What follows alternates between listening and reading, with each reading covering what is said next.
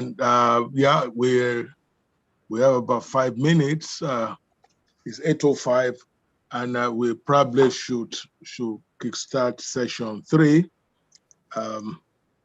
We have Professor. This we will start with China's economic and trade arrangement, and which will be moderated by Professor Olufemi Shuaib from the University of Lagos Confucius Center, and we'll take it from there. I hope Professor Shuaib is online. Yes, I'm online. Okay, Professor, please take it over. Thank you very much. Welcome, everyone. Yeah, thank you, Mr. Inka, for giving me this opportunity to moderate this session, and also for the privilege to be part of this program. Today, in continuation with the program, we are looking at the Chinese economic and trade arrangement with Africa. And this is a very critical aspect of the African Continental Free Trade Agreement, because the Chinese as people and China as a government have been a very, very significant players in African economy. Today, they dominated the trade relationship with Africa, and today, in terms of investment and other economic activities, China and Chinese people are everywhere. Therefore, we cannot talk of African trade agreement without specifically discussing the roles that China and the Chinese business community will play in the processes and, again, achievement of this goal. So today, I want to start from the submission made yesterday, especially the aspect that relates to the Chinese role in this respect. The specific one I want to mention is the aspect that relates to the advocacy aspect of the AfCFTA agreement, where it was mentioned that for us to be able to get this thing right, we must go from the level of government to government discussion to government to people. That it's until when the people in Africa also buy into the ideas of these important arrangement that can lift the African from current status to a higher level. And from there, it now goes to the people, where people themselves will take this program as their own and they relate at that level. So also the aspect of capacity building as well are also very key to the achievement of this. These two are very important because the Chinese community, the Chinese government have two key programs which they use to relate with Africa. Number one, the Forum for China-African Cooperation, and then the BRI, the Belt Road Initiatives as well. These two aspects are key instruments which were included in the agreement. They emphasize people to people, and again, they emphasize the aspect of capacity building. So the Chinese, as well, like I said, and the Chinese government of China, they are more interested in what happened with these African Continental Free Trade Agreement, because whether we like it or not, and as we all know, it's definitely going to affect the existing relationship between Africa and China, and also it's going to affect the operational modalities for achieving the AfCFTA. Therefore, this section is devoted to look at the areas where the China government, China business communities are likely to play vital role in promoting these African free trade, and again, where they are likely undermine it as well, and again to discuss how do we as a continent, as a group, as a nation, an economic bloc, ensure that the existing relationship we have with China and the likely one that we're going to have, we're going to be beneficial to the African as a bloc, and as well individual component countries that make it up. So today in this discussion, I'm having 4 key personalities that are going to do justice to the topics.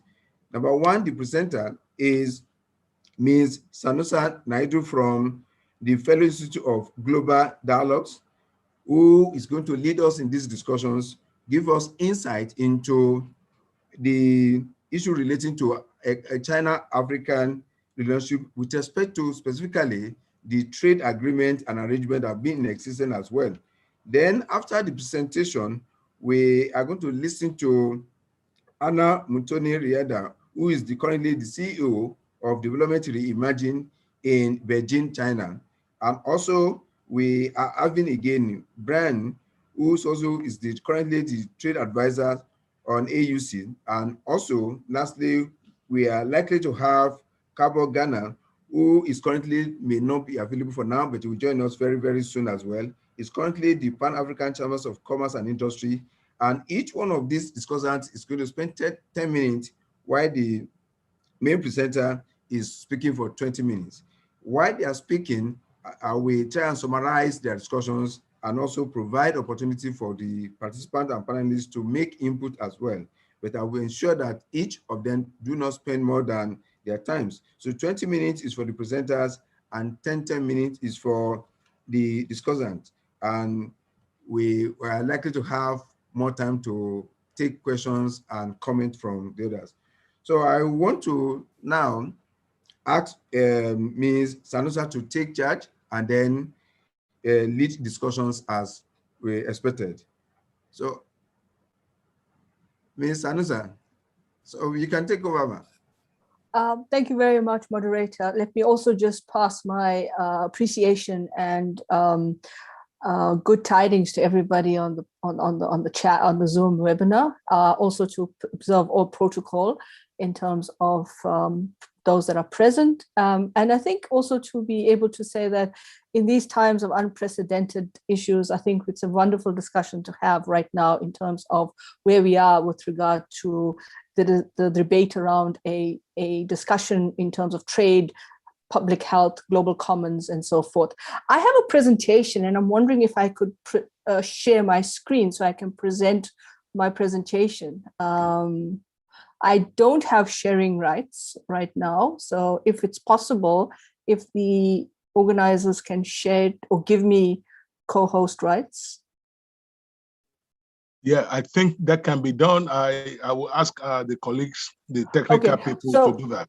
Okay, so while I'm waiting, maybe what I'll just do is also just give you some of the ideas around what I'm thinking about. So the presentation, since I have 20 minutes, it's a big topic, and I'll try and summarize very succinctly what I'm focusing on. So the presentation is based on understanding China's relationship with Africa. I'm not going into a prehistoric 2000 or a historic relationship. I think that has sufficiently there's enough information out there about China's historical role with Africa, particularly during the Cold War. The period I'm particularly focusing on is post 2000, and when significant changes took place with regard to China's internal dynamics around its economic modernization, and more importantly, around the dynamics of its going out strategy, and how this had important dimensions, if not significant relations for Africa in that whole process of China's economic reform. I'm still not sure if I have hosting rights right now, but I'll just speak to my presentation as we go along.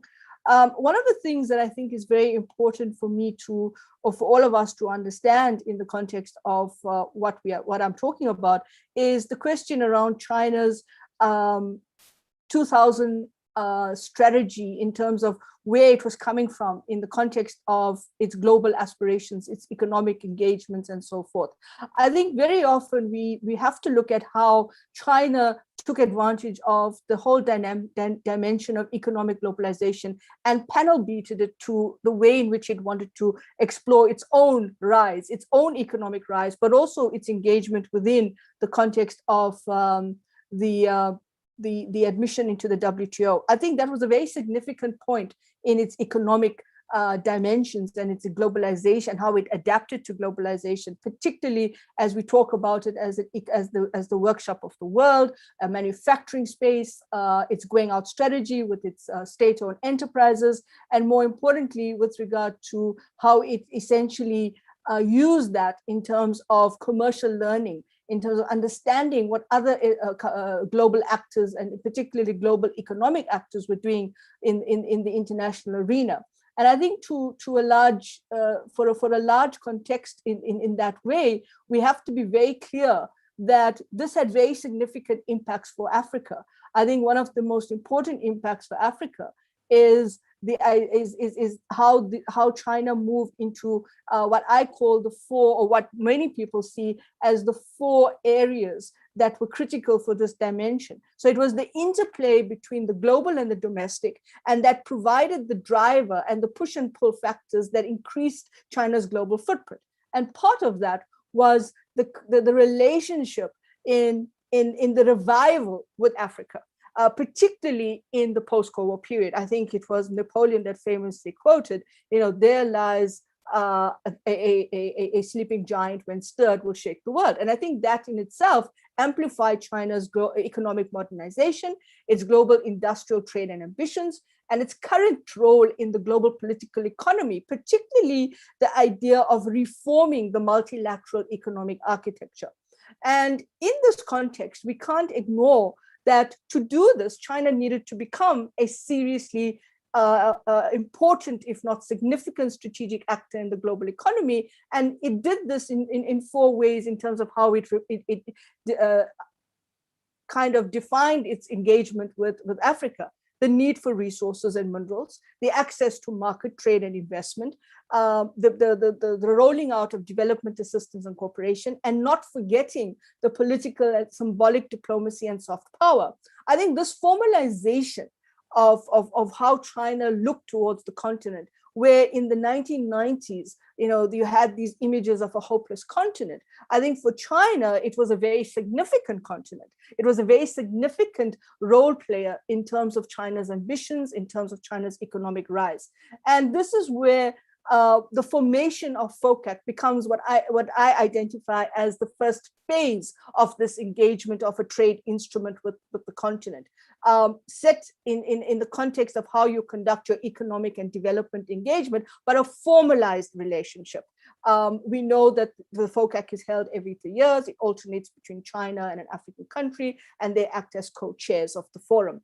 But I think what's important as well is that it serves in terms of how FOCAC has become, since it was incepted in 2001, as a multilateral institution, not just for economic diplomacy and economic engagement and trade, but also for political engagement with Africa, for institutionalizing the way Africa remains a critical part of China's Africa strategy.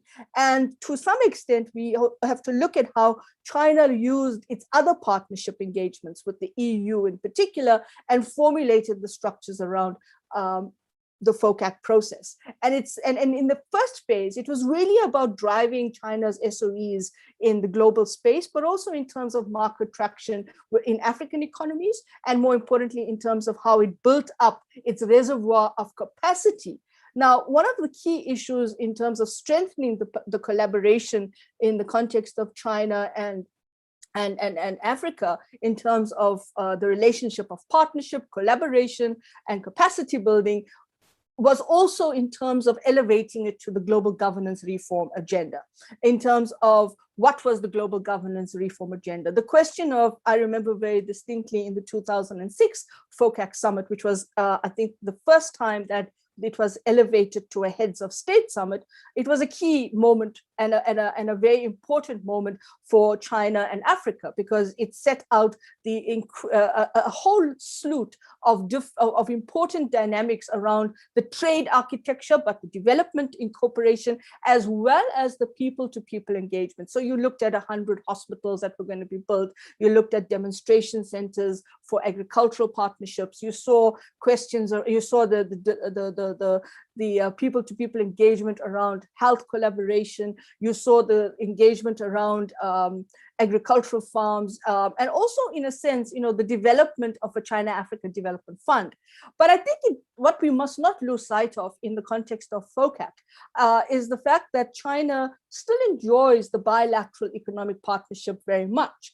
The other area is the symbolic diplomacy, the context of recognizing that it was on the shoulders of Africa that China became a permanent member of the Security Council. It's the whole friendship project around the Tazara Railway. I mean, these are not to be sidestepped in the engagement, but I think what is important is to recognize that this is not just about economics. The people-to-people engagement, as the moderator had rightly pointed out, was very key to this whole discussion around China and the elevated status of the transactional value that FOCAC brings to the relationship. And we see, I apologize again for not having the ability to share the slides, but hopefully it will be shared later. You can share now, actually, you can share. Okay, oh, lovely, that's great. Let me do that. There we are. I'll just go to current slide. Can you all see it? Is it clear? Yes. It's clear. Okay. It's clear. Lovely. So if you look at the summits from 2000, 2003, 2006, for me, I think you start seeing the elevated partnerships. I mean, if you look at the $5 billion in the form of concessional finance and loans, and the development of the China-Africa Development Fund, then of course in 2009, you've got the 10 billion preferential loans to Africa. You've got also the support for African SMEs, food security, agriculture, infrastructure has become critical. And then you can see a kind of interesting genesis in terms of how the relationship had elevated in terms of the funding, in terms of the packaging of the issues, the projects, and of course, the issues around creating access to in areas where there is limited access for people to engage within the partnership around this. I think 2018, very significant because you now begin to see, the issues around 2015, 2018, I think is really a turning point, in my opinion, around the engagement between China and Africa, because this is where FOCAC and the BRI start to align. And if you look at that context, I just want to bring in a bit of a contextual analysis of where Africa fits in terms of China's exports. And you can see, China is everywhere. You as the moderator said, you can't ignore China because its presence is felt in all parts of the world. But if you look at the exports, it shows you how much that going out strategy had become critical for China in terms of its commercial learning, in terms of exports and so forth. And this is 2018. Again, in terms of imports, it's important to understand, the presence that China has, but also understand where Africa fits in this hierarchy with regard to China's global economic footprint. I'm just going through the slides very, very, very quickly because I have 10 minutes. And I think what's important to understand is the trade relationship. It starts off from a very low base around 2001, 2002.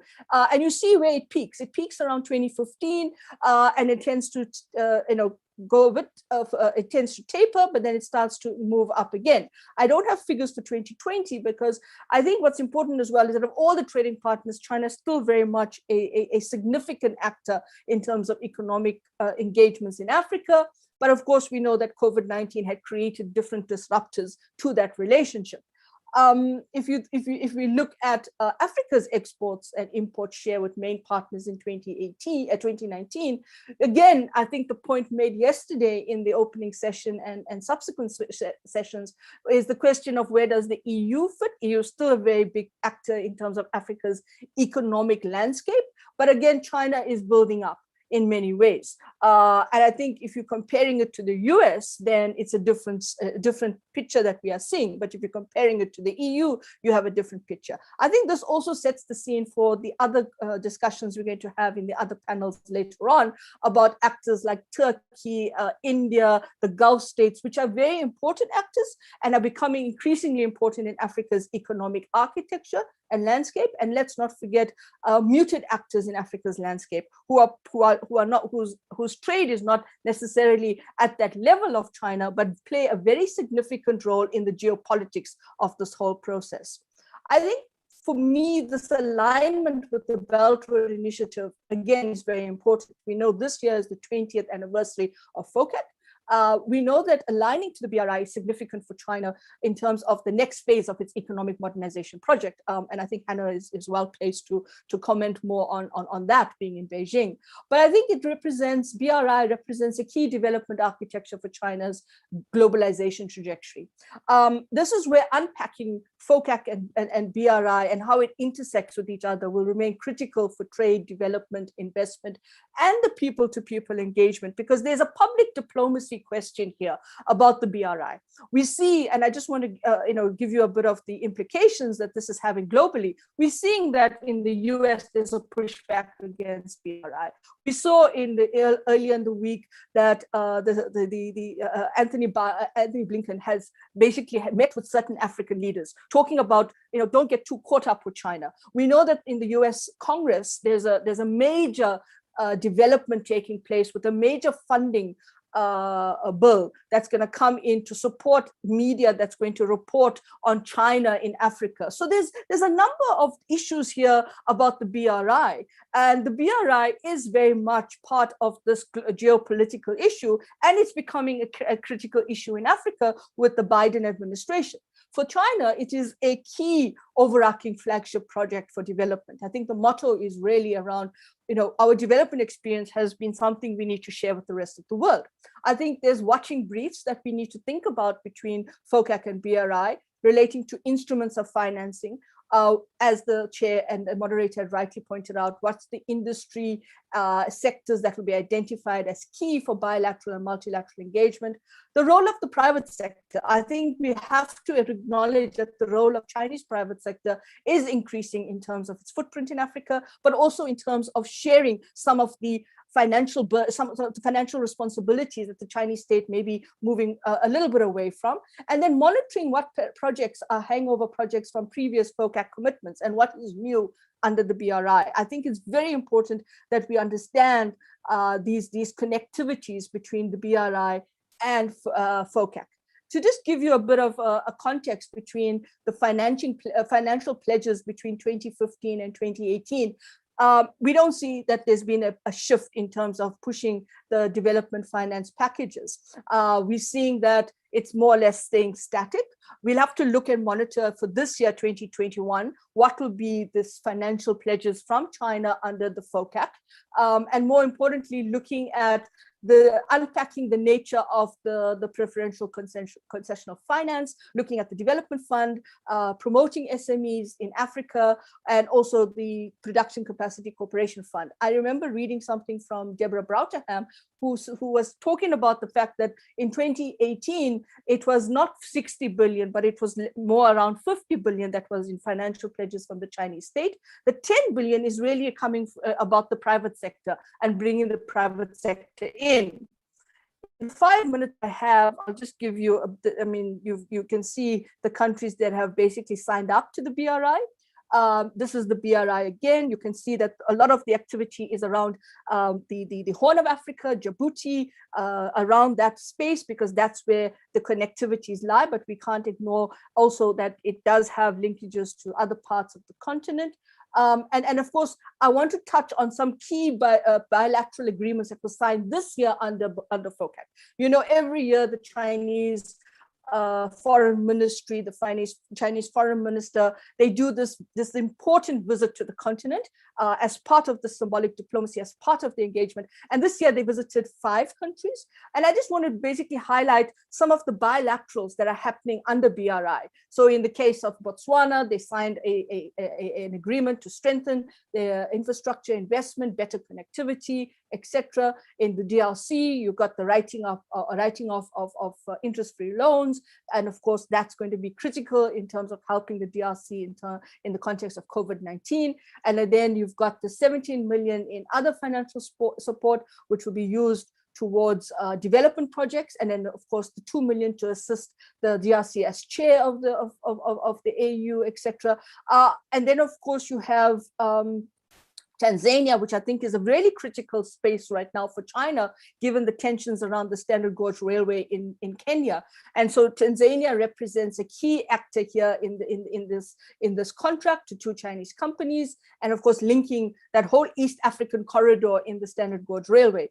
Again, in Nigeria, elevating relations under an intergovernmental committee, and you're looking at the projects there that are becoming critical. And in the case of Seychelles, you have to note that it's about low carbon demonstration zones, but it's also about this blue economy, tourism, and then of course transport shipping, because again these are key shipping lanes for China's transport corridors. This is just the railway that the contract I was referring to before, and I think it's very important to connect the Dar es Salaam port, etc., given the tensions with Mombasa and also the questions around the Standard Gauge Railway.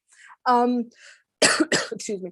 I think key possible areas for the BRI is renewable energy, e-commerce, technology, infrastructure, and some analysts and commentators are talking about this in the context of controlling beneficiation at source. In other words, not buying from the international commodity market, but being able to source it at source and also beneficiate at source.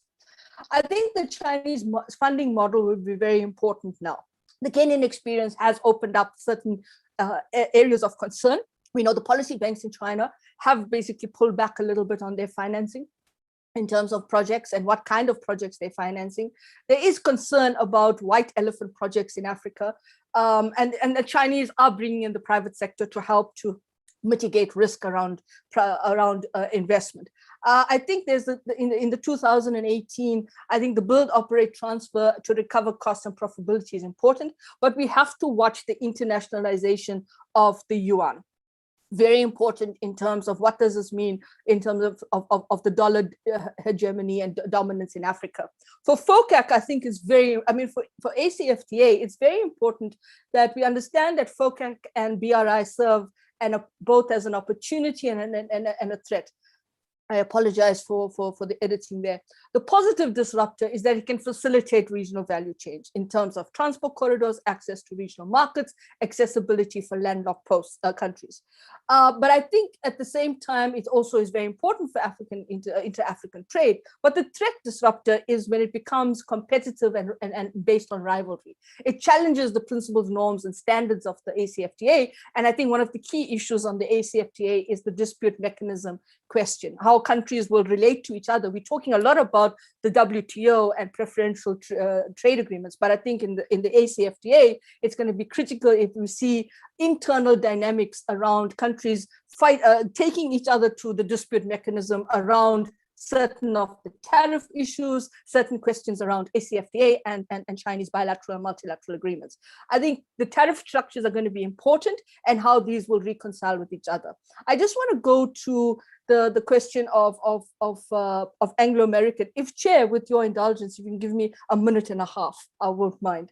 One of the things I want to point out is we're doing a perception study at the IGD on perceptions of the BRI, elite perceptions of the BRI.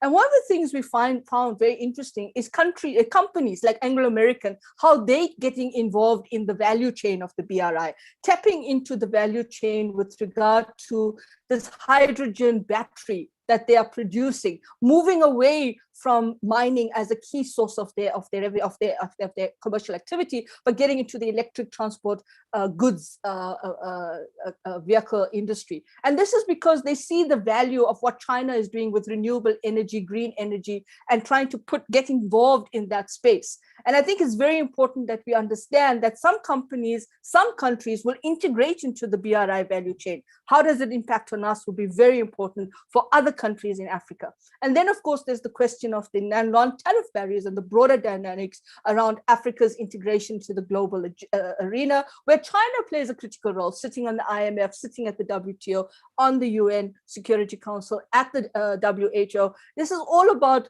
facilitating Africa's agency, voice, inclusion, and more importantly, how it gets involved. And then, of course, we keep coming back to the debt question in terms of whether these new arrangements or the existing arrangements exacerbates Africa's debt crisis. My concluding remarks, Chair, and I apologize for going over, is we have to be very clear about African agency. You know, we constantly can't look at this relationship with China as being kind of asymmetrical. We got to understand that there's agency that Africa has, and this agency means that you got to apply it. By the same tone and intervention, China needs to recognize that agency, and it needs to recognize that the AfCFTA is an African instrument that needs to be given the full kind of agency that it needs. The other point I want to make is that I picked up from yesterday is the question of financial resource deficit. We keep saying as if Africa doesn't have money, but if we look at these international financial flows, illicit financial flows rather, we're seeing so much of money, around $86 billion, leaving the continent. And this means that domestic resource mobilization, continental resource mobilization is key. So if we look at a Deloitte and Touche report that just came out earlier in the week, it showed that Africa basically financed its own infrastructure construction under the pandemic. And it's very important that we recognize that there is money that Africa has, but we need to understand how this money needs to stay in Africa and not leave constantly. The last 3 points I want to be very clear about is the question of the blind spot. I think the blind spot in terms of China's relationship to Africa is the micro picture. We keep talking about the AfCFTA in a macro, but we need to recognize local value chains. We need to understand cross-border migration. We need to understand people that are working at the sub-national, sub-regional level and the micro picture. And as well as understand how China is redefining its trade relationship with the world under the dual strategy and the current 5-year plan. And finally, linking the AfCFTA to other engagements that China has, the RCEP, which is the Regional Comprehensive Economic Partnership, the BRICS, and more importantly, I think the Eurasian Economic Union, which has seemed to be a driver of how China is using it as a basis for the BRICS Development Bank and as well as engagements in the Asia Pacific. I will stop here, Chair. Thank you very much for your indulgence. Thank you, Ms. Sanusa, for that beautiful presentation, very well presented and really educative. I will call on discussants to discuss this as well. I noticed some points, but since we have discussants, I would not want to speak their mouth, and I want them to make their contributions, and then maybe later I'll then add 1 or 2 things to what you have said. So, but it's important to at least provide a framework of what you have presented. Number one, you first of all identify the China global agenda, specifically coming to agenda in Africa, and then you identify 2 key instruments that are being used by China. Number one, the BRI, and again the FOCAC as well. And you were able to identify the implications of all these packages on the AfCFTA agreement as well. And you concluded that in Africa, we should not assume that we are resource deficient, that we had enough, that if it's $6 billion US can get away from Africa, it means that all we had is to block the leakages, and we can as well raise resource locally as well. And again, we should again be able to stand up and tell whoever is relating with Africa that we have institutions as well in Africa, like we have agencies as well, that they should relate with our institution and agencies as well, even if they have to go micro level to interact with our people. I really want at least the other presenters as well to make their contributions. And like was said, we appreciate to have your slide distributed to the panelists as well, so that we can take discussion beyond today. So I will be inviting the first discussant, Anna Mutoni Ryder. Sorry if I did not pronounce the name very well, so please bear with me. So the CEO of Development Reimagined in Choyan District in Beijing, China. So you have 10 minutes to make your presentation, and we'll be glad to have you now. Thank you so much, Chair, and thank you for your excellent moderation and the honor of joining this conversation. And I was, of course, anytime I'm on a webinar with Sanusha, she always lays things out so clearly. So thank you so much for doing that. And it's an honor to be following on to respond to your points. So I'm going to go into depth, I think, on some of the trade issues because we're talking about AfCFTA, but let me just make a kind of overarching point. And again, it links very well with what Sanusha has been saying on agency in particular. I mean, the fact is the vast majority of African nations have not been particularly intentional about engaging economically with China. Not necessarily other development partners, often trying very hard, but quite often we are price takers when it comes to issues such as trade and loans. While there's no doubt, and there's plenty of evidence for the benefits of the projects, the relationships, the increased trade, increased investment, the effects on citizens of this lack of intentionality means that a number of citizens, many citizens, especially in countries like my own Kenya, Zambia, which do have some of the most unbalanced economic relationships with China, end up feeling disparaging and uncomfortable with China. At the same time, we are at a very distinct moment.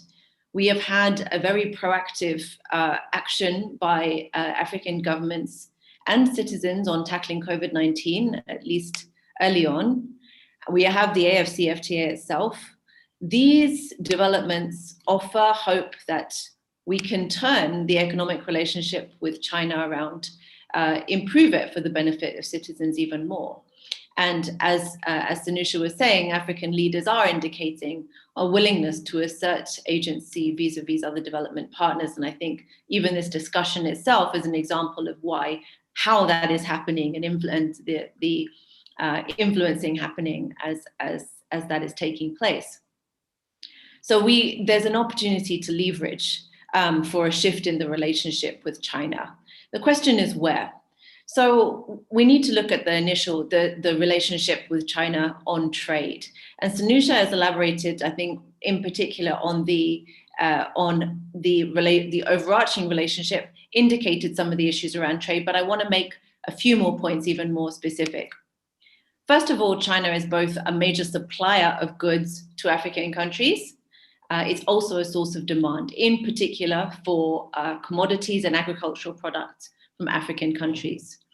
That means there's two features of China's trade with Africa, and some of this is shared by other development partners, some of it is unique. First of all, exports to China are dominated by mineral oils, concentrates, agricultural products, which typically enter the Chinese market duty-free, quota-free.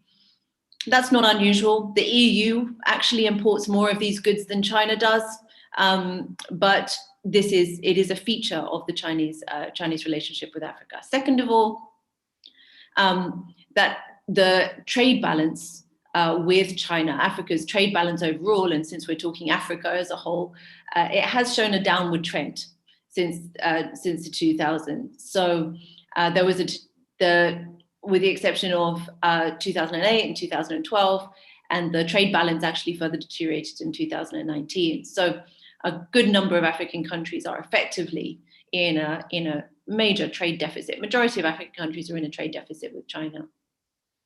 So because of this is not, as I mentioned, this is not passed African governments by. They are very aware of it.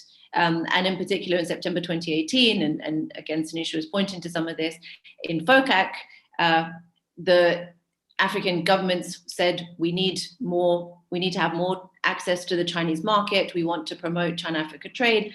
And China responded. Said, yes, we want to do this as well. We will provide some mechanisms, trade expos, trade facilitation programs, and will generally be helping to promote African goods to the public in China. So in this context, is that enough?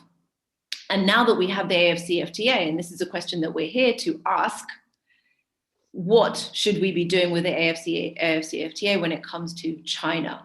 We have a large unified domestic and regional market. There is no doubt that China sees that this will be of great an opportunity from that, an opportunity in terms of also continued sales to African countries, growing countries. That is of obvious interest. In addition, it is also of interest to China because that means that there is a potential for the Chinese for even more efficiency through the market. And so more access to the African market is of interest, and Chinese investors who are seeking to manufacture more potentially on the African continent could also find this market more interesting because they can also achieve economies of scale. But what is the interest from the African side? Yes, we've been able to say we want more access in general. We want more support for access to the market. Is that enough? And what is the interest? And I think there have been a number of discussions when it comes to China in the AfCFTA context about rules of origin. Some people think that the goal is to really focus on tight rules of origin to make sure that Chinese products don't flood the African market. Well, yes, it's also possible to have that kind of, reactive strategy. But what I would like to talk about today and suggest today is something a bit more proactive, not just reactive. How do we actually take advantage of the AfCFTA and the relationship with China to actually grow our economies? So the goal, in my view and of the analysts that have been working on these topics in my firm, should be to both diversify and expand exports to China, and diversify in the direction in particular of value added, effectively brands, not just raw products. If that should be the goal, and that could complement AfCFTA, because AfCFTA will have its own market, but at the same time, there is an opportunity to find efficiencies of scale. If you look at the African Union's vision for 2063, the idea is that the African economy will be the third largest economy in the world. A third largest economy in the world should be one which is also manufacturing and sharing with other countries and trading with other countries. So there is no doubt that this could actually be of a mutual interest. So what should form the policy if the goal, and this is the premise I put in front of you, the goal to diversify and expand exports to China, value-added exports to China? Well, first, in a forthcoming report later on in May, we're going to be sharing some analysis which suggests that a free trade arrangement would not necessarily meet this goal. There is already one African country, Mauritius, that has a free trade agreement with China. This was agreed after a long process, eventually in October 2019. It does have fairly tight rules of origin. However, more likely to meet the kind of goal that we're talking about in overarching trade policy could be a preferential AGOA-style arrangement, but with a number of modifications to take account of the experience with AGOA.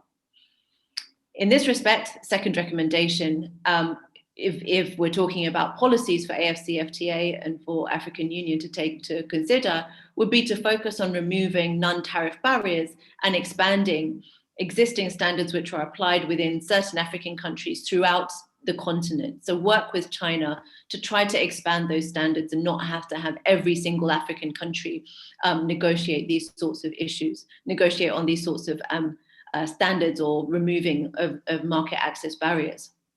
We know there's multiple agreements between China and African countries on these sorts of the SPS agreements.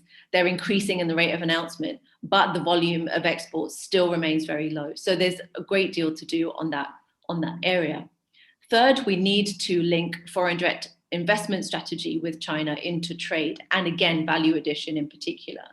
Prioritize the sectors for investment that link into the AfCFTA trade plan and encourage Chinese investors, specific types of Chinese investors, specific sectors to come into that, including the already numerous special economic zones on the continent, some of which already have Chinese owners and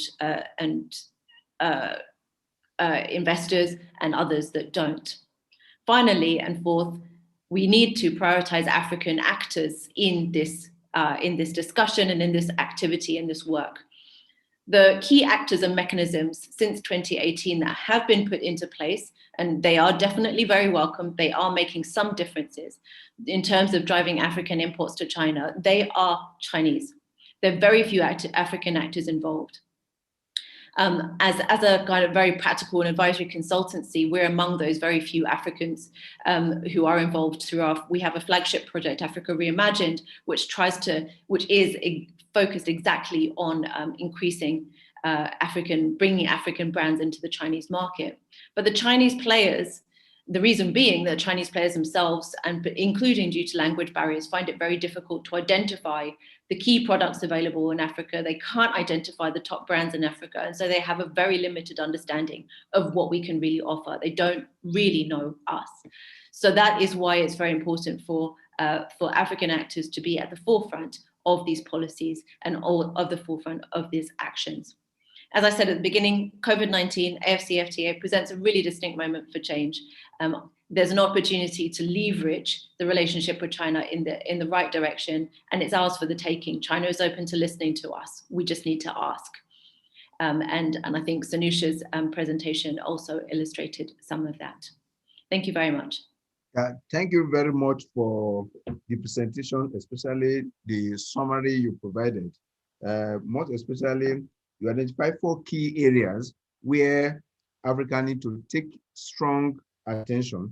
Number 1, that we need to diversify our exports to China, that the current attempt of exporting raw materials, oil, and other natural resources is really giving us a very weak position in negotiation and in getting the benefit of the trade. And again, that investment that Chinese are bringing to Africa must also be linked with trade to China as well. When they come around to invest in Africa, we should also be able to use that as a basis to increase our penetration to Chinese market as well. And also that Chinese who are coming to Africa to invest must be directed to sectors that are of high priorities to Africa and areas where Africans as well are not having the capacity to explore, not that they will come to Africa and compete with us when we have comparative advantage over them. And lastly, that we need to increase African participants and actors in these trade facilitations, promotions, and even engagement. That doing that as well will be able to increase the understanding of Chinese about African brands and areas where there could be increased partnership within them. So I really want to thank you as well. And again, ask the second discussant to also present his paper. That's the brand. I hope you are around.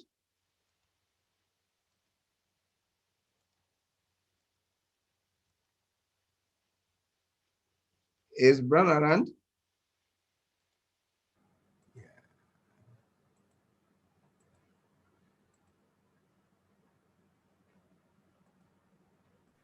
Yeah, Prof. Prof. Perhaps we can just perhaps I cannot see him here, but it did confirm. Perhaps you can start with continue with general discussion while we try and track him down. But we are in your hands. So, okay. Okay. Thank you very much. While we are waiting the 2 discussants, I want the other panelists also to make contributions to discuss the 2 key paper presented and then let's see how we can take it further and generate new consensus regarding the issue of China in Africa and what area should we go now. We realize that recently as well, the Chinese, because of reaction to these possible successes that the AfCFTA may bring, China has increased its economic partnership arrangement with Africa. It just signed one with Mauritius as well, and many other ones are being in the pipeline. These are proactive actions for which Chinese is trying to do to ensure that at the end of the day, the role and then the strategic position we want to play in Africa is not undermined by the successes of AfCFTA as well. We also need to also take advantage of this to be able to make inroad into other areas where Chinese also can be partners and also help us as they achieve the goals for which the AfCFTA was established. So I want the participants again to contribute as well, and then the floor is open for your comments and your contributions as well. So you can raise your hand if you want to speak, and I'll recognize you.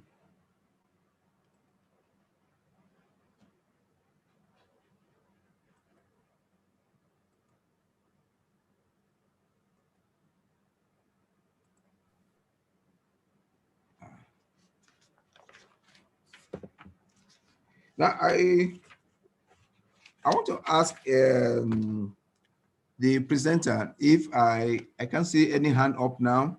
I want to ask the presenter. Hello? Yeah, Chair. I thought maybe I could just kind of abuse my position as presenter and ask, just raise a few questions. Excuse me. Indeed, I was about asking you again to discuss. Now that you are taking it again, so you can talk now. Okay. Thank you very much, Chair.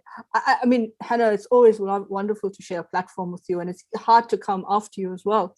So I was going to say that one of the things that I'm picking up in the chat is the question of micro traders. We do know that, at the subnational level, and there's a lot of cross-border movement of goods that takes place in Africa around the whole question with regard to how traders that go and trade in China and bring those goods back into Africa. I mean, I think under COVID conditions, we saw a slump in that because of the travel restrictions and the border closures and so forth. But this is a key area for a lot of transactional value that takes place in terms of trade revenue, household income, and just movement of goods, not necessarily by Chinese exporters into the market, but from African traders that do this cross-border trade and two-way trade. And I think to a large extent, this is an important area in terms of what kind of protection, what kind of standards, rules, the whole question of the AfCFTA in terms of understanding the micro level of cross-border trade, in terms of what do you do in terms of protecting those traders at the subnational level? Let me give you an example. The example of trade in Southern Africa across several borders.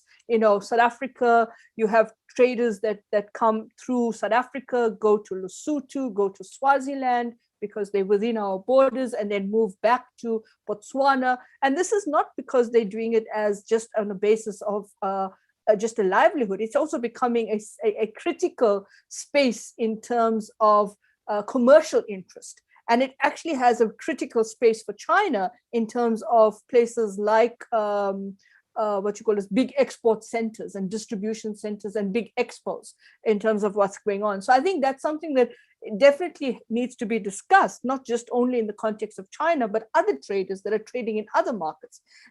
That's the first point. The second point, I think, is you kind of got me thinking, Hannah, about what do we want out of FOCAC?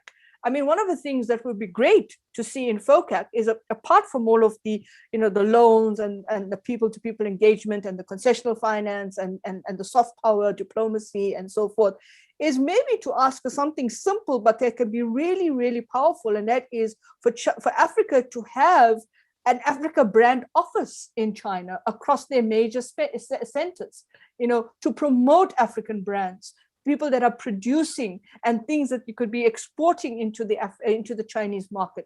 It's almost like an investment agency, but happens at different pulse points in the Chinese market, in Beijing, in Shanghai, in other spaces as well. Because I think that this is also about, not just about the value add only in a linear way of production, but it's the value add of brand. And we are seeing very, very entrepreneurial African producers in East Africa, in Southern Africa, in West Africa. And I think we've got to be very clear about asking maybe a simple ask or a simple request can be a very, very powerful one in terms of you being in China and understanding what the Chinese market looks like and where the pulse points are in the Chinese market. And I think you're doing a fantastic job with Development Reimagined and acting as that conduit and that interlocker between those spaces. And I think that's important. And then the final point I just want to make around non-tariff barriers. Non-tariff barriers are the new way in which you actually protect your market and your borders. And it's not just about, how do we deal with non-tariff barriers from a particular way in terms of goods. It's also about, agricultural products which may have certain sensitivities in the Chinese market, particularly sensitivities that may actually impact on where Chinese producers feel that they are being squeezed. We know this happens in the EU, in the Common Agricultural Policy. We also understand that in AGOA there are certain challenges there, but it's also about understanding that Africa is a very important area in terms of climate change and how this may impact on climate change.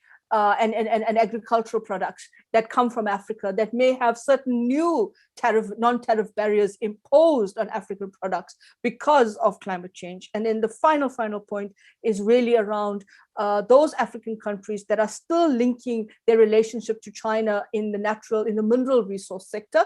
If China is moving away from what you call this coal as an energy source and it's going towards a green energy source, what does this mean for African countries that are still dependent on China in terms of their mineral resources, particularly oil? And then we also have to understand the geopolitics of China's relationship in the Middle East in this regard. Yeah, thank you very much. I know we have very few minutes to go, but I would like the second speaker to just help me to shed light on this issue.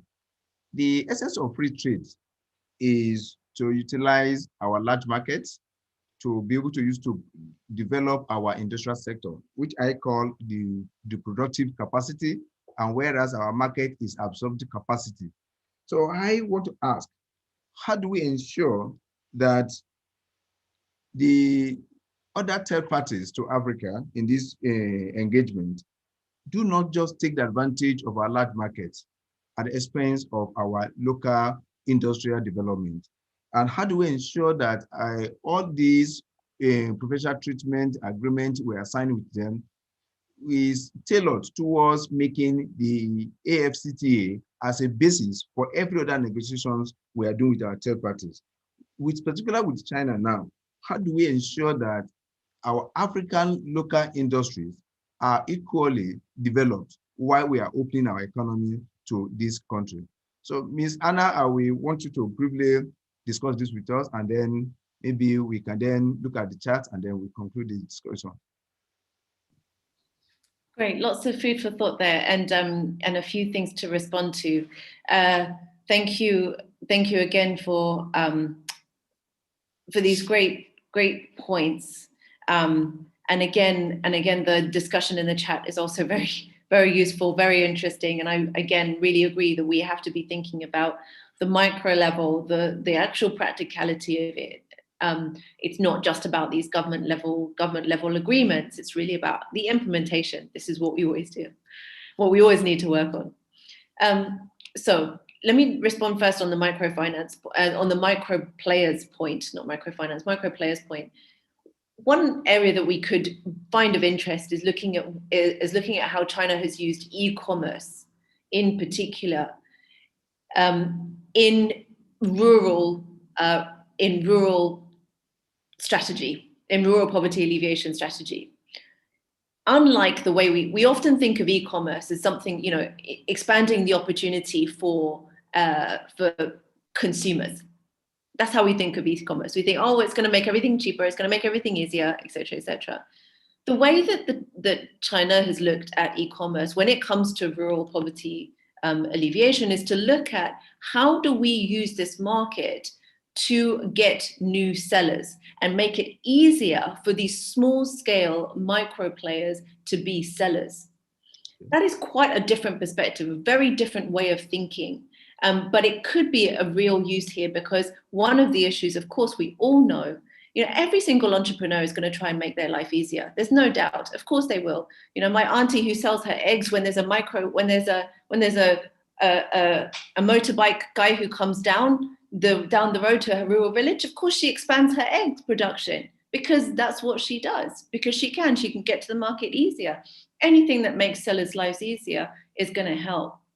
So I think that linking e-commerce to the AfCFTA, but not with the view of making consumption easier, but making it easier for sellers to reach a market and to be able to sell what they do, could be a really helpful means. And we have a paper on this. It's on the Center for Global Development. It was commissioned by the Center for Global Development on this. So I suggest people have a look at that. I'll put a link into the chat. And talking more broadly about the logistics and certificates, there was a question even in the discussion about what can governments do. Definitely removing these non-trade barriers is really crucial. Really focusing on that and seeing how we can use the AfCFTA to come together to say, well, if you've got a non-tariff barrier removed in this country, why can't that be recognized automatically? If Kenya has sorted out its avocado agreement with China, let that be recognized for Rwanda. Why not? Otherwise we're just going to have to go through, it just shouldn't really have to happen. So there's an opportunity there. The other activity that governments can help with, and especially when it comes to value added, is with regards to geographical indications. Geographical indications, no African products have been registered with a geographical indication in China, none. So that is, yet there are a few registered elsewhere. We think about South Africa's rooibos, South African wines, of course. This is a real area where governments, if they get geographical indications recognized with China, that could be very helpful for improving and increasing the incentives to send value-added trade to China. And then, of course, there's the opportunity e-commerce within Africa then also provides to send products to China. And again, this is what we work on through our flagship. So Nusha, you were mentioning, kind of trying to actually bring brands into China, help them understand. We have a workshop with Botswana on the 19th of May with Botswana companies, small Botswanan companies who are interested in China and would like to understand the market and helping them understand what the logistics of doing that would be. These are the sorts of things that need to be done. And that's why I said in the presentation and the original comments, it's African players who need to be doing that, not just Chinese. And it's not easy to understand the Chinese market, but it is definitely possible and definitely plausible and rewarding too. And finally, Chair, you talked about how do we avoid Chinese products flooding our markets? I think they kind of already do. We've already had that. The question is, how do we turn that around? How do we get our products to get in? And I think that's what we really need to be intentional about. I think we can think about, creating more sticks. Yes. I don't know whether sticks will necessarily help us in terms of growing. Perhaps we can have some protection for our local industries, but be very strategic about that. China has protection for certain local industries. Agricultural products, tariffs on maize, tariffs on oil, tariffs on a number of very, very strategic products are very high. That's to keep out those products from other countries. That still happens today, specific, but there's what we also need to think about is what carrots go along with that. So how do we then, as I was mentioning, how do we then bring Chinese investors or other investors into the sectors that we really want to add value and then send back? There is not one Chinese factory in Africa right now that exports to China. They all focus on the domestic market, all of them, or they export to the US or Europe. Yeah. So that's got to change. It's got to change somehow. And we need to work on that strategy. Thank you very much. Yeah, thank you very much. I think from what you said now, you're advocating that African as well can have the same regulatory arrangement that the Chinese has. For instance, they have this Chinese standards and technical regulation regime. So African as a whole can also develop something as well for which they can engage the third parties as well. I think that's the point I want to take from your last conclusion. And Dr. Joanna, Dr. Juliana, Dr. Juliana. Okay, I think we've spent our time judiciously, and then we make signal point. And there are some points that were raised in the chat rooms, and I think we can discuss that as well. For instance, I can hear you. Okay, so can you make your point so that we can conclude this session now? Our time is actually spent. Yes, so thank you very much. Professor. Yes, I wanted just to make a few comments on China, what I have noted over the years when it comes to global trade. As I'll give you a perfect example of Kenya. One is I have seen a lot of human rights abuse when it comes to Chinese investors. We either, one, they underpay the locals, or two, they mistreat them. We had a scenario whereby a Chinese employer beat up one of the employees because he exposed what they were undergoing, being underpaid and overworked, and a lot of mistreatment. So then these are some of the issues I think the AfCFTA should address.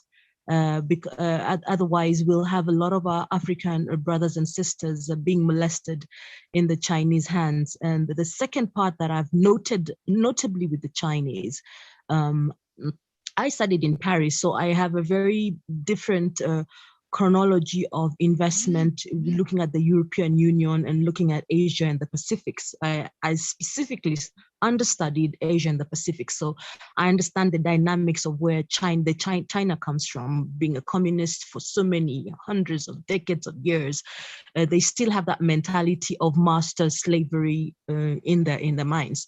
So what I've seen with Africa is they more or less do not want to perhaps put up industries. Why? Because they want to have the raw materials exported to China at very low value, and then they fabricate a material, they make product which they sell back to Africa. That's why a lot of African countries have huge trade deficits with China. So then how will the AfCFTA address this issue of raw material not being value added within the country? And meaning that they have to create industries, and those industries must be regulated to respect the international norms, the ISO, and to conform to the laws and taxation laws of the land. And the number three, what I've noted also with China is a lot of corruption. This happens in terms of when you look at kickbacks when it comes to getting contracts, and they will accept anything that they're given by most of the African governments. And looking at concessional loans and bilateral agreements and multilateral agreements, you will find that a lot of key African assets like airports, the ports, are being given as collaterals for Chinese loans. And when these governments do fail to pay back the loans because either they're overinflated for a particular project, or the project does not realize its funding back in terms of the years given for repayment, how then do we also address those issues? I think those are very critical issues as we look at integrating Africa, but also now that they've come in a big way, but they're also acquiring the main assets which have existed in Africa for decades. Thank you. Thank you very much for this insight as well. I think they are all noted as well. I feel that our time is actually well spent. Our session is just 1 hour, and we have spent the 1 hour even with an extra 10 minutes or so. So I want to appreciate everybody that participated in this section, especially our two speakers, and we really feel more educated and informed about what needs to be done with respect to the AfCFTA. And Prof. Yes. Prof, I'm sorry to cut in. I see three. No, Juliana has done us. Can we take these two, because this is from David and from Agaji, unless if they really have changed their mind. Okay. No, I've not changed. Hello, I've not changed my mind. Hello. Are you giving us? How many minutes more are you giving us?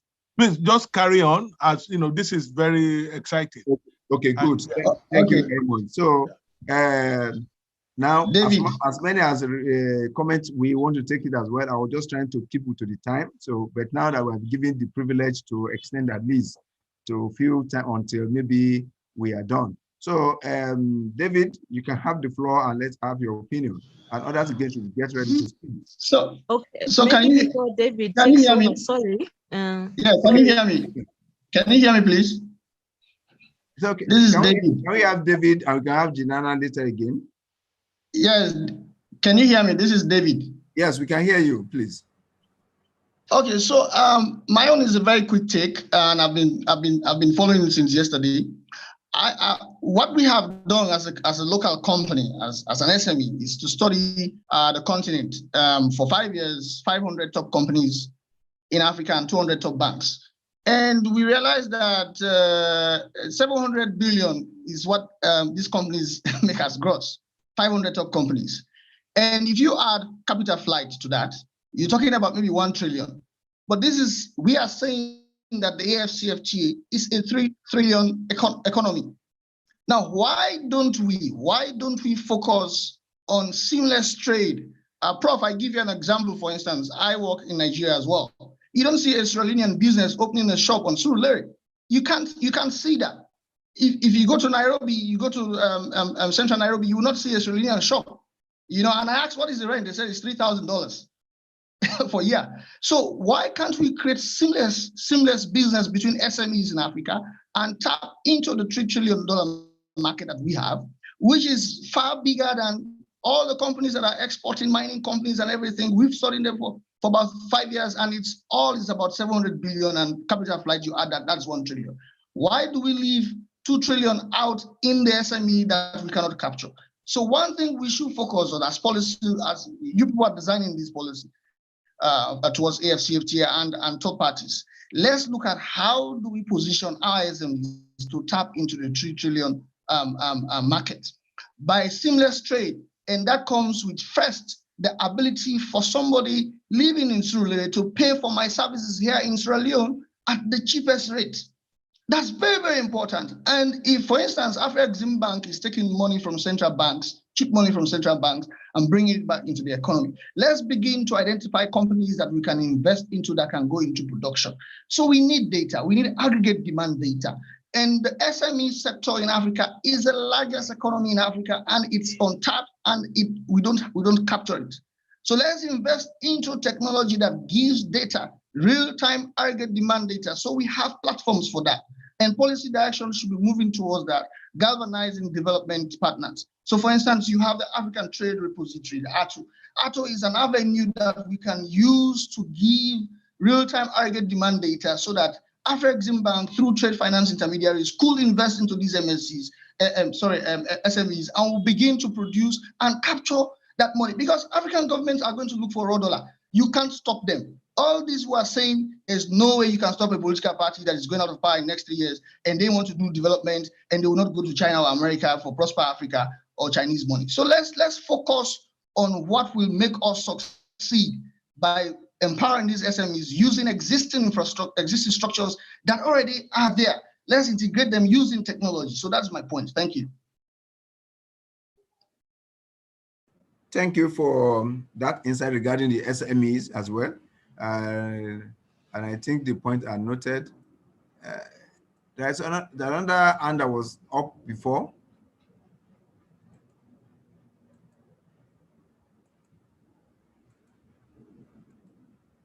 Yeah, that would be Chugo Agaji. Yes. Professor, if you allow me, I'll be brief. Brian has got, Okay. I've just chatted with him and he has network issues. That's why he has not logged on. Okay. So Yes, you he can, just informed me. you can speak. It's okay. I had basically finished about China. I just wanted you to have your reaction on the comments which I had given. Just, I don't know how you feel about what I had said, but these are experiences that I have witnessed here, and looking at the reports which we have been getting from different African countries, like Zambia said that they were unable to repay back the loan, and the collateral was the Zambian Telecommunications Authority and the Ports Authority of Zambia. So they had, so China took over that for I think another 10 or 20 years so that they can regain the loan. I don't know how you feel about that, Professor. What is your sentiment that we're looking at key African state assets going into the hands of Chinese, especially if it has got to do with communications? That is the heart of security in any country. I don't know how you feel about that.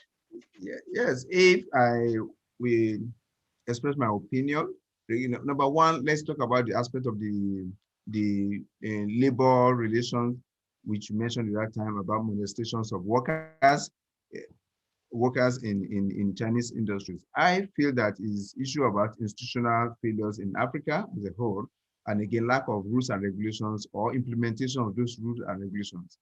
The labor laws are clear, and I think every country has a very established labor laws. It is key and important that maybe each country implements their labor laws, irrespective of whoever is affected. The situation whereby some people have given at least some privileges just because at least they seem to be doing us a favor. Many a times we Africans see maybe when investors come to Africa, we take much more that the altruism aspect of it more than their commercial interest as well. So I think it's not much more about the Chinese in particular. It's more about us in implementing our laws. And when we don't have, we can at least domesticate international laws that guide the workers, and then the relationship between employer and employee. So I feel that we should look at that one inward rather than maybe putting the blames on the other side as well. If we have a very strong law that protect and guide our workers or whoever is working anywhere, definitely everybody will keep to the rules. In their own country as well, they have rules and it's been implemented. Regarding the issue of maybe national saving taking over as well, I had opportunity because of the role I play. I'm the director of Institute of Nigerian China Development Studies here at University of Lagos, and I had the opportunity to interact with many high-placed Chinese officials as well, and raising these issues regarding this part. And they normally mention that at the point of negotiating many of these agreements as well, that the clauses are there and then the positions are made about how they are likely to recover their loans at the end of the day. And at that point as well, that it's considered as well by those people negotiating with them that at least for them to recover their money, they may likely be involved. And many of these agreements are not between the government to government, issues that are raised between companies who are now working with other African companies as well to agree on how they co-fund a project and how they are going to recover their funds when there is a need to arise as well. And we need to as well admit as well that unless we address the institutional failure that usually leads to corruptions and then misuse of resources as well, we may not be able to get much out of this global fund transfer to Africa for investment as well, because they are not philanthropists, they are investors as well, and they want to recover their funds. However, we also again as well, we should be able to synchronize every agreement, and more importantly, that as Africa, EU need to at least take a position regarding when we enter into an agreement with Chinese firms and they want to interpret it according to their local laws as well. And again, there's this agreement that when laws are written in between China and Africa, they rather want to take the one written in Chinese language as a basis for any negotiation as well. And we understand that the element of translation, transliteration of words as well could mean different things when it comes to that language. I think we need to tidy very well our agreement processes, our negotiation process as well, and again, our institutional system and rule of law. So if we do that, I'm sure that we can get a better bargaining from all our interaction with external investors in Africa. That is just briefly my own take, and I think others again will have their own contributions to those issues you have raised. Okay, well.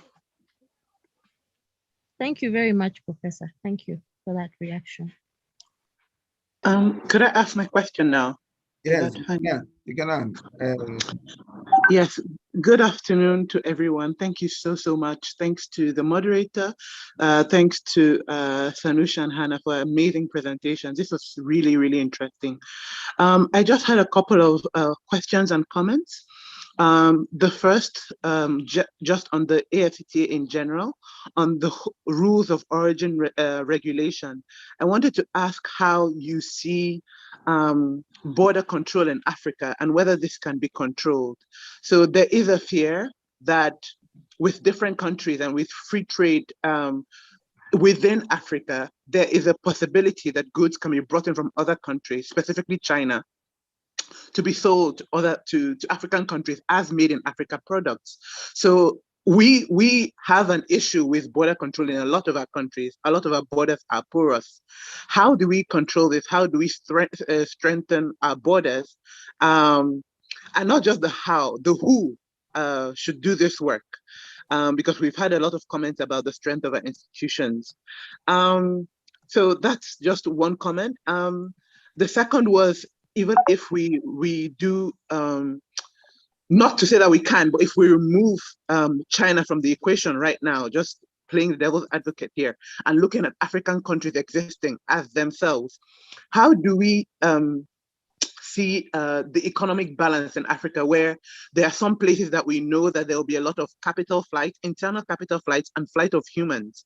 So we can see, probably see people moving away from countries like Niger or CR to places like Nigeria or Senegal or Cote d'Ivoire. So are we actually going to have a balanced regional or continental economy when some countries are shells or empty and others are still booming? How do we control that whole situation, both economically, socially, and psychologically? And then I wanted to ask about, specifically to Sanusha, to say more about the Africa agency she was talking about, because this is a really, really important point that we need to explore more. And to what extent do our institutions affect this? And when I say institutions, generally institutions in Africa, but also to some extent the weakness of our institutions. And since we're talking about China and Africa, can China emulate? It can't emulate everything China. Africa can't emulate everything China has done because they have a completely different history. They have a completely different political system. But I think we can all agree that strong institutions will play a huge role in fixing the problems we have in Africa. And then maybe just to end on this point, Hannah made an incredibly interesting point as to how can Africans ask for what they want, that China is listening. How do people get access to the seat at this table? Who makes the decisions as to who can ask? Where are these discussions taking place? And how can engaged Africans get to the place where they can communicate, what they want, as opposed to not knowing how these discussions are going on and how these decisions are being made? If it's an issue of language, well, the Chinese certainly haven't had a problem coming here and doing business, even with the issue of so many languages in Africa already. So I just wanted to get your feedback on these points. Again, thank you very much. This has been very enriching. Thank you. Thank you very much. We want Sanusa to respond to your comments and questions as well. And then I will also ask Anna to also provide some insight as well to those questions. So then before we can then ask other panelists to contribute. So Sanusa, can you please respond to the questions raised? Thank you, Chair. And thank you for a fantastic discussion, very enriching and enlightening. Let me start with the question of agency. I think agency is not just one-dimensional. Agency is about understanding what your agency is, not only with an external partner, but also with your fellow African countries. for me, the challenge of agency is both institutional, but it's also about competition.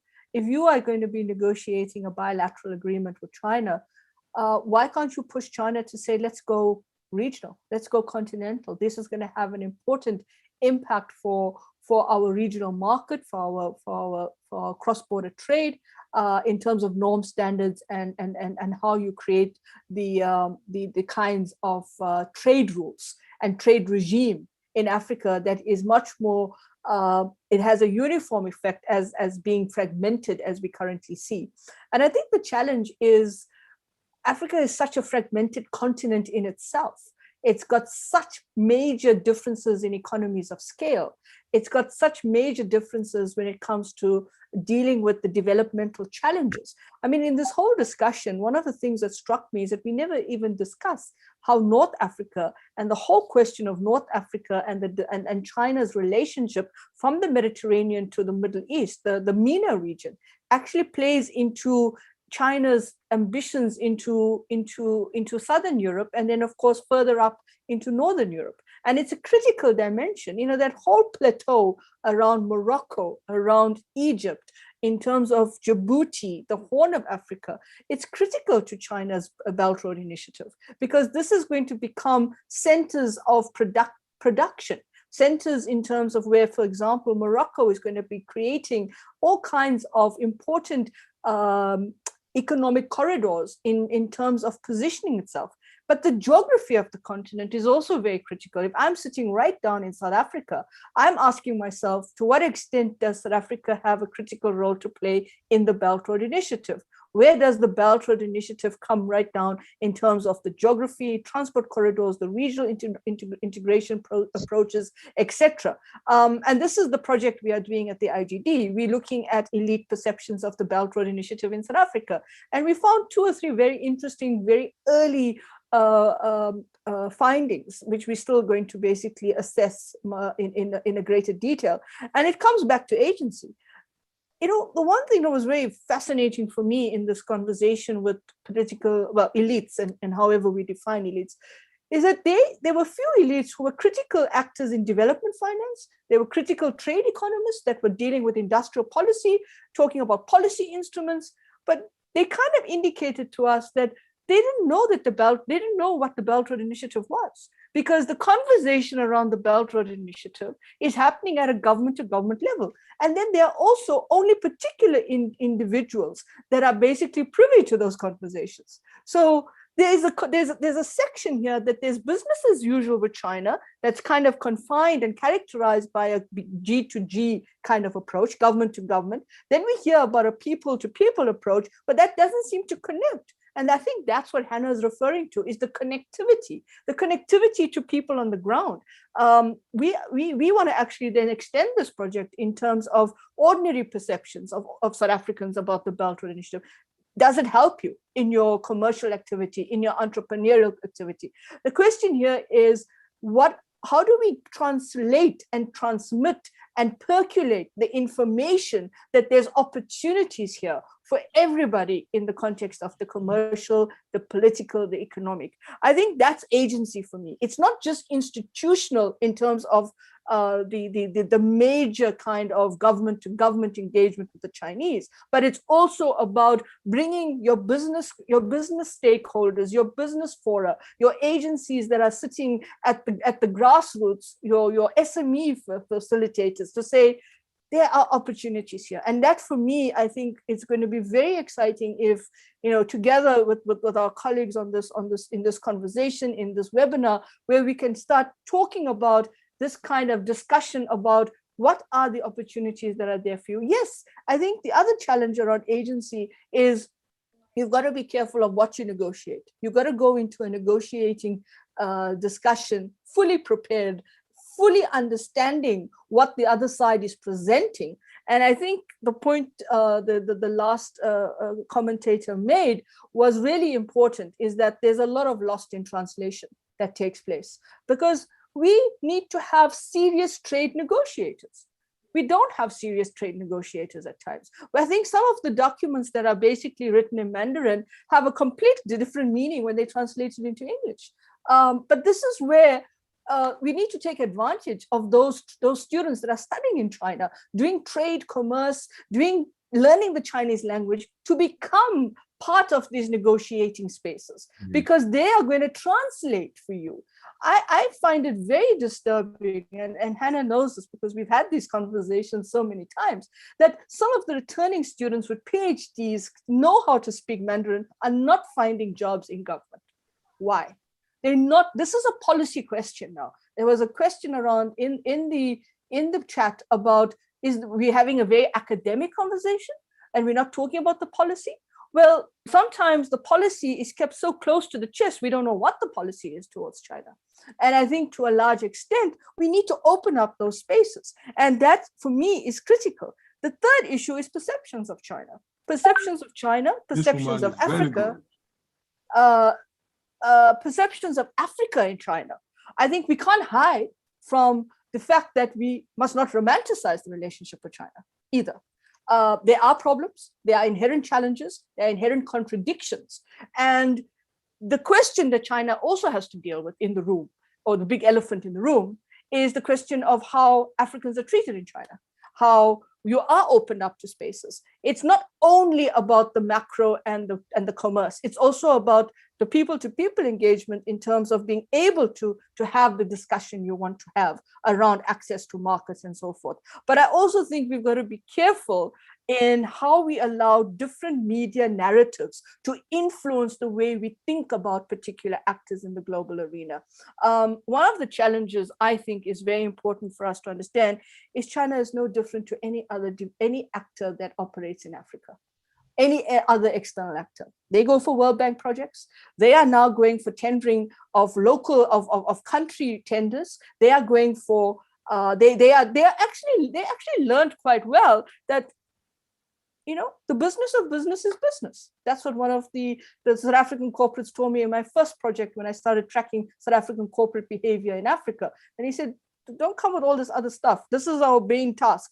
The business of business is business. At the end of the day, it's transactional, it's profit, it's about national security interest, and it's about the deals you negotiate with China. I think sometimes we tend to assume that the all-weather friend is an all-weather friend, and we need to unpack that and say, it's not always an all-weather friend. It has interest, and there's nothing wrong with that. What is Africa's interest? What is the perception that we have? And most importantly, be careful of allowing other actors to try and shape the perception of the Chinese in Africa. I'm not apologizing for the Chinese. I'm not being sympathetic to the Chinese. But I think that when you have the US, which is so now hell-bent on passing a law and providing over $300 million to support media in Africa around pushing a particular narrative around China and Africa, then China is going to retaliate. So Africa becomes a political football caught in the middle of these countries. And essentially, we are seeing the perpetuation of competition, rivalry between African states. And so it's very important that we claim back that agency and be very clear, because one of the first things when I was doing my work on China in Africa in around 2004, 2005, one of the first things I picked up on was this idea that there's prison labor in Africa that comes from China. It was quite an interesting statement made. And when we asked people to provide us with the evidence that this labor was prison labor, some senior member in an academic in Ghana said, well, because they look like prisoners and because they act like prisoners and they don't necessarily go against the grain. They're very, very rigid in the way they work. And I said, well, that doesn't mean they're prisoners, right? Because at the end of the day, I think these narratives need to be unpacked, but it comes back to Africa's policy instruments, African governments. And I think there's a disconnect in terms of the fact that at the subnational level and people on the ground are becoming frustrated with the governance deficits in Africa. They're becoming frustrated with the lack of democracy, the lack of rules, the lack of institutional architecture in terms of the standards, norms, and the political economy. And so a country like Mozambique is a critical example of exclusion of those that are at the grassroots. And so we also got to ask the question of China is how prepared you are for a changing governance architecture in Africa.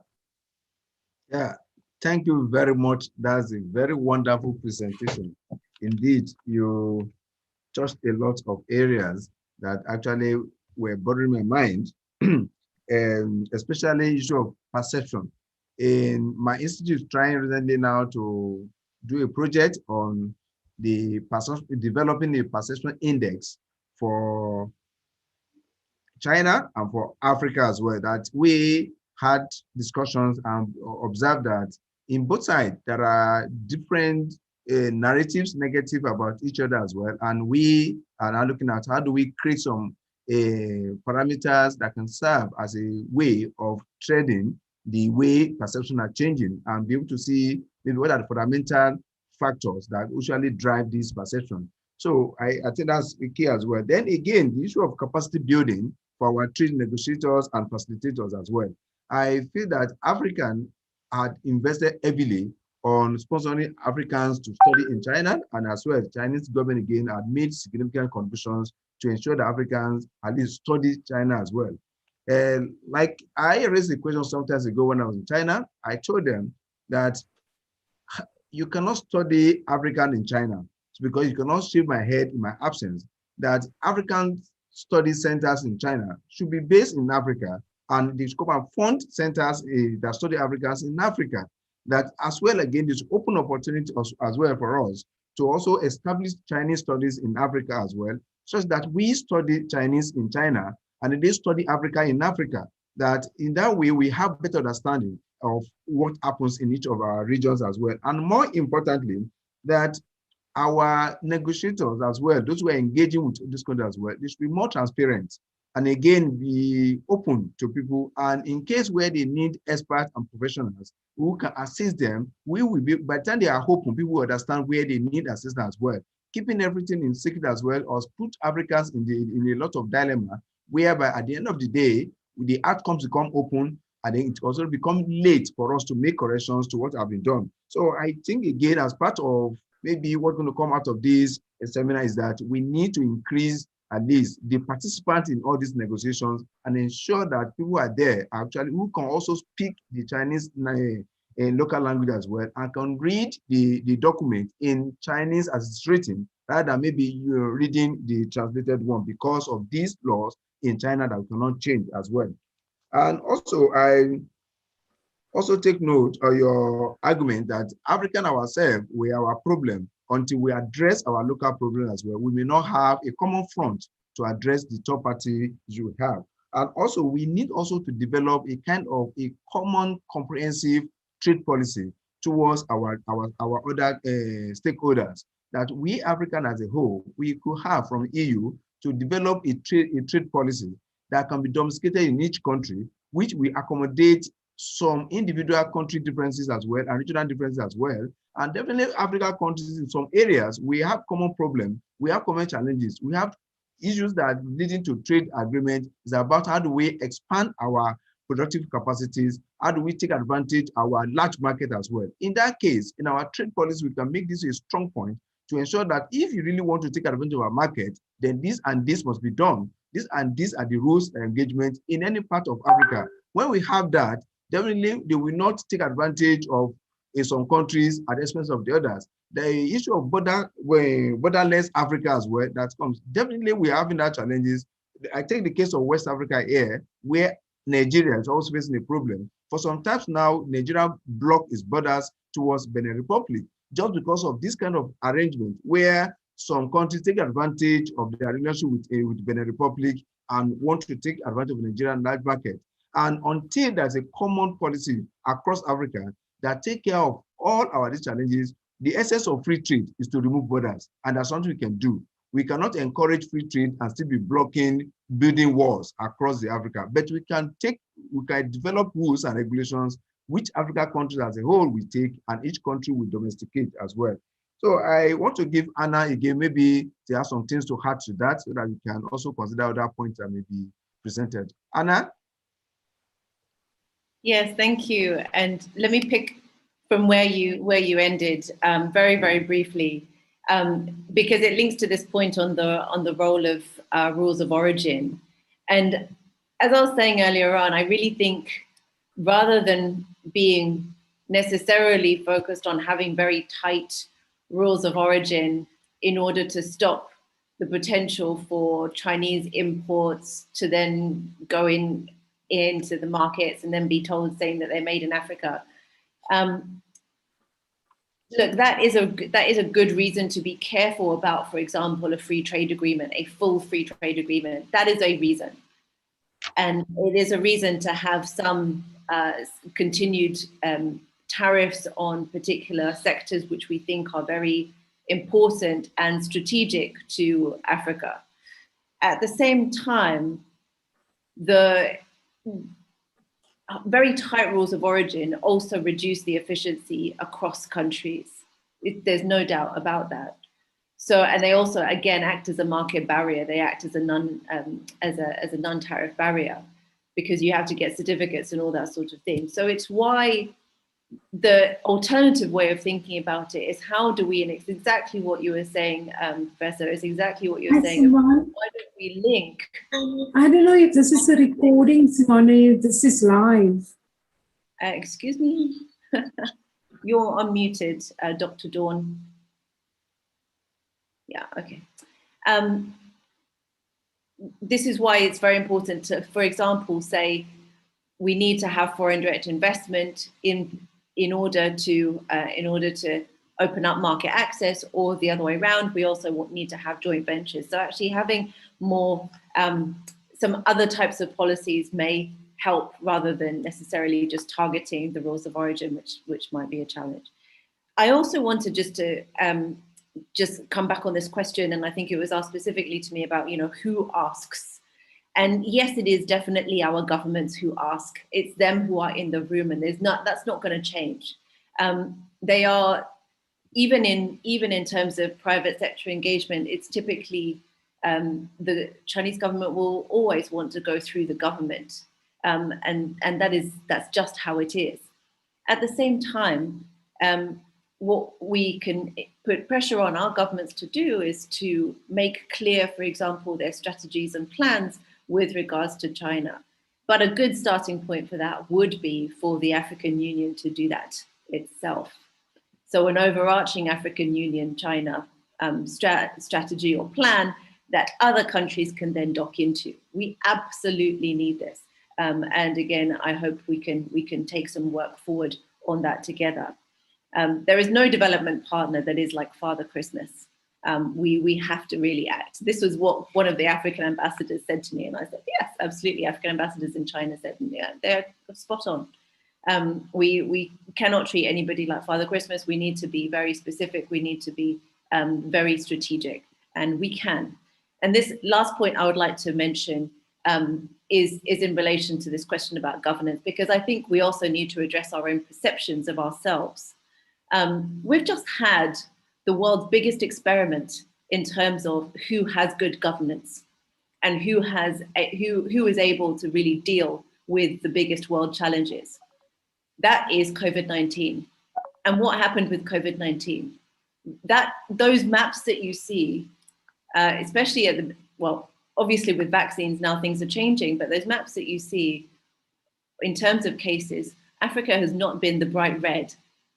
Yes, South Africa had challenges within the continent, but again, it has been nowhere near the challenges that the richest countries who were at the top of all of these indices were saying that they were. So we have to be of course we need to have the governance conversations. We need to put pressure on our own governments to work for our interests. But there's not many governments out there that manage to do that. And that is not just an African issue. So we have to also make sure that in terms of building our own agency, we also need to build agency in terms of how we think of ourselves. If we think of ourselves well, we will get better relationships with others. Don't let them tell us that we're not good enough. We are. COVID-19 has shown that. That's the end. Thank you. Okay. Thank you very much for your contributions. And I think this is a very good point to stop for now and allow the discussions to continue in other media now. I want to appreciate the two leading presenters. Indeed, you have done justice to the topic. And also want to appreciate all the contributors, Dr. Juliana, Dr. David, and others who did not speak, but they made their contribution through the chat section now. All the points raised there and questions raised as well are going to be passed to the organizers as well, and then the presenters. So we are going to accommodate all these points in our final document and ensure that at least the feedback that people are expecting, we achieve that. Today, we have been able to establish that the AfCFTA is a document, is a policy, is a process that would definitely can be used to transform Africa, and also is a document that you can use as a continent to engage the other stakeholders in the global trading world as well. And it's a document, again, that you can use to re-engineer our unity, our diversities as well, and to be able to talk to ourselves as a continent as well, to be able to identify where we have potentials in all aspects of Africa, and again, Africans as well. And it's a great opportunity as well, again, to be able to engage in discussing the other aspect beyond trade, because issues of Africa is beyond trade as well, because we have other economic challenges, we have other, even as well, political. But if we get our trade very right, our investment also will be right. And when investment and trade are right, automatically the economic as well will be right. And when economics is okay, automatically we can leverage that for our political stability as well. So like I said, I appreciate everybody, and I hope as well we not sign out now, we still join other discussions that are going to take place today, because we still have other sessions that are taking place now. So I want to thank the UNECA and then the coordinator of these programs for giving us the opportunity to be part of this. And I hope that we take this discussion beyond this level. Those of us in academics, this is an opportunity for us to be able to look at areas where we bring in empirical evidence to support policies. Those of us in the practice as well, this is where we have to collaborate with all other agencies to ensure that at least we get the best out of this discussion. Thank you very much. I'm Olufemi Saibu from University of Lagos, and hope to also meet you again in the future in this kind of engagement. Thank you. Yeah, thank you very much. Thank you, Professor. Thank you very much. And thank you to Sanusha, Anna, and the other colleagues. Let's go straight away now to the next interesting session, session 4, which will examine France trade policy and its impact on CFTA implementation. The moderator is Krina Viju, who is with the Institute of European, Russian, and Eurasian Studies at the Carleton University, our co-organizer. So let me, without much ado, just throw it to Krina, who is standing by, and all the panelists have reported. Thank you. Thank you so much. Welcome everyone to the fourth session of this very important discussion. I'm delighted to be here and to join you in these discussions. As it was mentioned, this session focuses on France trade policy and the impact on the AfCFTA countries and the implementation of the trade agreement. I think it has been made clear in various instances, including yesterday by the Ambassador Markussen, that the EU is highly supporting of the trade agreement, and it is considered by many as a first step towards a continent-to-continent free trade agreement. It's been known that the European Union and the formal trade relations between the European Union and the African countries are institutionalized through different instruments. But except for the EU policies, we have to mention that EU member states are involved as well in various development cooperation programs with the African countries, and today's discussion, or this session discussion, is focused on France as one of the important trading partners within the European Union for the AfCFTA countries.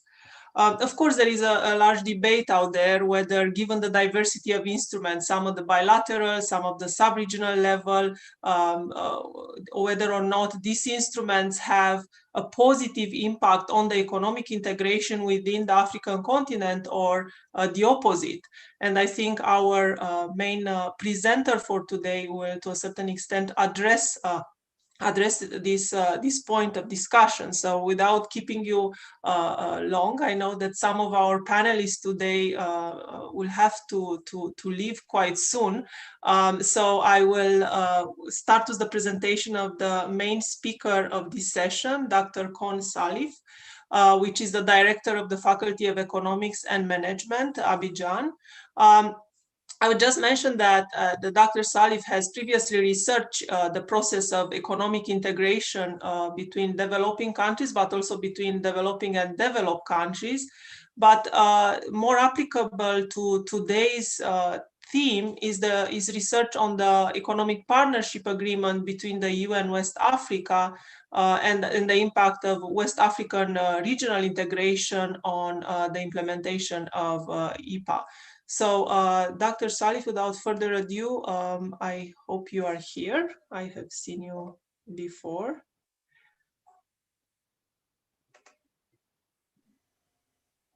Oui, je suis là, Okay. Merci, Madame Krina. Merci beaucoup.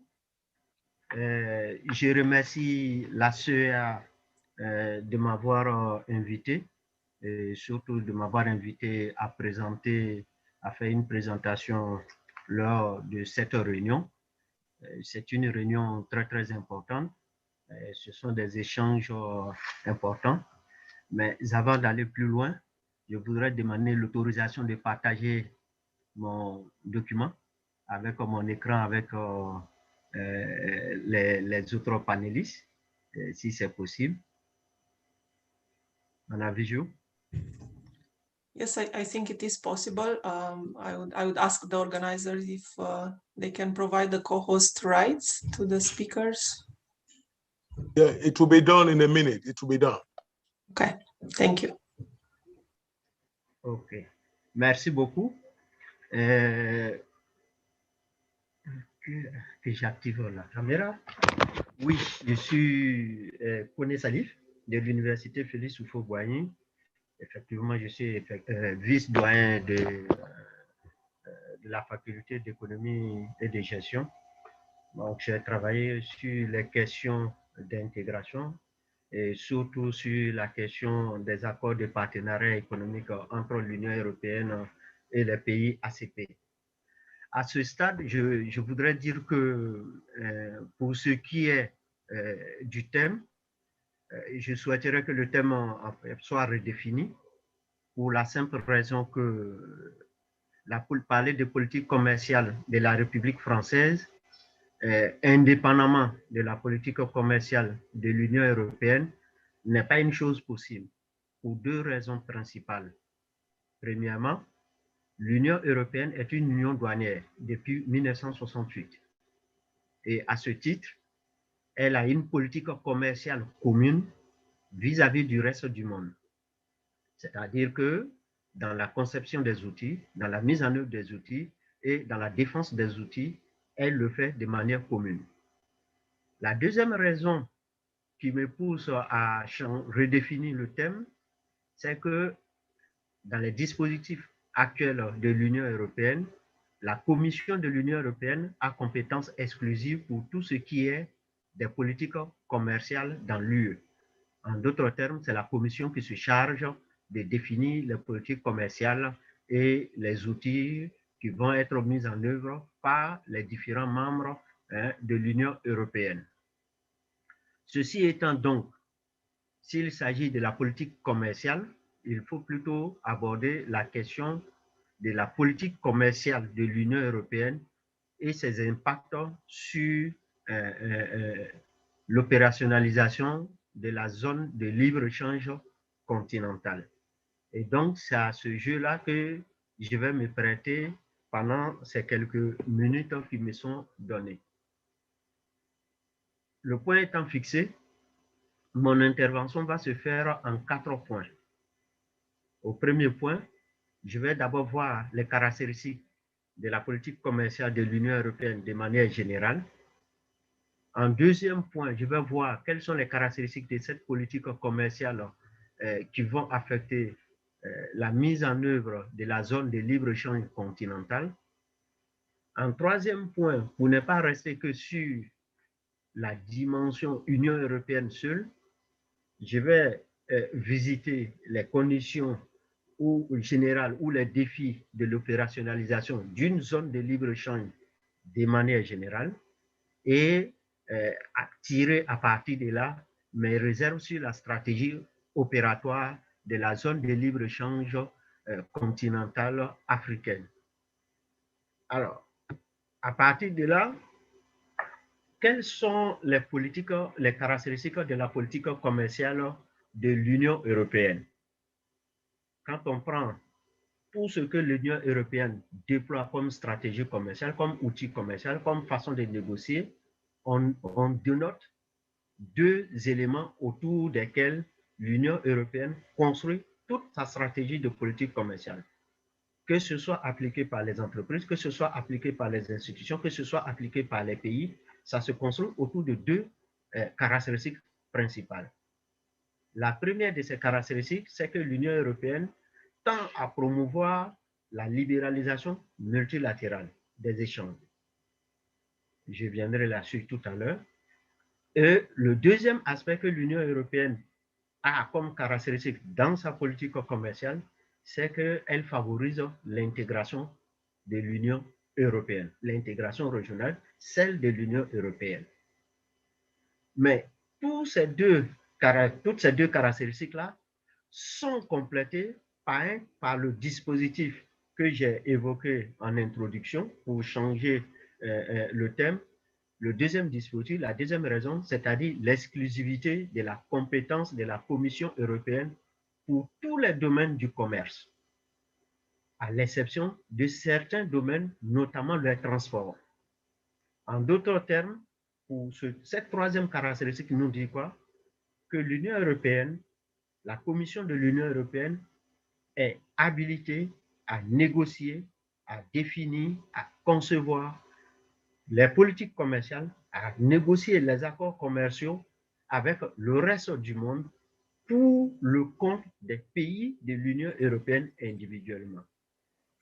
Si il existe des domaines, puisqu'il existe des domaines où les exceptions sont données, dans le cadre de l'adoption de ces accords-là, de ces domaines, les accords vont être ratifiés par les parlements des pays concernés. Donc, vous voyez a posteriori que parler de politique commerciale française est donc inapproprié dans ce cas. Il faut plutôt parler de politique commerciale de l'Union européenne. Parce qu'il s'agisse de la France, de l'Allemagne, de la Belgique, du Portugal, de l'Espagne, de la Grèce, tous obéissent au même principe. Alors, dans le cadre de ce qui nous intéresse ici aujourd'hui, la deuxième caractéristique qui est le renforcement, l'approfondissement et l'élargissement de l'intégration de l'Europe ne nous intéresse pas directement, même si elle va avoir un impact sur la question d'accessibilité des produits africains au marché de l'Union européenne, donc à travers peut-être les tarifs douaniers, mais également les dispositifs non tarifaires, donc, et autres obstacles techniques au commerce. On a vu leur utilisation de ces outils-là au moment des négociations des accords de partenariat économique entre l'Union européenne, les pays d'Afrique de l'Ouest, CEDEAO en particulier, Côte d'Ivoire et Ghana de manière spécifique. Mais je ne vais pas m'appesantir sur cette dimension de la politique, des caractéristiques de la politique commerciale de l'Union européenne. Je vais plutôt prendre la première caractéristique, à savoir la libéralisation, la promotion de la libéralisation multilatérale des échanges et la compétence exclusive de la Commission de l'Union européenne. ces deux éléments combinés vont avoir un impact sur l'opérationnalisation de la zone de libre-échange continentale africaine. Pour ce qui est de la libéralisation, je le vois à deux niveaux. Premier niveau, on va considérer I'm sorry, la nature des accords signés. you can share the screen if you'd like now. Sorry for interrupting.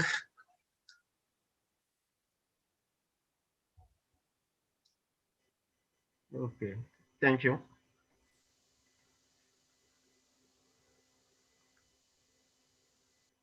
It's okay? C'est bon? Vous voyez? Yes, everything is fine. Thank you. Donc, comme je le disais, pour ce qui est de la libéralisation multilatérale des échanges, la promotion de la libéralisation multilatérale des échanges et de l'exclusivité de la compétence de la Commission européenne pour les politiques commerciales, donc cela va avoir un impact au moins à deux niveaux. Premièrement, cela va avoir un impact sur l'opérationnalisation de la zone de libre-échange continentale à travers la nature des accords signés et on va avoir également un impact sur l'opérationnalisation à travers les cibles des accords signés.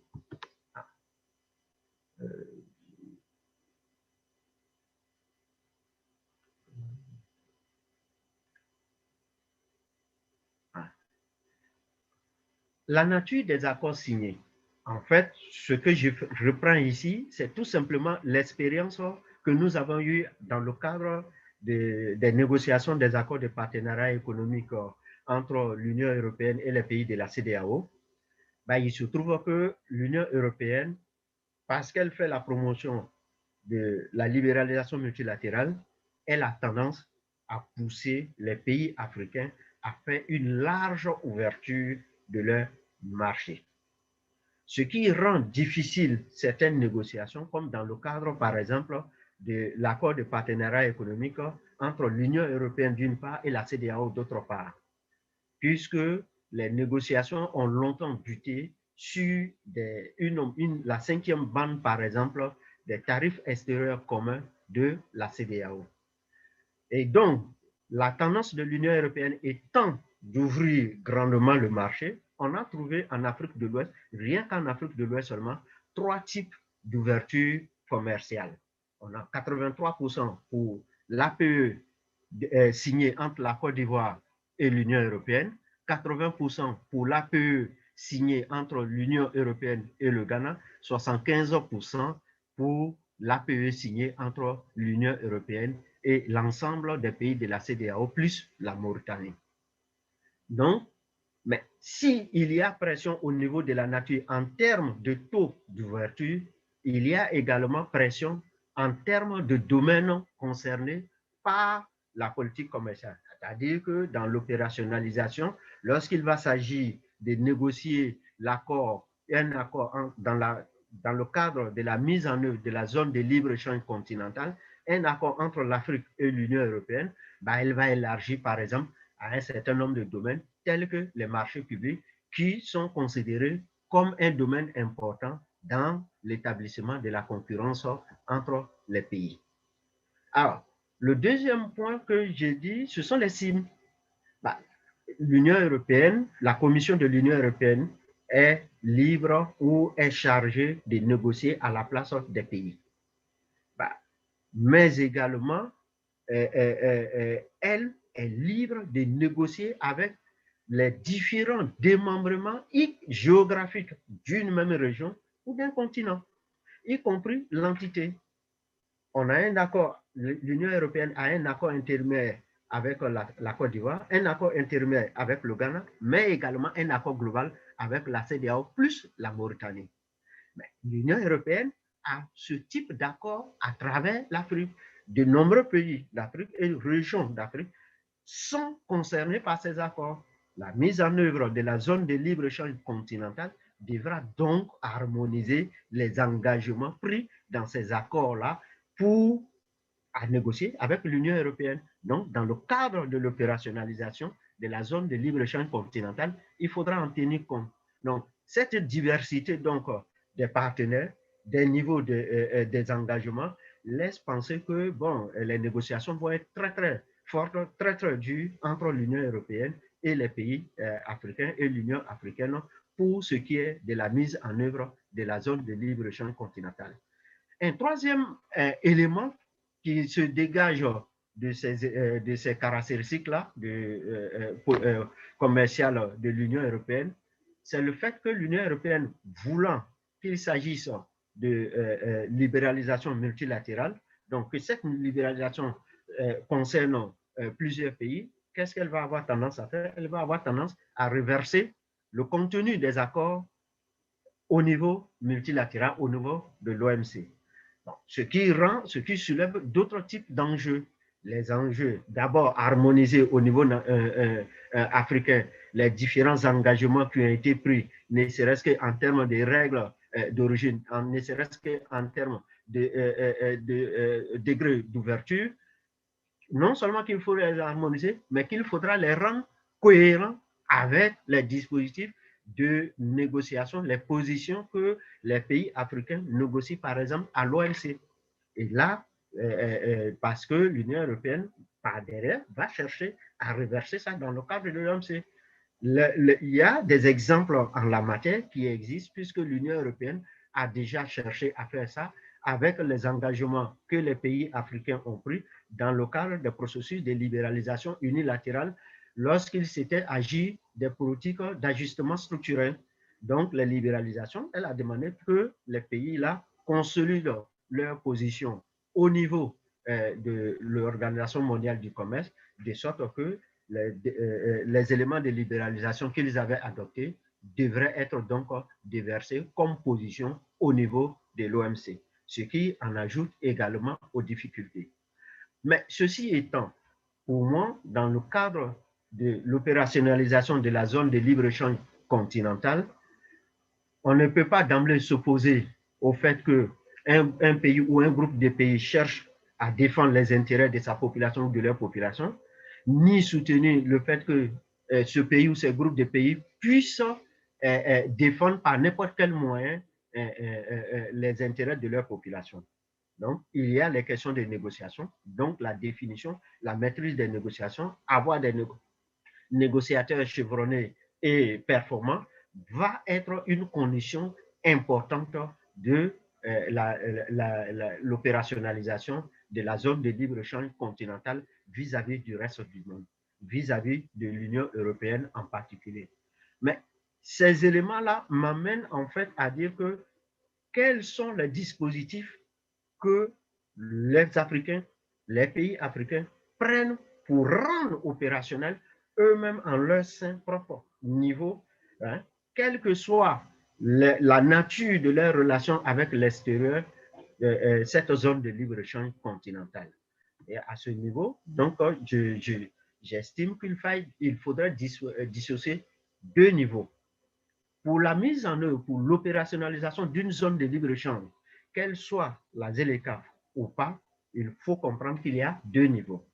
Le premier niveau, c'est que l'accord portant adoption de la zone de libre-échange continentale doit être traduit dans des textes opératoires, des textes qui vont être appliqués, des textes sur lesquels les entreprises, les opérateurs économiques peuvent s'appuyer pour faire leur commerce, pour faire leurs affaires. Ces textes peuvent être des directives, des règlements, des décisions, des avis ou des recommandations. Mais ces textes se négocient à l'intérieur entre pays membres. Le deuxième niveau qu'il faut dissocier, c'est la mise en œuvre de ces textes-là, qui ont deux aspects. Un aspect qui est la transposition des textes dans les textes nationaux, les textes de la ZLECAf dans les textes des pays, et l'application des textes transposés. Parce que là également, d'expérience, on se rend compte que ce sont des niveaux qui sont très, très compliqués et qu'il va y avoir des négociations à ce niveau-là. Donc, lorsqu'on prend donc, quand je parle de ces éléments-là, quels sont les éléments importants pour l'opérationnalisation d'une zone de libre-échange continentale? Pour moi, il en existe 3 principaux. Le premier élément, c'est qu'il faut que l'Union africaine, la zone de libre-échange continentale, dispose de moyens conséquents, de moyens financiers conséquents pour pouvoir mettre en œuvre. Pourquoi? Parce que la mise en œuvre de la zone, de ces textes réglementaires, va nécessiter des mesures d'accompagnement. Hier, par exemple, l'un des panélistes disait qu'il faudrait tenir compte des pays les plus faibles dont les ressources principales sont des ressources de porte, c'est-à-dire qui tirent l'essentiel de leur PIB ou de leur capacité financière, des droits de douane, des recettes douanières. Dans ce cas, la mise en œuvre d'une zone de libre-échange continentale va faire baisser ça nécessairement.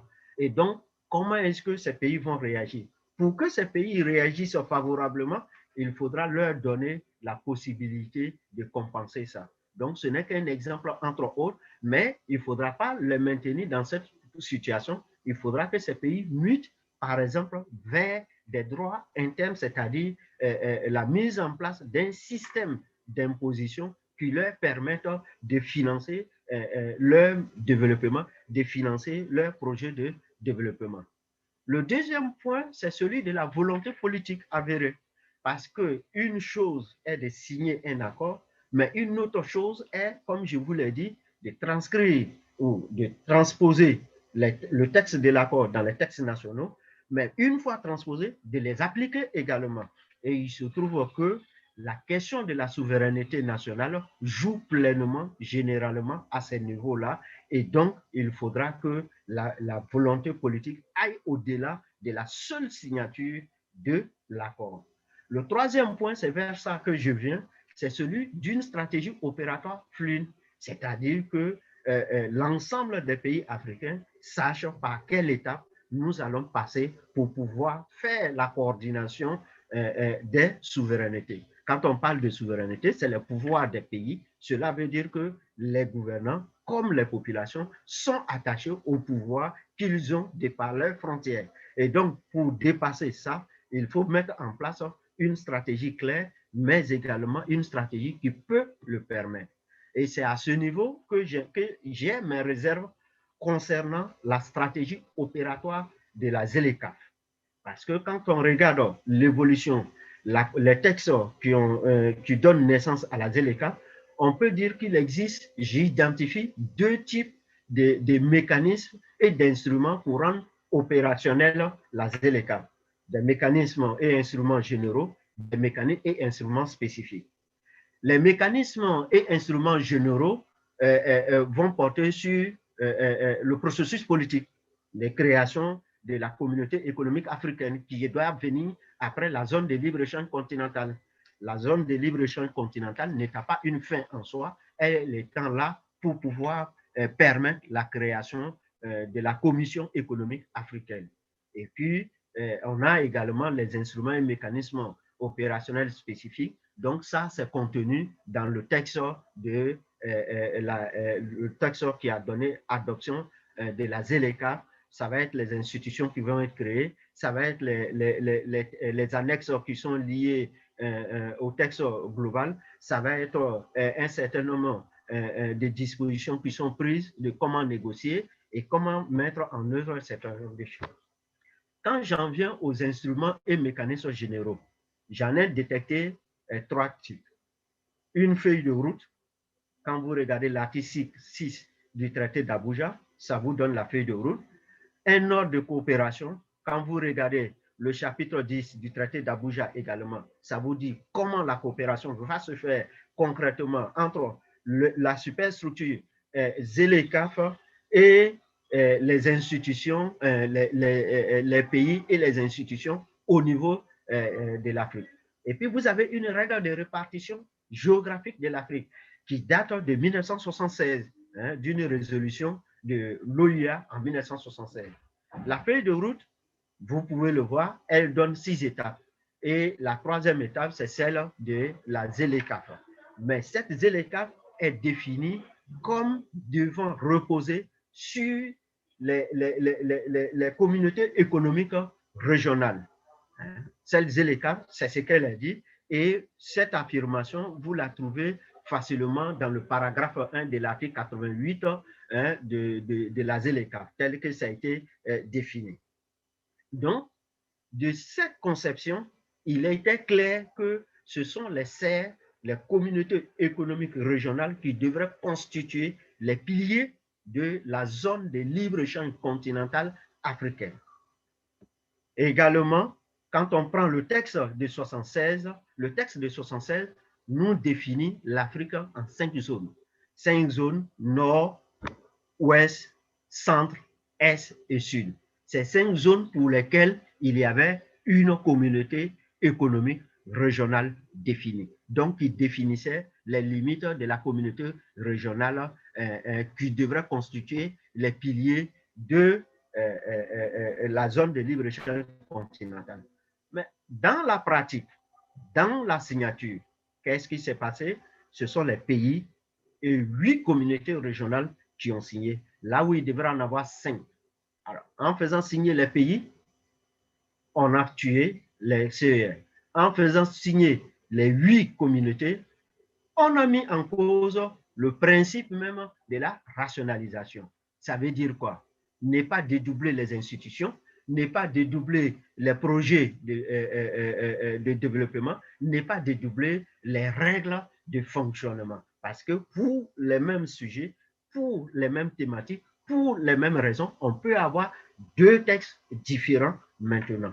Et donc, c'est ce que nous avons. Nous avons 8 CER plutôt que 5, les 5 prédéfinis, et qui ont signé, qui sont reconnus par la zone de libre-échange continentale. Donc, le fond du problème pour moi aujourd'hui, c'est de résoudre ce problème au niveau conceptuel. Parce qu'il crée 3 problèmes principaux.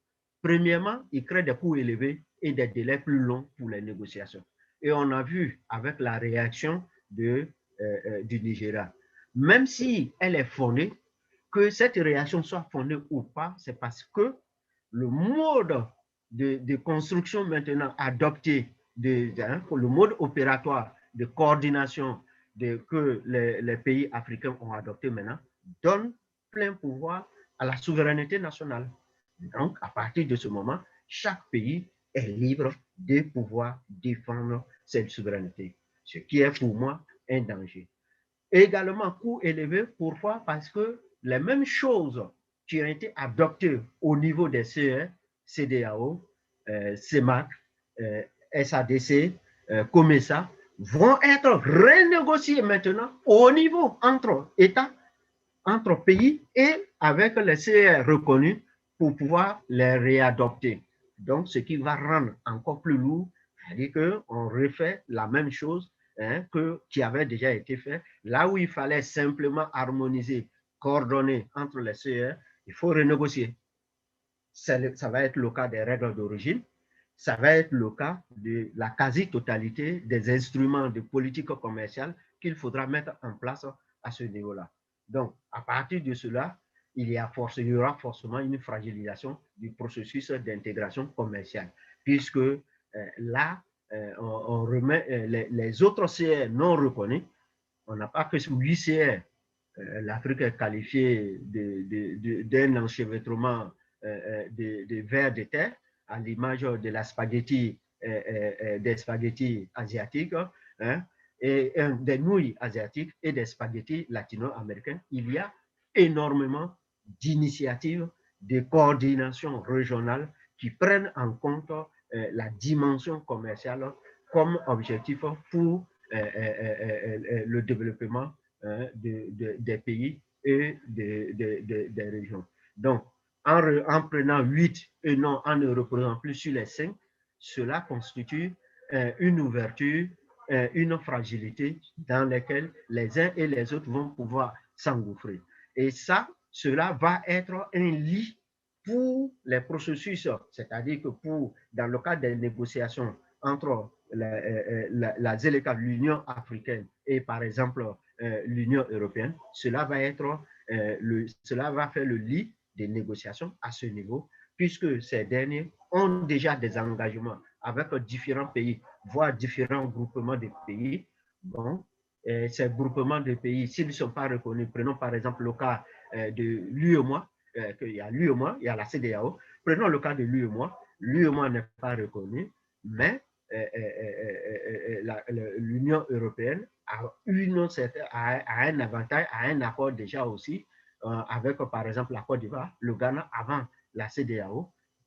Les dispositifs des accords particuliers qui existent entre par exemple la France et les pays de l'UEMOA peuvent être donc maintenant aussi négociés dedans, puisque il y a clairement la possibilité qu'on puisse reconnaître au-delà des 5 ans qui sont débattus, puisque les 5 qui étaient débattus, c'était une décision politique, c'était cherché, c'était fait exprès pour qu'il y ait moins de débats à la fin. On a 5 CR, chacune de ces CR devrait permettre, avec ses engagements, avait atteint un certain niveau, et ce sont ces niveaux-là qu'on devait harmoniser pour tout ce qui est politique commerciale. Donc, à partir de ce niveau, bon, comme je vous le disais, hein, on refait les mêmes choses, et le processus étant remis en cause, on va donc vers avec cette modification des dispositions initiales dans l'opérationnalisation de la zone de libre-échange, on va vers des négociations qui vont être dues. Donc, il faudrait bien avoir des négociateurs chevronnés et des négociateurs bien formés. Je vous remercie.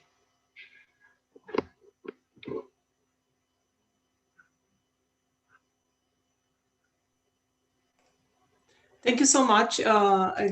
This was a great presentation. We made some very good points. I wrote down some comments, but I know that one of our panelists has to sign out in about 5 minutes. So I would like to give him the opportunity to make his short intervention. So I'm talking about Dr. Chahir Zaki, the lead economist of the Economic Research Forum from Egypt and associate professor of economics at the Faculty of Economics and Political Science at the Cairo University.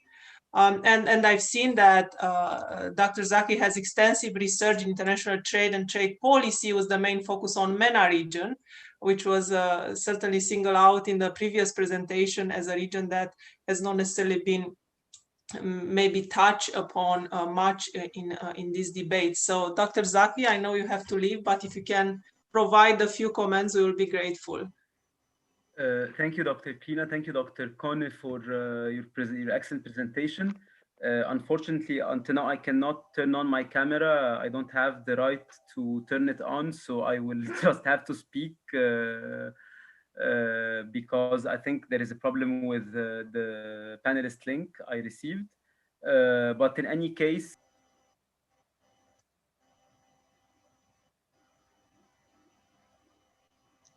hello. Oh, yes. Hello. I was. Do you hear me now? Yes, and we can see you as well. Yeah, thank you. Okay.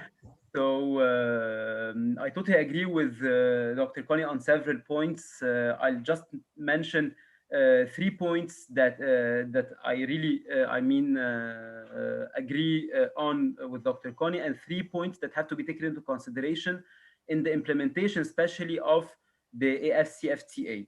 So I totally agree with you on the regional, the geographical disaggregation that was taken into consideration in the agreement, and that it might be costly because of that. Second, I agree with you also on the importance of the political will, because at the end of the day, we can have excellent agreements, but without a real political will to enforce this, it will be difficult. And also on the comparison between the European Commission and the ability of the European Commission to negotiate as one entity, and how this applies on the African case. But I think 3 things have to be taken into consideration.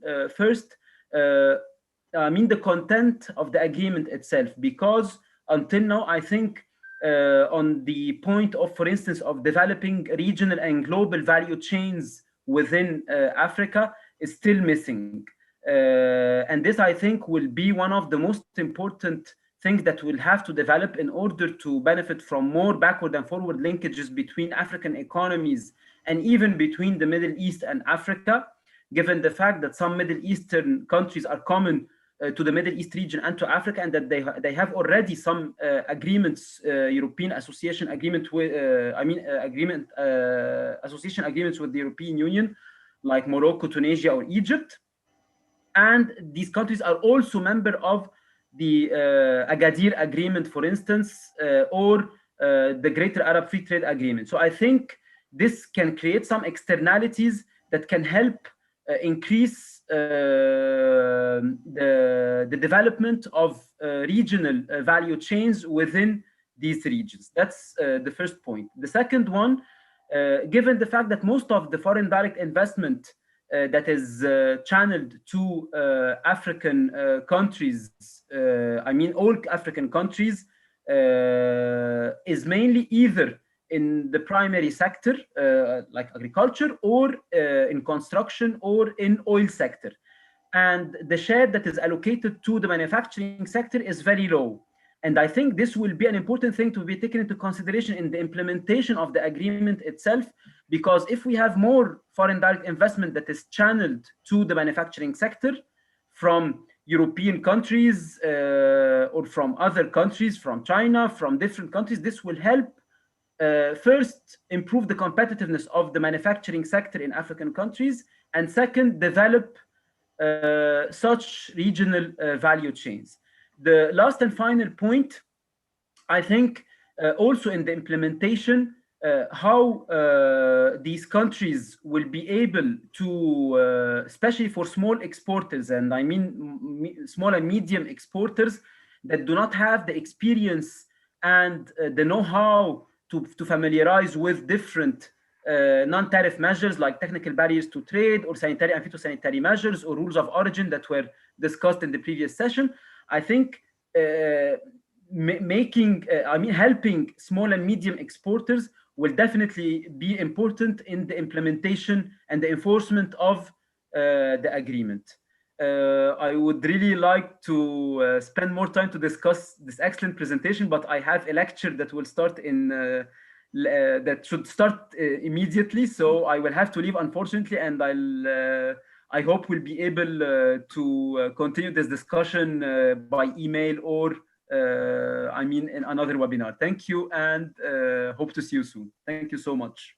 Thank you so much, Dr. Zaki, and have a good lecture. Thank you. So, I think both speakers have made very good points and have, outlined some of the issues that, in fact, they have been outlined in previous presentation, at least the ones that I was able to attend, and especially how to, to develop the value-added sectors in the region, and how to provide important financial capacity, financial means to small and medium producers and exporters in order to be able to be part of all this new experience, trading experience.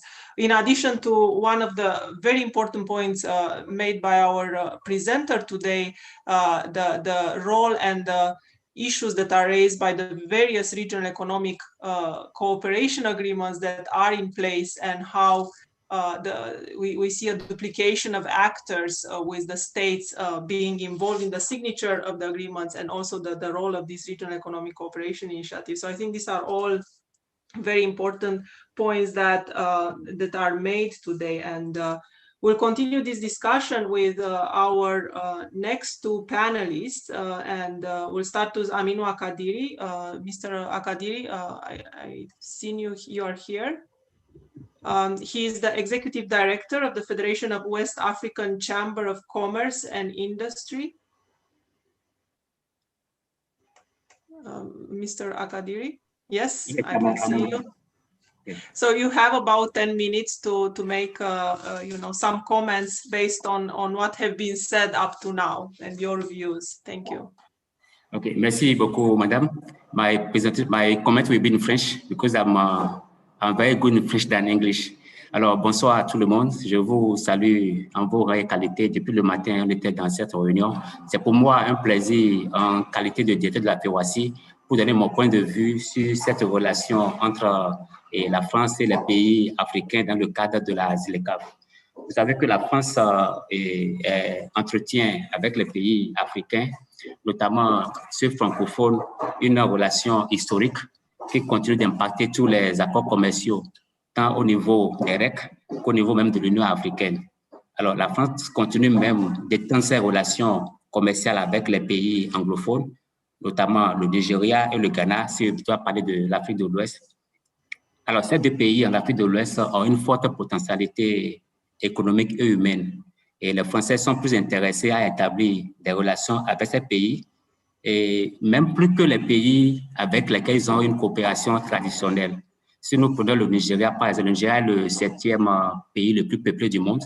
Le Ghana, 49e pays le plus peuplé du monde. Lorsqu'on met les deux pays ensemble, ils sont à plus de 60% des pays de la CEDEAO, ce qui justifie l'attrait de la France vers les pays de l'Afrique. Alors, au-delà des relations historiques que la France a introduites avec ces pays, son engagement va en commun avec la politique commerciale de l'Union européenne, comme l'a dit le premier intervenant. Donc, la France ne fait rien sans tenir compte de ce qui se fait avec l'Union européenne. En effet, le gouvernement français soutient une politique commerciale équilibrée qui garantit l'accès des entreprises françaises au marché étranger, mais préserve les sensibilités et préférences collectives et favorise le respect de l'accord de Paris. Alors ça, c'est un élément que j'ai tiré de comment la France engage ses relations avec les autres pays, notamment les pays africains. Et ceci se matérialise, je le dis en ma qualité de membre de chambre de commerce, par l'existence d'entreprises françaises dans tous les pays africains. Alors, quel peut être l'impact de l'accord commercial de la France sur la mise en œuvre de la ZLECAf? C'est ça la question primordiale et à laquelle nous devons répondre ce soir. Alors pour nous, la réussite de CFTA dépend des relations visibles et invisibles qu'entretient la France avec les États africains. Tant qu'on ne va pas réussir à comprendre ce type de relation, tout accord que nous allons mettre en œuvre aura des difficultés pour son implémentation, pour son succès, j'allais dire. Alors, il serait souhaitable, pour ne pas entrer dans les politiques des commentaires qui se voient au niveau de l'impact de l'approche des Français sur les pays africains, il serait souhaitable d'avoir un cadre harmonisé de contenu local qui oblige les entreprises françaises à aller en joint venture avec les entreprises africaines.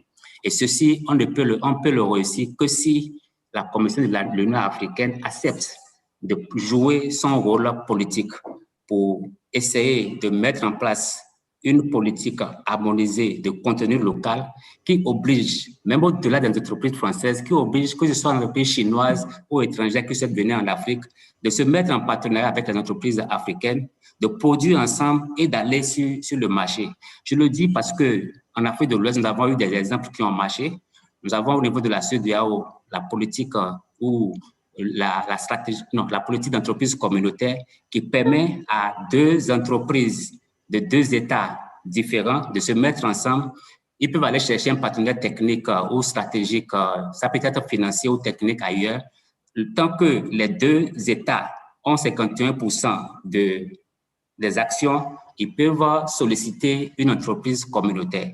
Alors, si l'Union africaine peut le faire au niveau continental pour accompagner la mise en œuvre de CFTA, cela permettra de pouvoir négocier, de pouvoir discuter avec tout État, que ce soit la France ou ailleurs, discuter avec eux comment les entreprises étrangères peuvent venir travailler avec les entreprises locales pour pouvoir avoir accès au marché local. En tout cas, au niveau de la Fédération des chambres de commerce d'Afrique de l'Ouest, c'est ce que nous faisons. Nous faisons assez de lobby auprès de la CEDEAO, auprès des États, pour que toute entreprise qui arrive en Afrique de l'Ouest soit en partenariat, en joint venture avec les entreprises africaines. Voilà, Madame Krina, ce que je peux donner comme un commentaire sur le sujet qui est en discussion. Je vous remercie.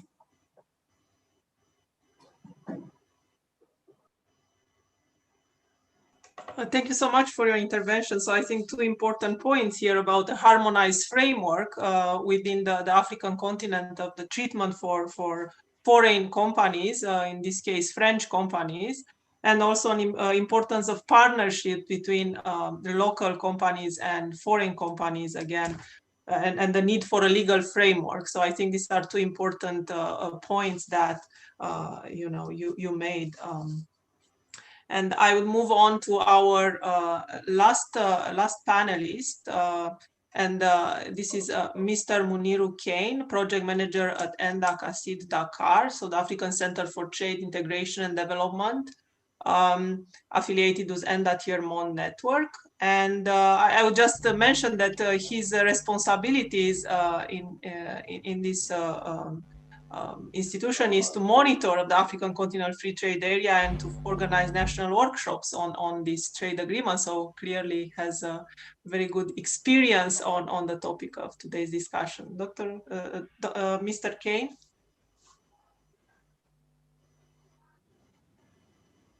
Can you hear us? I don't think we can. Merci.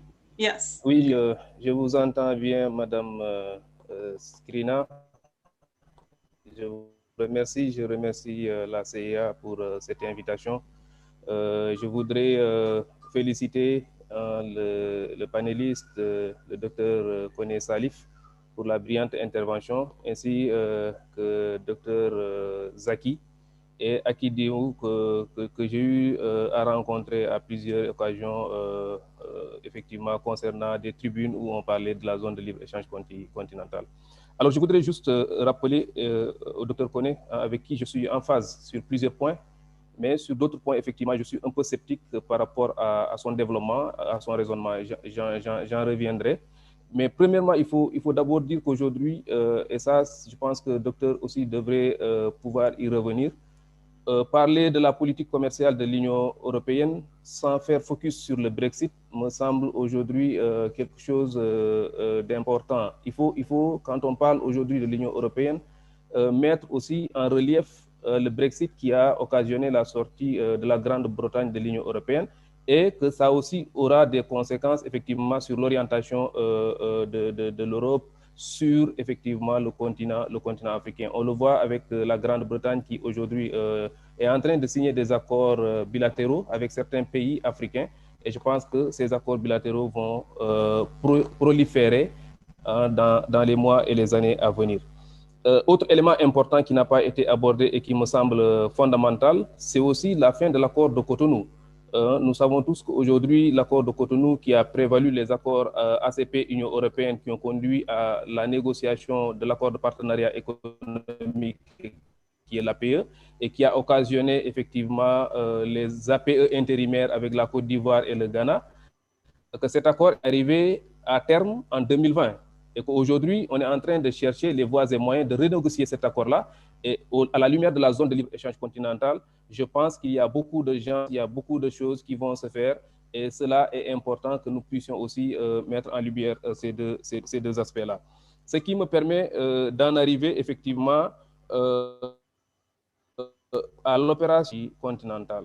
Il y a des choses qui ont été dites qui sont importantes et ces choses qui ont été dites qui sont importantes, c'est le mode d'abord de négociation. Il a bien fait de rappeler aujourd'hui que le continent africain a bâti sa stratégie d'intégration à travers effectivement le traité d'Abuja. Et le traité d'Abuja, effectivement, qu'il a eu à rappeler, a effectivement bâti cette stratégie d'intégration autour de 5 CR, communautés économiques régionales. Ensuite, dans les négociations, on s'est retrouvé avec 8 communautés économiques régionales. Mais ce qu'il faut fondamentalement savoir, c'est que dans cette zone de libre-échange continentale-là, les pays ont négocié individuellement. Oui. Chaque pays est parti à la table de négociation et a négocié individuellement. Nous, par exemple, le Centre africain pour le commerce, l'intégration et le développement, AfCFTA, nous avons, au mois de juillet 2018, organisé une concertation et au cours de cette concertation-là, nous avons fait des recommandations à la CEDEAO, qui est une des communautés économiques régionales. Nous avons dit à la CEDEAO que le fait que les États membres de la CEDEAO négocient l'accord de façon individuelle est contraire à l'esprit même du traité de la CEDEAO.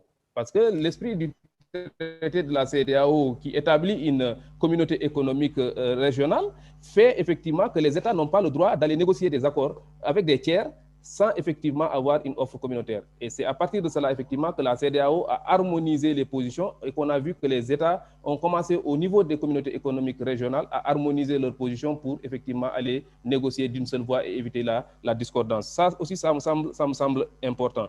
Mais ce qui est important à savoir, c'est la volonté politique. Moi, je suis de ceux qui disent que la volonté politique a prévalu dans les négociations de cette zone de libre-échange continentale. Parce qu'aujourd'hui, quoi qu'on puisse dire, l'accord ZLECAf a connu son épilogue en un temps record parce que tout simplement, il y a une volonté politique des chefs d'État d'arriver à la conclusion de cet accord-là. C'est pourquoi même dans le schéma que vous avez tracé, effectivement, on aurait dû d'abord partir des communautés économiques régionales, bâtir des accords entre les communautés économiques régionales avant d'arriver à la zone de libre-échange continentale. C'est pourquoi on parlait de tripartite. Cette tripartite-là devrait réunir effectivement 3 communautés économiques régionales qui puissent constituer une zone de libre-échange au sein de cette tripartite-là avant de passer à la zone de libre-échange continentale. C'est parce qu'on a constaté qu'il y a eu des lenteurs, qu'il y a eu des retards, et que si on suivait ce retard-là, on allait dépasser le délai établi par le traité d'Abuja, parce qu'on devrait arriver effectivement à une zone de libre-échange continentale, et on devrait arriver à une communauté économique africaine à l'horizon 2034. Mais toutes les phases ont connu des retards. Et si on continuait aussi à suivre le schéma initial tel qu'il a été tracé, on allait effectivement pouvoir accuser du retard. On allait accuser du retard dans ce qui était en train d'être fait. Ça aussi, ça me semble important qu'on puisse le souligner. L'autre posture qui est important à souligner, c'est effectivement au niveau des taxes que vous avez effectivement abordé, la capacité financière des États aujourd'hui.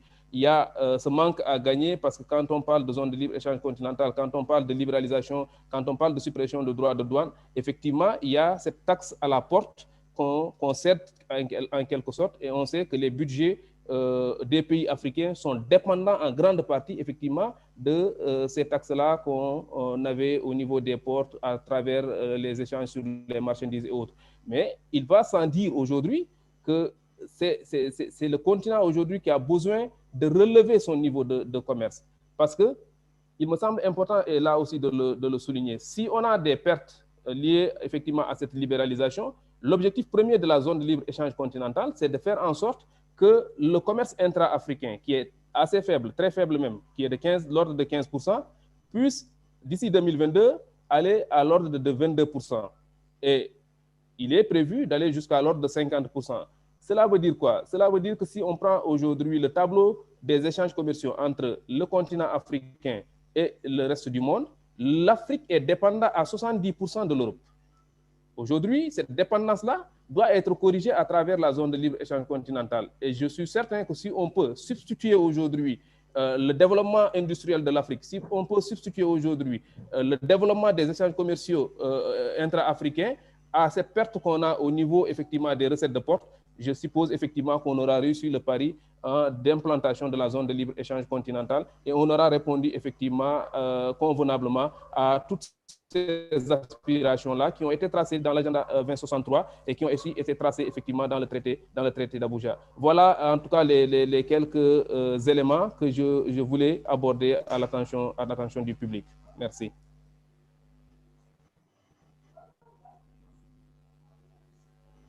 Thank you so much, Mr. Kane. Very, very good points. More food for thought. I would ask Dr. Salif if he wants to make any comments based on the panelists' discussion.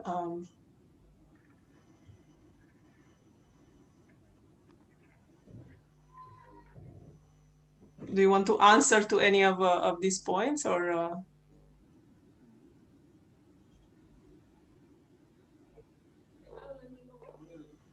Oui, ok.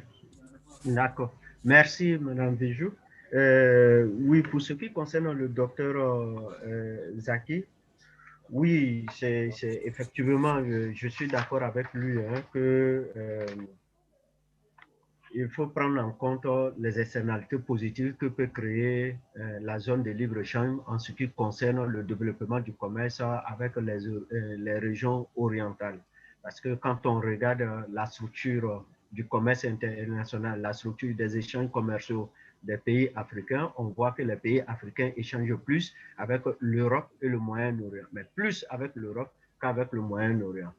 Donc, dans la marginalisation que connaît l'Afrique, c'est les parts de nos échanges avec les pays européens et du Moyen-Orient qui se développent, mais il nous faut développer et diversifier nos partenaires.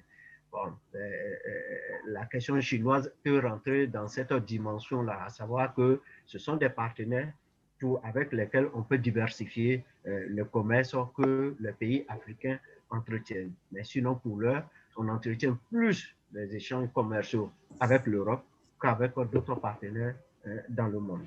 Donc, de ce point de vue, la zone de libre-échange continentale peut être un point important pour développer ces éléments-là. Pour ce qui concerne M. Khan, pour développer les joint ventures, oui, c'est quelque chose qui est demandé. L'un des problèmes que les pays peut-être africains rencontrent dans leur grande majorité, surtout les pays francophones, je pense, c'est que la structure même des capitaux, des PME ou des entreprises qui existent ou qui sont censées être des entreprises nationales, la structure, quand vous regardez la structure de ces capitaux, ce sont des vieux capitaux européens. Ce sont des capitaux européens qui existent là depuis longtemps et qui se multiplient. Donc, ce qui me fait dire par rapport au panel précédent que oui, la question de la règle d'origine, il faudra vraiment l'étudier parce qu'elle est très sensible étant donné que certains capitaux ou certaines entreprises qui sont qualifiées d'entreprises nationales par nos pays sont en réalité détenues par des capitaux non nationaux. Et donc, il faudra bien regarder la situation avant de pouvoir mettre en œuvre, de définir le niveau des règles d'origine. Oui, monsieur Khan, oui, c'était monsieur Akadri Diri qui avait dit ça pour ce qui est des gens de vertu. Monsieur Khan, je suis tout à fait d'accord avec vous que la question du Brexit va jouer sur la zone de libre-échange continentale parce que ça va augmenter les accords bilatéraux. Mais comme l'objectif, c'était la politique commerciale de la France, donc je ne me suis pas attardé là-dessus. Mais il y a une deuxième raison. En réalité, le Brexit, quand je regarde, je me demande finalement pour quelles raisons les Britanniques l'ont fait. Parce que les Britanniques ont tendance à venir renégocier exactement le même accord signé entre les différents pays et l'Union européenne avec les pays. Dans le cas, par exemple, de la Côte d'Ivoire, c'est l'accord de partenariat économique intermédiaire entre la Côte d'Ivoire et l'Union européenne que les Britanniques sont venus négocier. Ils ont négocié la mise en œuvre de cet accord-là pour eux. Ça, vraiment tel que... Et c'est la même démarche qui a été faite au niveau du Ghana. Et donc, c'est la même démarche que la Grande-Bretagne adopte dans sa politique commerciale post-Brexit. C'est-à-dire que par rapport aux pays africains, elle renégocie l'accord dont elle bénéficiait quand elle était à l'intérieur, au sein de l'Union européenne. Et donc, ça ne change rien dans sa disposition, dans ce dispositif. Bon, ce que ça va changer en termes, c'est que ça fait un partenaire de plus avec lequel il faudra, par rapport auquel il faudra harmoniser les positions, les engagements des pays africains et lui faire une offre. Pour ce qui est de la fin de Cotonou, oui, en fait, l'accord même devrait être signé, le nouvel accord devrait être signé depuis décembre, depuis 2020. C'est la pandémie à coronavirus qui a fait que l'accord n'a pas été signé, mais c'est censé être, ça devrait être achevé dans ce mois d'avril.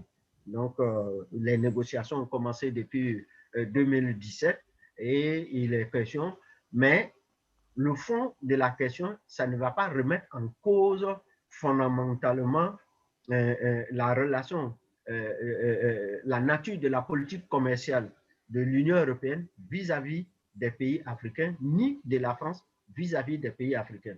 Parce qu'en réalité, ce que recherche l'Union européenne aujourd'hui par rapport aux pays africains, c'est de dire que nous devons être des partenaires égaux. Et c'est ces partenaires égaux, ce partenariat d'égal à égal qui implique la réciprocité et qui implique que l'Union européenne mette plus de conditions également dans l'utilisation de l'aide publique au développement des financements. Parce qu'elle considère que si c'est elle qui donne l'argent, que ce n'est plus un partenaire égal à égal. Et dans ce cas, ce sont ces règles à elle qu'on devrait plus appliquer. Mais si c'est un partenariat d'égal à égal, alors l'Afrique a besoin de plus mobiliser des ressources pour financer les réformes que ces engagements commerciaux vont enclencher. Et donc, oui, la fin de Cotonou existe, c'est une réalité, ça va se signer, mais pour ce qui est de la nature même de sa politique commerciale, non, elle va renforcer la tendance qui a été prise au niveau de Cotonou. En fait, pour ce qui concerne les recettes de porte, en soi, les recettes de porte sont, entre pays africains sont faibles puisque nos échanges même, à l'exception de quelques pays, parce que nos échanges entre pays africains sont faibles. Mais sauf que ça représente un enjeu politique important pour les pays. Et donc, c'est cette souveraineté-là, je suis parfaitement d'accord avec vous. En fait, le fait d'avoir mis les pays dans la négociation, c'est ce que je dis que ça va remettre en cause également le processus d'intégration.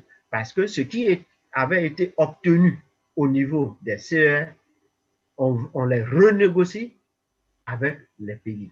Et ça, c'est un coût supplémentaire inutile.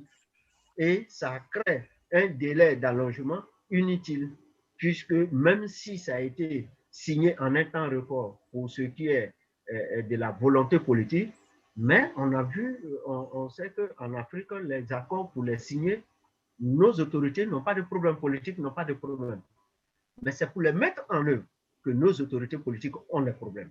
Parce que c'est signé, c'est ratifié, mais les mettre en œuvre, là, c'est une autre paire de manches, alors que cette volonté politique, elle doit aller jusque-là. Si elle ne va pas jusque-là, l'autre, ce n'est que un peu faire bon genre, satisfaire à la mode. Voilà. Merci, Madame Bijou. Je m'arrête là. Thank you so much. Very good answer. I think we are already quite a lot past our time. I just want to conclude that well, first of all, the Brexit case and the situation with the UK is discussed in the next session. So that would be kind of a opening to the next session, that the points that were made about Brexit and future relations with the UK.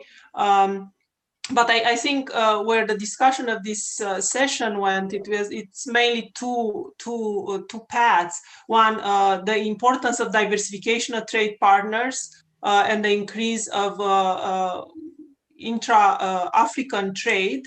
And also on the other path was the issues that are raised by the implementation and operationalization of the AfCFTA. And the actors that are involved in this process. So I think that these were the two main directions that that the speakers have, pointed out in this session. With that, I would like to thank our speakers and to all the participants, and I'll move back to the main organizer, and I hope to see you one day somewhere in some instance, and hopefully face to face and not in an online setting. Have a good day. Yeah. Thank you, Krina. Thank you a lot for your masterful moderation of an very, very interesting discussion. Let's go quickly now to the next. We have only two more to go for today. So let's go to, this is session, that will be session 5. Session 5, UK post-Brexit trade. which will be moderated by Professor Yagadesain Sami of the Norma Patterson School of International Affairs at Carleton University. Let me just send it over to you, Prof, and you can take it up. Thank you. Thank you very much, Mr. Adeyemi. Like my previous colleague, I want to thank everyone who's organizing this meeting for the opportunity to chair this 5th session on UK post-Brexit trade, and in particular what it means for the AfCFTA. I'm of course delighted to be here with you all. Before we begin, I just want to let you know that my internet connection has been playing tricks on me the last couple of days. So if for some reason I get disconnected, I will try to come back in, but please continue the conversation as I do my best to reconnect. Unfortunately, the presenter for this panel, Professor Mills Soko from Wits University, has had to withdraw at the last minute for personal reasons. So as a result of this, we're not going to have him speak to us, but we will have a panel discussion with our 3 discussants, Mr. Charles Kahutu, who's the Director General of East Africa Chamber of Commerce, Industry and Agriculture, Mr. Andrew Mould, Senior Economic Affairs Officer with UNECA, and Ms. Liz May, a Trade and Development Consultant. Before I give him the floor, I just want to perhaps set the background a little bit for this panel and what we've already heard since yesterday, because I think there's a number of common themes that have emerged that I would like to flag. So I have a few points to make, and then I will turn it over to the panelists. Some of these points will be quite familiar to many of you, but I think they are worth reiterating. As many of you know, the UK left the EU on January 21st of 2020, but it was tied to the EU's rules for the rest of the year. It went for a transition, or what we call an implementation period, in 2020. And this was done in order to allow the UK and the EU to negotiate what their future relationship will look like. In December of 2020, a trade and cooperation agreement was reached between the EU and the UK. This agreement for trade in goods has been provisionally applied since the beginning of 2021. As you may have heard, yesterday, the European Parliament ratified the post-Brexit EU-UK trade deal, making sure that free trade continues, so tariff-free and quota-free. While all of this was taking place, the UK has tried to maintain its trade relationship with African countries. But one of the things that has come up time and time again yesterday and today is the diversity that exists among African countries. And so from the point of the UK, this diversity has led to a number of outcomes. So for some African countries that qualified, trade continues under the EBA, the Everything But Arms Agreement, which means duty-free and quota-free access for countries that are considered least developed. There's been a number of rollover agreements that have been signed with some countries. And these were countries that had EPAs, Economic Partnership Agreements, with the EU. So for example, Ivory Coast is one of them. There was an agreement with countries in Eastern and Southern Africa, countries that are part of the Southern African Customs Union, plus Mozambique. Yesterday, we heard from one of our panelists about US-Kenya relations, and I think similar concerns were raised when Kenya signed a continuity agreement or a rollover agreement with the UK in December. So this go-it-alone strategy by Kenya has been viewed as detrimental to the East African community's common external tariff. And we have some countries that have also refused to sign rollover agreements. And these include some fairly large economies. Their decision was to side with the RECs that they belong to. For countries that are not LDCs and who do not reach an agreement, they will fall under the GSP, and so they may face tariff barriers. What this tells us is that this diversity among African countries creates some very strange events, because we have countries who will look at their own interests and decide to go it alone, and others who may decide that they want to negotiate as a group or subgroup. So in order to start this panel, I came up with a few questions for the panelists that they may choose to address. If they want to address other things, of course, they're more than welcome to do that. One is this question of diversity and varied interests. So how do we manage those? I know yesterday that a couple of our speakers have said that a go-it-alone strategy is not necessarily a good thing from the AfCFTA perspective. So I think hearing their thoughts about this would be interesting. The other question that I wanted to pose was, is it not time to revisit the EPAs in the context of UK-Africa relations? EPAs, as many of you know, have long been seen as stifling prospects for industrialization. So I think if there's a way to improve them or reconsider how they can be renegotiated, that might be something worth thinking about, because as I pointed out earlier, the UK has just been replicating what it used to do as part of the EU by just rolling over these agreements. And finally, the last question or issue that I would like to raise is, how do we improve the UK-Africa trade relationship? So on this issue, I should note that the share of the UK's trade with Africa was less than 3% in 2019. That's also small when you compare the UK with other economies of roughly similar size. So if you think about France or Italy, these are two countries that trade a lot more with Africa than the UK does. So what does a UK-Africa trade relationship post-Brexit look like? And are there any areas that could be looked into in terms of improvement? And of course, the continental aspirations expressed through the AfCFTA and Agenda 2063 calls for, a continental vision. And so how you engage with a country that has now decided to leave a particular bloc is an interesting proposition. So with that, I will now turn it over to the discussants. We had initially thought about having 10 minutes for each one of them, but because we don't have a presenter, I think they can probably extend each of their interventions maybe by 5 minutes or so. So please, I will now ask Mr. Charles Cahoot to be the first person to intervene. And so you can take up to 15 minutes if you want to. And then we'll have Mr. Mould and then Ms. May finally. So Charles, over to you if you're here. Yes, I'm around, of course. And thank you for inviting me and, of course, giving us some questions which can maybe guide the discussion, although they would have been better if they were brought in a bit earlier. But I would like to comment a little bit about what you have just talked about, the situation in Kenya, because I am physically now in Nairobi, Kenya.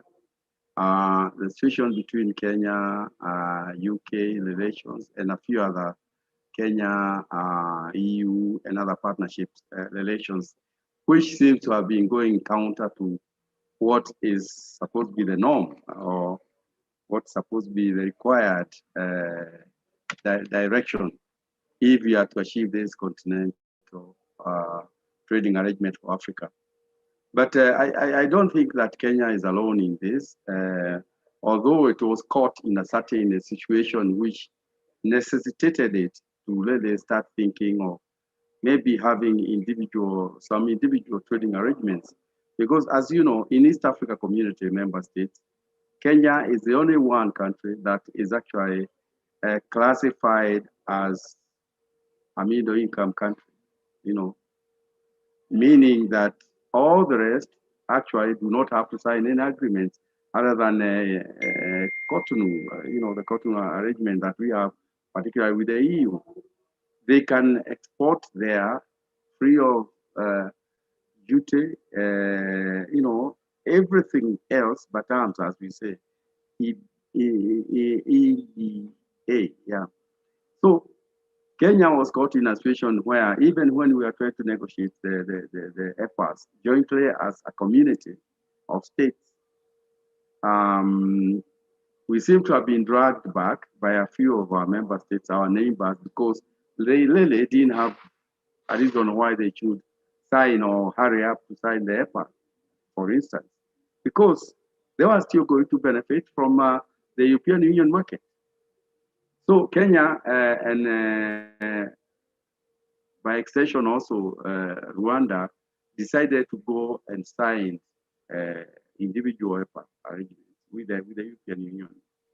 Now, it is the same thing that applies in the UK. The UK-Kenya relationship goes a very long way. And not only Kenya, actually, the UK-Africa relationship goes a very, very, very long way. And because of its traditional relationship with the continent, it enjoys a certain special status. And of course, moving out of Brexit, which it did a year ago, more or less, although the movement was actually enforced from, I think, January this year, moving out didn't seem to kind of give much difficulties, to Britain, because the negotiations we had with the European Union through EPAS, Britain could still reach out to Kenya, to other countries, and in fact, it has been very, very busy. UK has been extremely busy in the last few months, or last 1 year, since it made indications to go out of the union to sign, bilateral trading agreements with the nations from all over the globe. In fact, more so in Africa. In fact, including those countries which didn't have any colonial relationship with it. So it has come in Africa with that, what you call beneficial arrangement, in that it is not a newcomer. It has been there before, and it is just coming back. It's coming with some goodies, as it is telling us, it's coming with some goodies, and its negotiations are not that much difficult. We know that we have to be careful, because really those bilateral arrangements with the external trading partners from the continent itself, they may actually become more of a hindrance to successful implementation of AfCFTA. Why do I say this? I say this because AfCFTA implementation, or successful implementation, was premised upon very successful trading arrangements within the regional REX. East African community trading very successfully with itself, achieving what we call a full common market, a common market arrangement, a customs union, ZADAC behaving the same way, ECOWAS region behaving the same way, Central Africa behaving the same way, even the Union of Maghreb Alliance, the Arab North, behaving more or less the same way. But that is not what has happened, because these external trading arrangements that have come into play in African continent really are not actually giving us the chance to do that. Within East Africa community, of course, Kenya poses a challenge to kind of cohesive whole of that regional market, becoming a pillar or anchor to the Africa Continental Free Trade Area. And I think it is important that we recognize this. If that same process is being replicated in Western Africa, and I know it is, because quite a number of those countries in Western Africa have entered into individual arrangements with the UK and with the US and with other countries. Obviously, the ECOWAS region cannot talk cohesively as one trading bloc, because there is those cogs within it. And perhaps a good example for what I can say a reasonably well regional integrated trading arrangement is maybe ZADA, because it has a successful customs union. I think that could be a good anchor. But then, yeah, it could be a good anchor. In fact, perhaps that's one of the reasons why we have the Secretary General of the AfCFTA coming from that region. We like it. Now, Britain has again, or UK, let me not say Britain, UK again, its exiting from European Union has driven another edge into the African continent. Africa has successfully negotiated with the European Union together with its colleagues in the Pacific and the Caribbean, the ACP group of states. And most of these countries have been given, 79 of them, have been given access to the European Union duty-free, that market duty-free. Now, Britain is coming mainly to Africa and also to Caribbean and Pacific, because it has a presence out there, and trying to go in to sign bilateral arrangements again with them. I don't want to talk about the Caribbean and the Pacific, but if we come to Africa, you can see now the issue.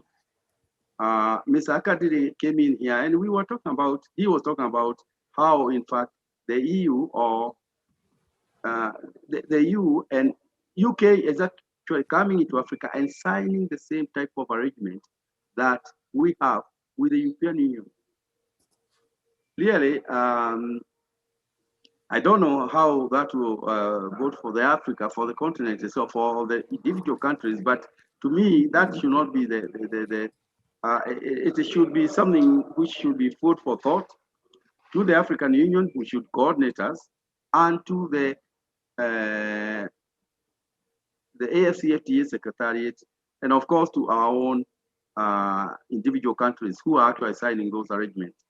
But as we said yesterday, because I was in this platform yesterday, sometimes countries are going out of their way because they foresee more better benefits by entering into that arrangement with another external trading partner outside the continent.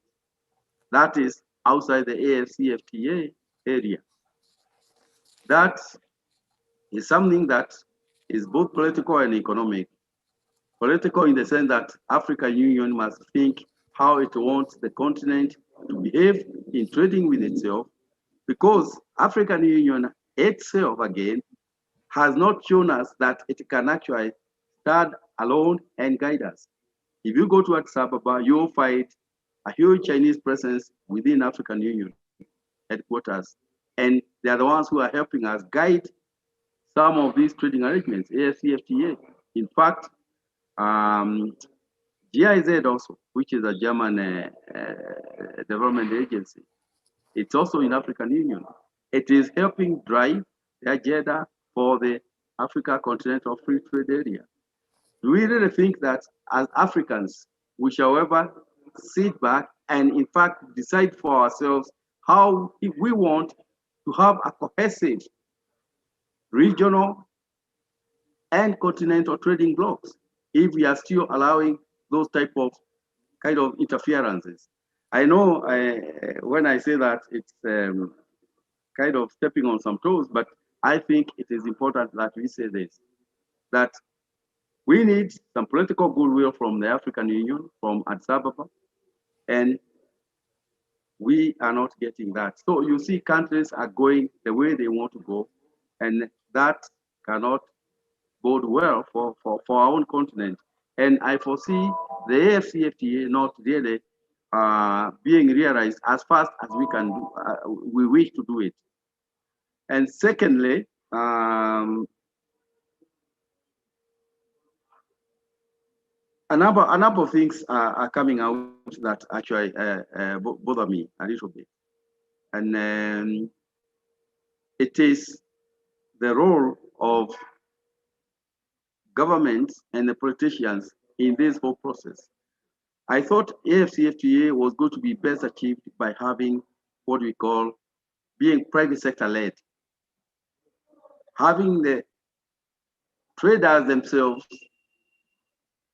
setting the scene and requesting the support of their governments, whether it is the continental government or the African Union, setting the policies that we need to be able to trade more with ourselves. How can we do this if indeed I cannot move an item, however small it is, from one border point to the next? Kenya cannot trade freely with Uganda. Of course we do that, but we still have what we call non-tariff barriers across. That has not been very good for us as a continent. And because of that, we see it easier for a country like Kenya or Ghana or Nigeria or other countries to actually look out to Europe and say, UK, yes, you give us access to your market, yes. We have direct connection with you because we have an air flight, yes. So we sign a bilateral agreement with you. There are many things that in fact are moving Africans from trading with themselves within the continent and moving out to where they think it's more easier to do this business. because it's easier to leave Lagos to London, or to leave Lagos to go to Brussels, or to any other country like that. It is very, very difficult to move an item from Lagos to perhaps South Sudan, for instance, although they are not far from each other. These are some of the issues that we really need to look at, why we are going there, and whether, in fact, the the British, the UK exit from the European Union, or what we call Brexit, is helpful to us or not. I think it is coming to duplicate efforts, and we shall see ourselves getting into arrangements that, in fact, are going to be more complicated.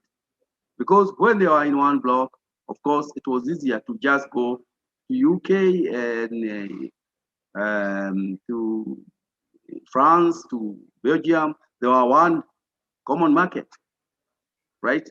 Now we have to renegotiate with the UK to be able to get to that market. And that is basically something that I see that it is going to become a bit of a problem for us, not because the Africans need it, but we may have no choice.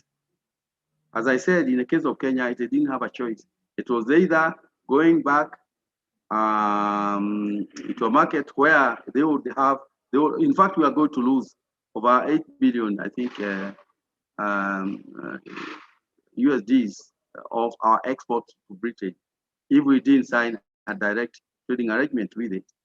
And for the European Union, if we didn't sign the EPA individually, then we are going to be actually having tariffs imposed on anything we said to European Union. And they are one of our largest trading partners, particularly in the horticulture and fresh fruits and flowers and so on. We could not have lost that. I think that was more of a political decision, or rather economic. But even in politics, it was a good political decision. I could have actually approved myself. But then, how does it impact on the continent itself towards the realization of the AfCFTA? That is a question we should be asking ourselves, and how we shall be addressing it in the days to come. Britain itself, the way it is approaching Africa, and of course the rest of the globe, it has, as I said, some advantages and benefits. Some of them are because it was a colonial power before, so it is not exactly a new player. It's coming back with traditional kind of ground where it used to play.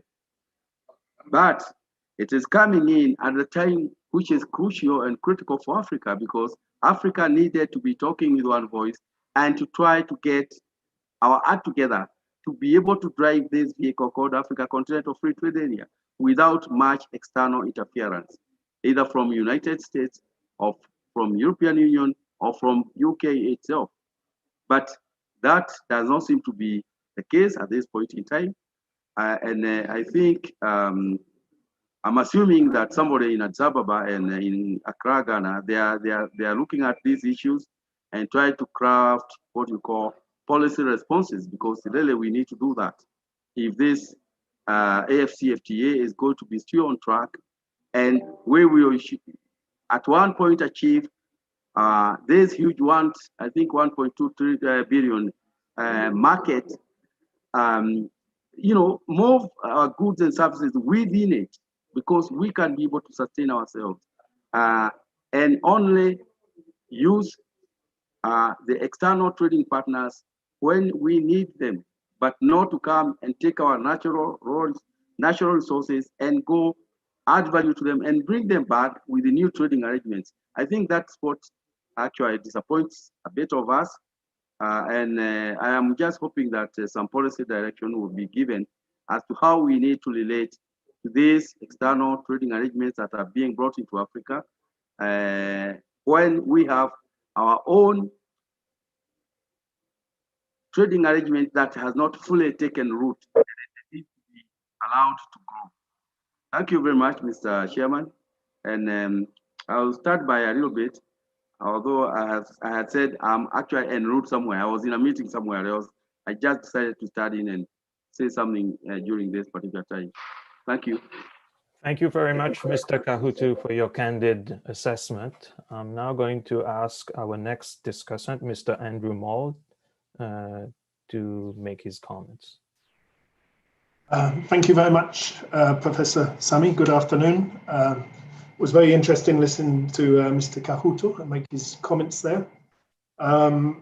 I've got a rather different perspective, but I do have a lot of comprehension for the countries such as Kenya and Mauritius as well, which have a more important trading link with the UK. But I think there is a risk that this can distort the continental priorities to some extent. Let me make the first point, I think, would be that the level of intra-African trade, I think, is often underestimated. You know, we commonly hear this 16 or 17% of trade in the continent being intra-African, and, you know, 80% in effect is extra-African. But that includes all the commodity exports from the continent, the unprocessed fuels, for example, the oil exports, the mineral exports, the copper, all those kind of gold, for example, which obviously enough are destined outside the continent. If you strip those away from the continental figures, you suddenly see for many countries, suddenly the intra-African trade component is much more important and it's much more diversified. And it actually, if you look at manufactured trade for the continent over the last decade or so, intra-African manufactured trade for the vast majority of countries has far exceeded the dynamic of extra-African manufactured trade. So the point I'm trying to make is actually the African market is quite dynamic. And our perception of intra-African trade, we often talk it down too much. So in the case of Kenya, for example, I do understand, you know, that there's sectoral interest there. For example, they've had quite a big success in their horticultural exports to Europe and the UK. But in actual fact, more than a third of the exports from Kenya already go to the continental market. And for a regional partner like Uganda, it's over 50% of their trade is currently with the African continent. Now, why does this all matter in the context of these conversations? Because I feel when we talk about trade in Africa, we spend a disproportionate amount of time discussing extra-regional trading relations. And we should be dedicating our attention more to the continental agenda, particularly at this juncture.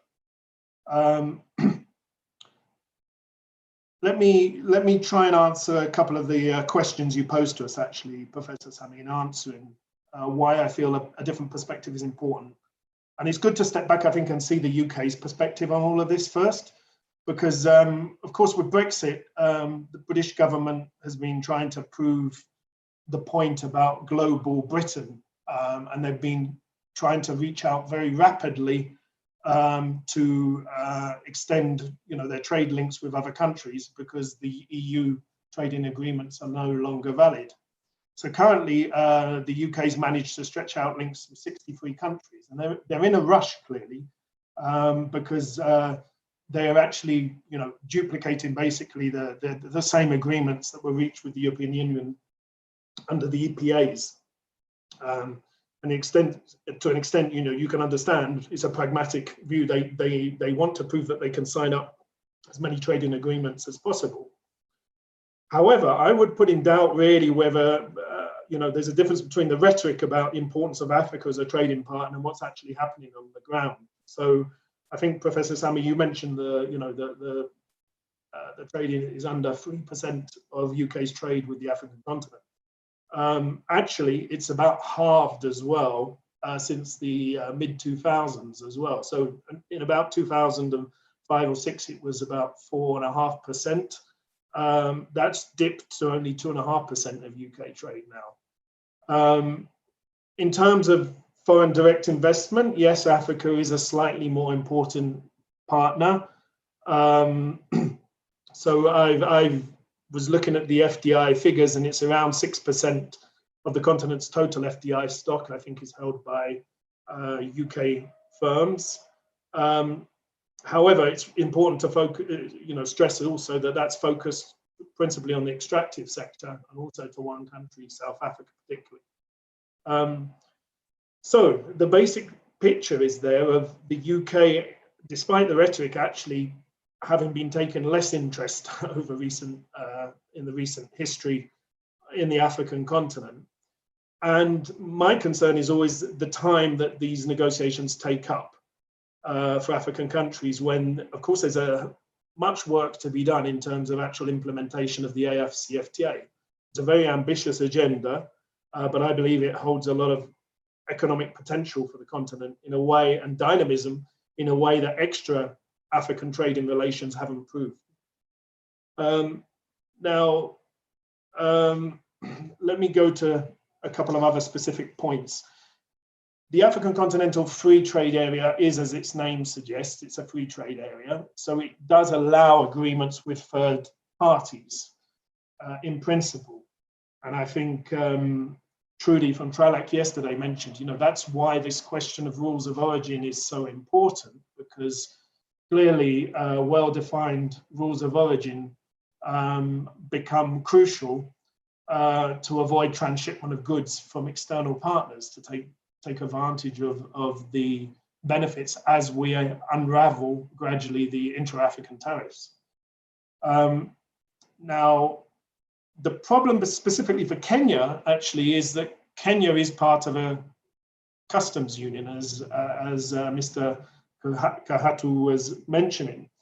And having already established a common external tariff, it does cause problems for other partners in the regional bloc when external agreements are reached of this nature, because it means, imposing on the others to accept the same terms, principally. So it does undermine the common external tariff. Now, within the AfCFTA, the ambition is to move quite quickly towards a common external tariff, but that's some way off. But we heard from one of the other presentations in the afternoon as well, did we not, that the European Union has been a customs union since 1968, and ever since that time, the European Union takes all the competencies for trading relations with third parties. So the countries were no longer free to negotiate individually.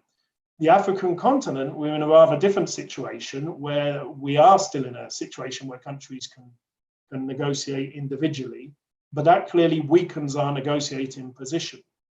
And this has been unfortunate both with the economic partnership agreements with the European Union, because we know that's caused certain strategic problems in regional blocs in West Africa and East Africa community as well.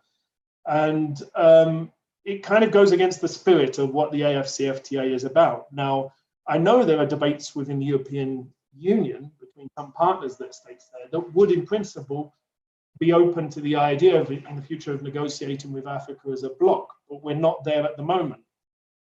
So in answer to your question, I think your first question, Professor Sami, you were saying a go-alone strategy. I think we have to recognize that for a few countries across the continent, trading relations with the UK are important.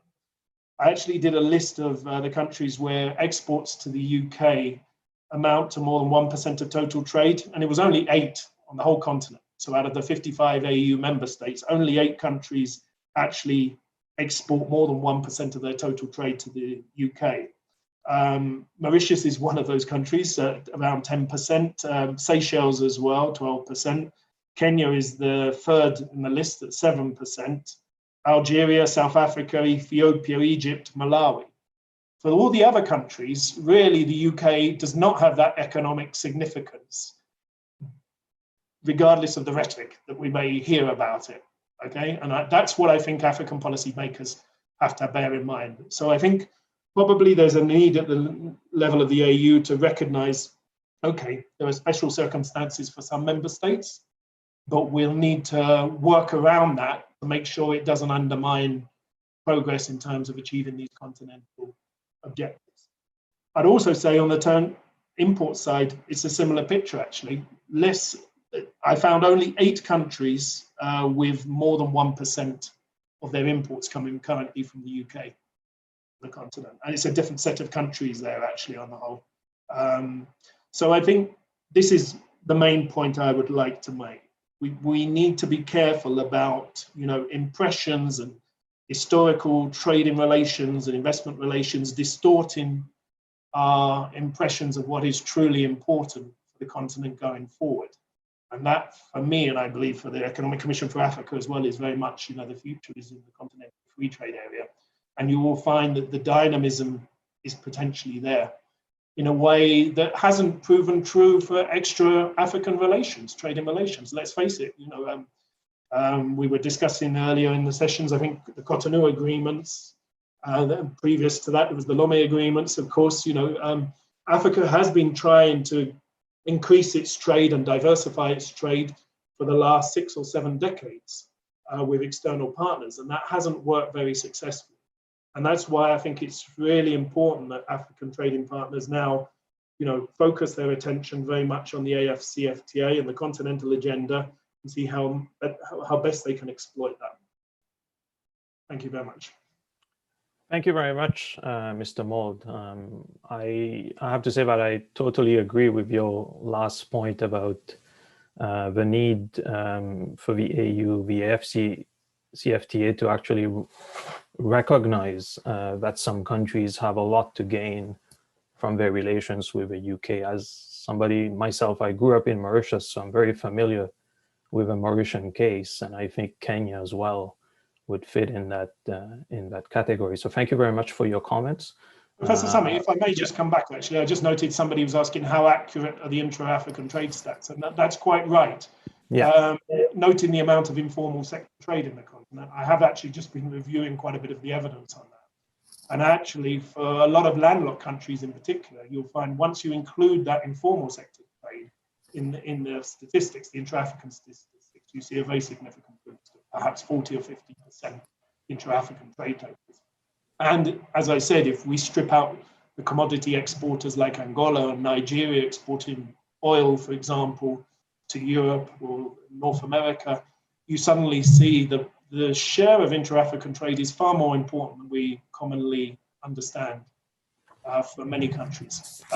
Island states like your own, I think there's a little bit of a different story. You have a different history and your preference. You took advantage of your preferential market access in a way that some other countries on the continent didn't manage to. But anyway, yeah, so I just thought that was an important point to make. Okay, thank you very much. Last but certainly not least, I'm going to ask Mrs. May to, okay, there you go. Thank you very much. Thank you very much, Professor Sami, and thank you to the organisers for the opportunity to speak to you today. I wasn't able to join the discussions yesterday, so I hope that my comments aren't too repetitive of points that were made there, but I have really enjoyed the preceding discussions on France and China today, some really interesting points raised. So as Professor Sami said, I'm a consultant, so I thought I would just give you a quick introduction to me and where I'm coming from. Consultant always sounds a bit fishy to me. So I've worked in UK civil society organisations for the past 25 years on trade and development issues. And since the UK decided to leave the European Union, for 3 years post the Brexit vote, I have worked for a civil society organisation engaging with the UK government on its approach. And then for the last 2 years, I've been working more closely with African exporters on the specific post-Brexit challenges that they face and on specific continuity deals. So specifically on the Ghana deal and also a little bit on the Kenya deal as well. So I think it's good to take a second at first to remind ourselves that the aim of the AfCFTA is not just about freeing up trade on the continent. That trade liberalisation and Agenda 2063 is a tool, and that tool is about achieving the structural transformation of African economies and supporting industrialisation and ending the cycle of primary commodity export dependence, as other speakers have noticed, particularly also ending some of the traditional dependencies on the EU and other developed country markets. So in order to achieve those goals, a lot needs to be in place, but particularly the trade liberalisation within the continent and externally needs to be both strategic and sequenced. So countries should use trade as a tool to support the development of local industries, of course, the creation of good jobs, But this doesn't mean opening up every product line to everybody. The process needs to be sequenced, to be specific, to be calibrated. And as I think Andrew Moll just noticed, the AfCFTA timelines are already, in fact, quite ambitious. And we know that there will be adjustment for a good number of countries. So there's no need to compound this by piling on additional liberalisation commitments. And secondly, that liberalisation needs to be accompanied by robust investment in supply capacity. The problem of many African economies is not so much their lack of openness, it's about the lack of good productive capacity. And so it's imperative that effort is put into building those firms that will then participate in the regional value chains that we all want to see. And for this to happen, countries also need the policy space to pursue the right supportive policies, whether it's export taxes, whether it's local content requirements, as I think Mr. Kahutu mentioned, or sorry, a previous speaker in the French section mentioned. And FTAs with external parties can cause challenges on both of these areas, as well as being a distraction in terms of negotiating capacity. So I would argue that external FTAs right now for the African continent really need to be treated with caution and potentially avoided where necessary, where possible. And that those that exist, including the EPAs with the EU and the continuity agreements signed with the UK in recent months, potentially also do really need to be reviewed. So what has been the role of the UK and Brexit in all of this? My first observation in terms of the UK is that the UK has no clear trade policy at the moment. It's not yet clearly defined to British citizens what its what it's trying to achieve through its trade policy. And equally, the UK at the moment has no clear policy towards the African continent as a whole. The House of Lords recently did a very interesting report looking at this. Policy towards Africa is quite muddled at the moment. So from my dealings in the last 5 years or so, I would argue that what the UK, the motivations of the UK in terms of Africa at the moment have been very short term, not strategic, but they've basically been motivated by a desire to achieve trade continuity. And by that, I mean largely to ensure that UK firms are not disadvantaged vis-a-vis EU firms in terms of the market access that they have to African countries, and a desire on the UK part to show that Brexit is working. And by that, the main tool or motivation there is how many deals have been signed. So there's been this rush to sign deals, and there's been this very single-minded focus on continuity. So that's been the motivation behind the rollover deals. As the speakers have noticed, the UK has concluded now 6 deals. They're basic cut and paste of the EU deals. The continuity approach was also partly motivated by lack of capacity, negotiating capacity on the UK side, I would say as well. So this cut and paste approach has been a shame. For me, working in civil society, the one upside potentially of Brexit was that the UK may take the opportunity to rethink its relations with Africa and rethink the economic partnership agreement approach. And it was a real missed opportunity that they haven't seized that opportunity. So the UK hasn't updated its approach to take into account new realities, including the AfCFTA. And indeed, the UK throughout the last 5 years has pushed back quite hard against any African country's requests for a different approach. So the EAC requested a pause on the Kenya negotiations to allow to ensure that the integrity of the EAC customs union. The UK said no. The EAC also requested that the UK look at alternative market access mechanisms and transitional mechanisms. The UK said no. Ghana also requested a transitional market access mechanism instead of a replicated FTA. And was refused. The UK even initially refused Ghana's request that instead of basing the continuity deal on the EU stepping stone agreement, they wanted it rather based on the ECOWAS EPA. So at least the text itself was region-wide. And the UK was very resistant to that proposal as well, because it was so fixated on this idea of continuity. So we now have at least 2 deals which actively cut across and undermine African regional customs unions. And the UK hasn't even been able really to deliver on that promise of continuity because it wasn't in their gift. After years of close integration, many African export chains are in fact triangular.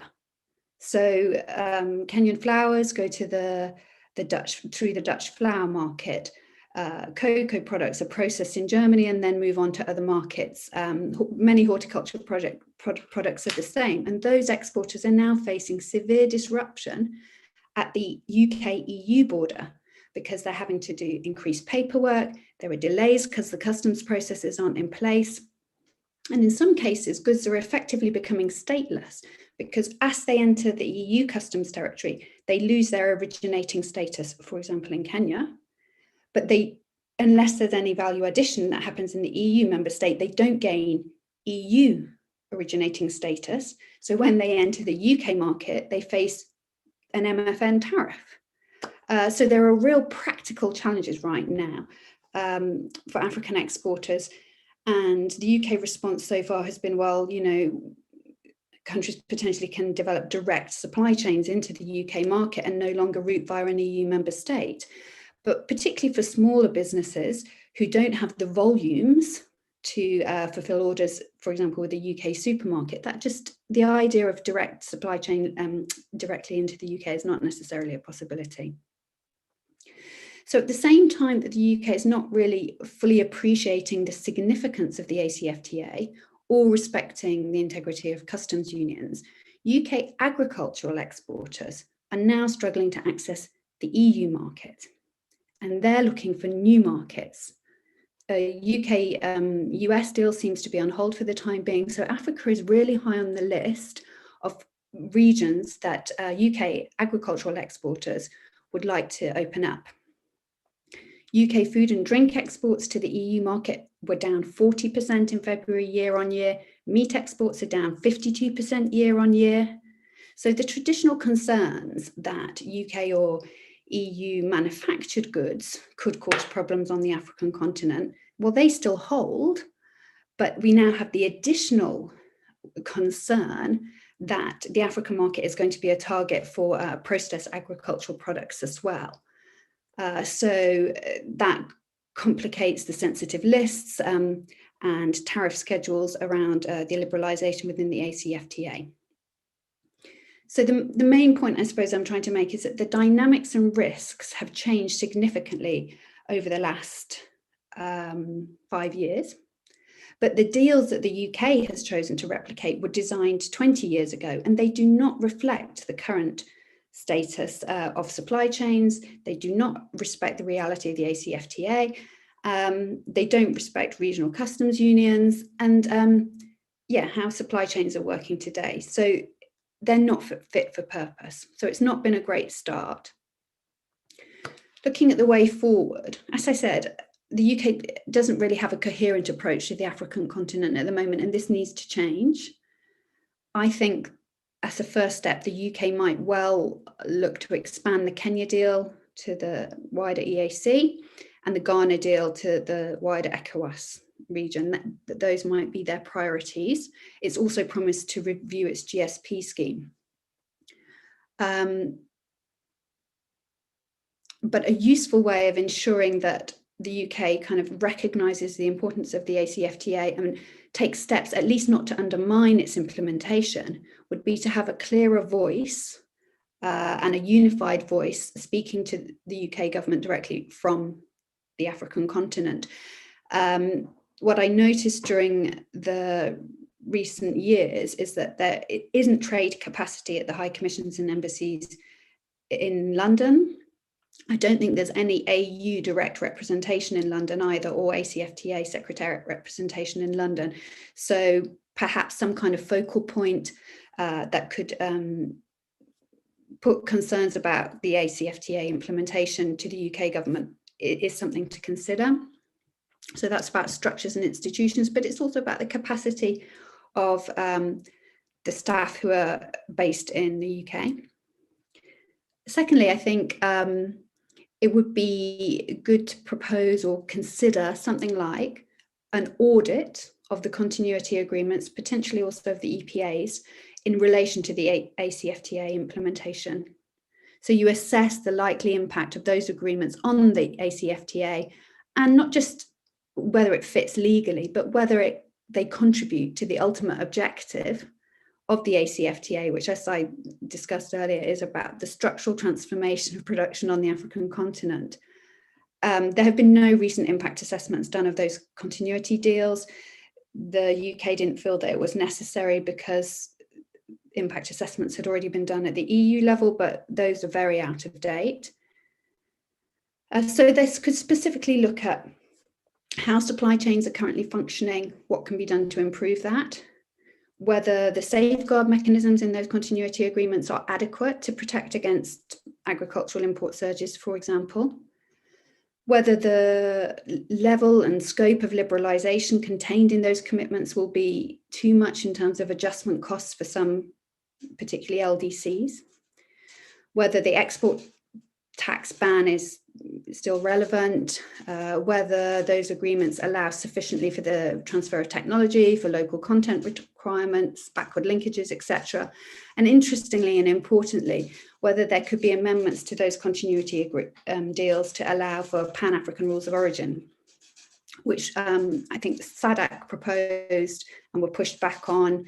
I'm not sure if Ghana proposed Pan-African rules of origin, but basically anything that was outside of the scope of the just a straightforward cut and paste, the UK said no to.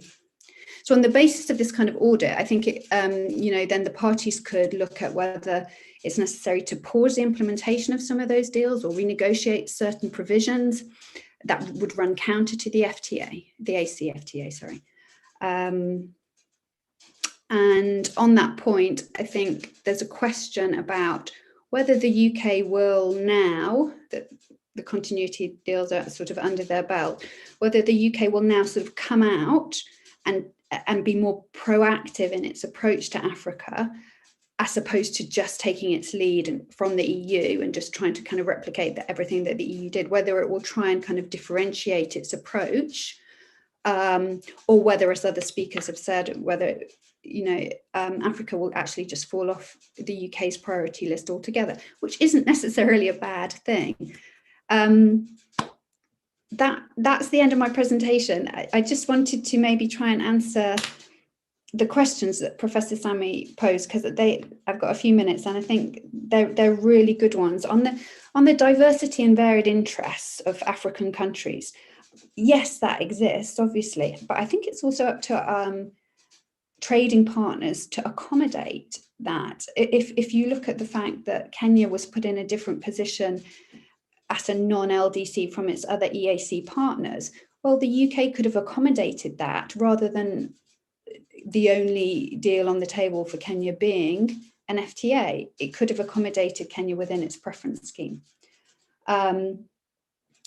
And also, I don't necessarily think that a lot of countries are looking to the UK, for example, and saying, oh, well, we've got good offensive interests here.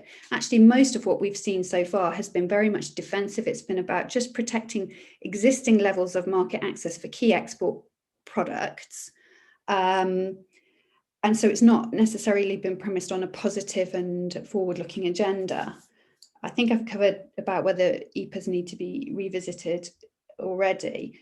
And on how to improve the UK's trade with Africa, my first instinct is just to back off, for the UK to back off a little bit, to fix the continuity agreements, to pause the elements which are unhelpful, and potentially to look at a continent-wide preference scheme or something like that was less divisive across the African regions and gave credence, gave priority to the processes that Africa's going through, and prioritize not undermining those. I think that's, and allowing African countries and firms to build up the productive capacity so that when, say, in 10 or 20 years' time, there is an FTA between, say, the UK and Africa, it's on much more equal terms, and more manufactured exports are going both ways, etc. If we continue just liberalising as is, we're going to continue to replicate patterns of inequality, I think. So I'll leave it there, and very looking forward to questions and discussion. Thank you very much, Mrs. May. Can I ask Mr. Adeyemi how much time we have, if he's still listening? Yes, Prof. I don't know whether you saw your mail. We were even suggesting I did. We should continue. So it's in your hands. You are going to have the next session too. So should we give the audience a couple of minutes, maybe, if they have pressing questions before we move to the next one? That would be good. Yeah. Okay. So if anyone has questions, please feel free to put them in the chat box or raise your hand. If you're a panelist, because I can see the screen, if you want to ask a question, please go ahead. Or maybe even the other panelists who want to react to what each person has said.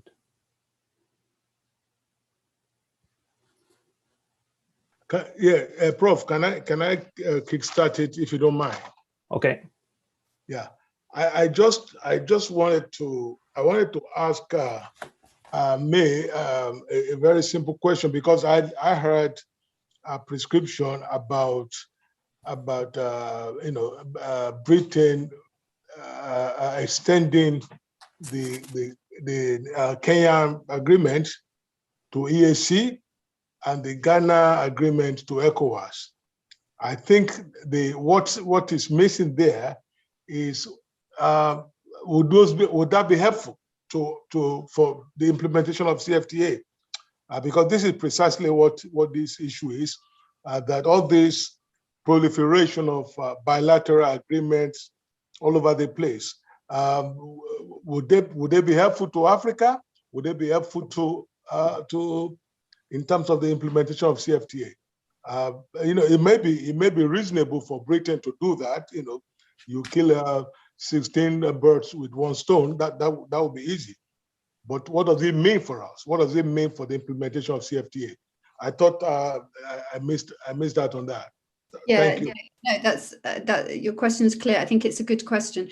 I think that the UK's motivation in trying to extend those agreements would be more potentially to increase its footprint, its market access footprint, but also superficially to support regional integration processes.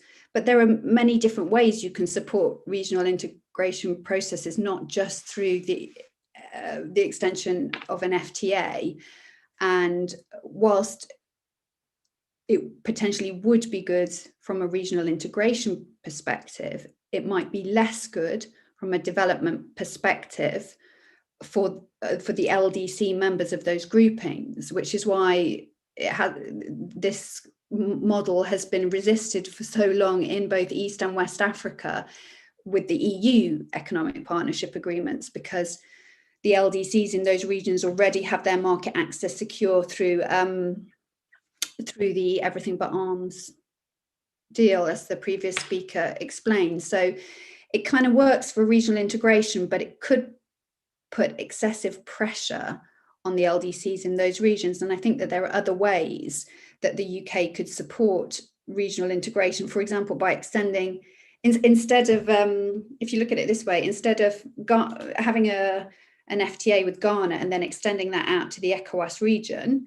the majority of countries in the ECOWAS region are part of the EBA, which is part of the UK's preference scheme. Why not extend the preference scheme to include Ghana? So there are different tools to reach the same objective.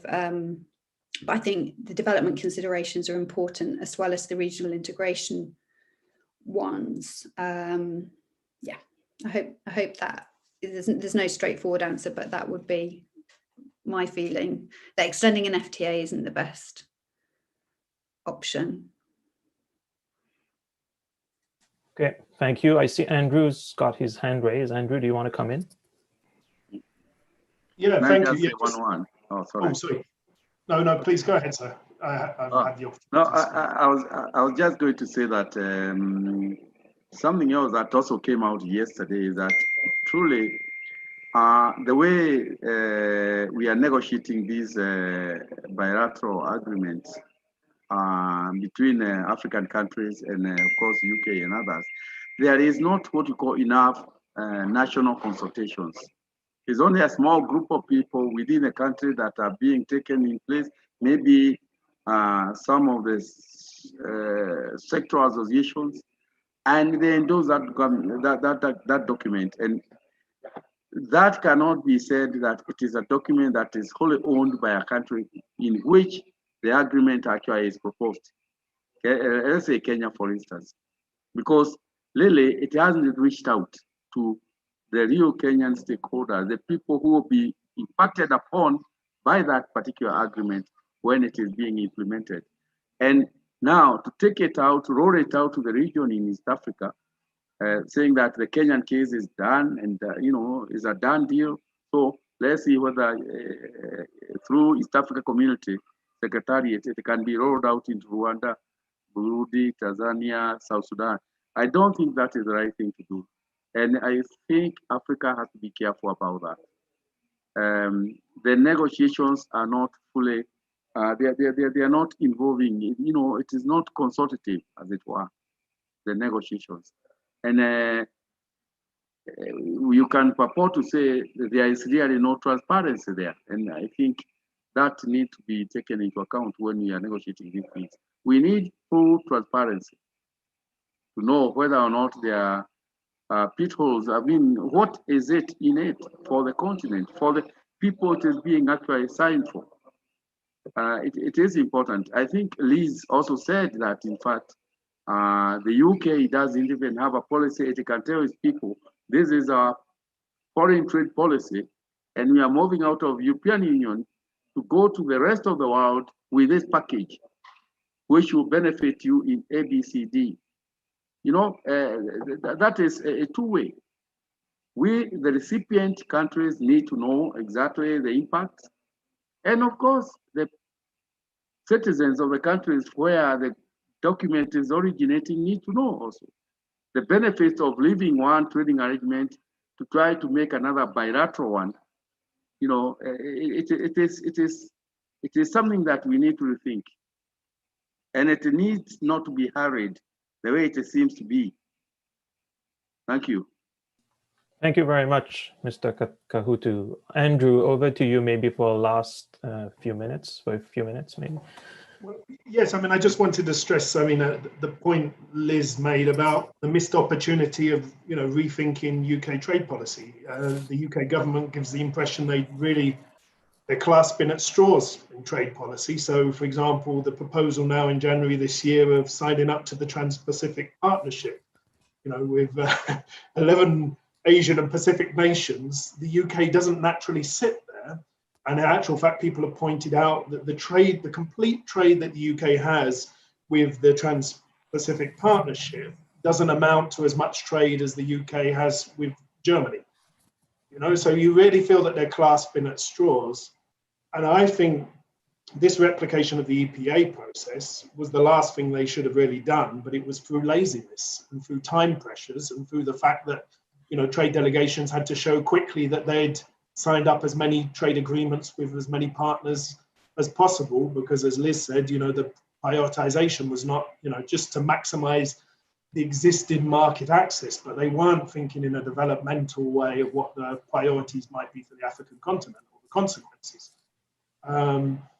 The proposal that Liz made of perhaps extending the preferences to a country like Ghana or perhaps Kenya in our region, to me makes a lot of sense, but I know what the reply would be. It would be similar to the reply from the European Union, that no, this would go against WTO rules and clause 24 WTO agreements. I've never found that very compelling, to be honest. I don't think that either Ghana or Kenya represent a major threat to European industries or the UK industries either. And I was just disappointed that after, I have a lot of respect for the European Union's support they're giving the AfCFTA. They've been very generous in their support to the African Trade Policy Centre. And, I think they're a good partner in terms of thinking about the future of regional integration, because Europe has a long history in this itself. But the EPAs has not been the crowning glory of the European Union's relations with Africa either. I mean, this has been ongoing now since the early 2000s, and they still haven't been successfully concluded. There was always discrepancies within the European Commission between DG Trade and the development people, who didn't really agree that this was the right route to go down. And I just find it regrettable that the UK decided at the last minute just to go with those existing agreements, which had already been proven to be extremely difficult and causing problems for the African continent internally, with the regional blocs. So, yeah, just to stress this, the missed opportunity. The UK could have really put some more thought into this and had a more pro-developmental approach, but it failed to do so. Thank you very much for a very interesting conversation. Let me thank you all on behalf of the organizers. So I want to thank the panelists for their comments and suggestions for how to move forward when it comes to UK Africa trade. I will make sure to share your comments with our presenter who couldn't be here, and maybe ask him to get back to you if he has questions about what you've said. So I guess what we will do now, Mr. Adeyemi, if you're still here, should we move into the next session right away? Yes, I think we should. We should the next session on India and Turkey, which you are kindly moderating again. Thank you. Okay, thank you. Thanks again, Andrew, Liz, and Charles. Yeah, thank you. Good afternoon. Thank you. I have to leave you myself for the next session because my time is up. Otherwise, I'll be caught up with some travel restrictions. Okay, so in the interest of time, what we're going to do now is move to the next session on India and Turkey. As Mr. Adeyemi just indicated, we have 2 presenters and 3 discussants for this session. I believe it's Professor L.M. Iris, if I pronounce your name correctly. You've asked to go first because you have to leave a little bit earlier. So Dr. Nagar, if you don't mind, we will let Dr. Iris go first. So she will speak we have about 15-20 minutes, and then we will go to Dr. Nagar in second position, and then we will have a discussant who will intervene. Dr. Nagar, is that okay with you? You're welcome. I'm not sure whether you can see me. I can. Yes, we can. Or hear me. Yeah, we can. Thank you. Okay. Okay, great. So why don't you start? Let me share, if I can share my screen with you. And thanks a lot, Dr. Nagar. Well, as we started late, I think I need to leave early because my husband has an online class in an hour and we have a toddler to look after. So I'm really sorry if my interruption have caused any inconvenience. But let me start as early as I can. Can you see my screen? Yes, we can. Okay. All right, it's fine. So in line with the concept note that we've been sent before the conference, I thought it would be better to be to the point and to focus on those following issues that matter most. So first, I want to focus on Turkey's economic engagement in Africa, along with economic cooperation and trade agreements signed between Turkey and African countries, as well as the implications of those trade agreements on the AfCFTA, although we are still not sure about the implications yet. And lastly, I want to focus on the implications of the AfCFTA on Turkey's trade relations with Africa.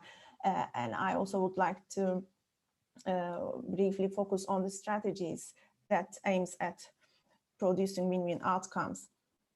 So I have decided to add this slide in the very last minute, but I thought it's good to talk about such numbers because they might better indicate the central place Africa now occupies in Turkish foreign policy. And as you can see, Turkey has 42 embassies in Africa with an aim to establish embassies in all African countries. And the number of African countries having diplomatic representations in Turkey have also dramatically increased, especially in the last decade. And although established only a few years ago, Turkish Mari Foundation has more than 150 schools in Africa, while Turkish Cooperation and Coordination Agency, it is the official and international aid agency of the Turkish government. It has program coordination offices in nearly half of the African countries.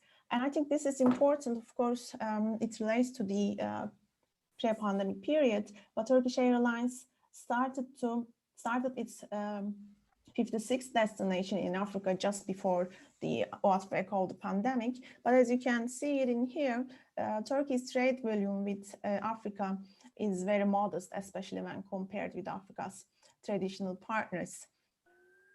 But two documents here have particular importance. The one is Turkey's Opening to Africa policy, which is actually the roadmap of Turkey's Africa strategy. It has detailed measures to enhance relations with African countries, and economic measures has the central place in the document.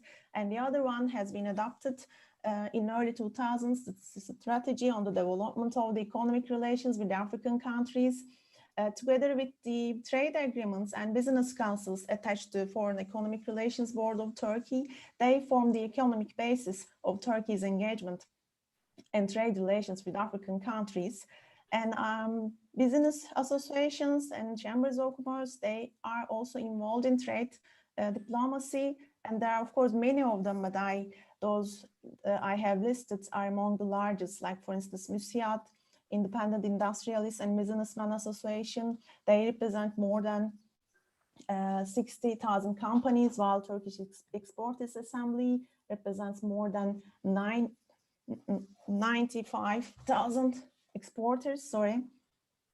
But if you look at Africa's trade with selected countries, I thought it wouldn't be fair to compare Turkey's trade with Africa's traditional partners, or as the big three, with the big three, as Business Center once defined in one of their panels a few years ago.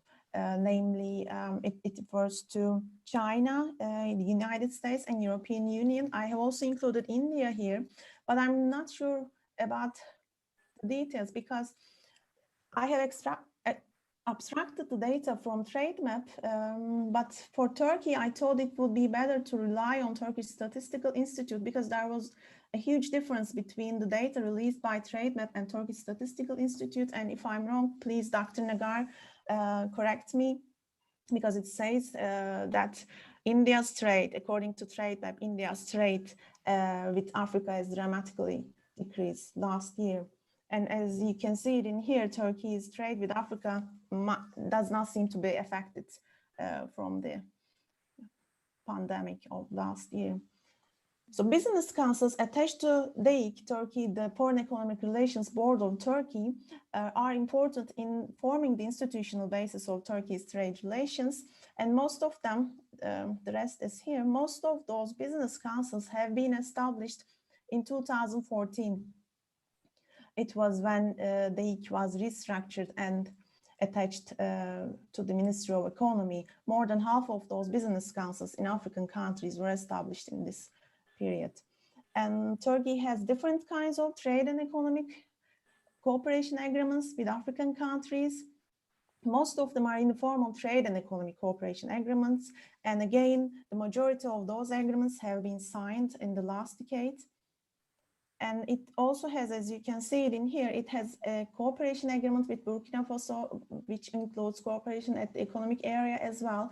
While Turkey has a trade and economic cooperation agreement with Egypt, it has another trade agreement with that country, but maybe it should not be surprising when considering that Turkey has longer and more established ties with Northern African countries.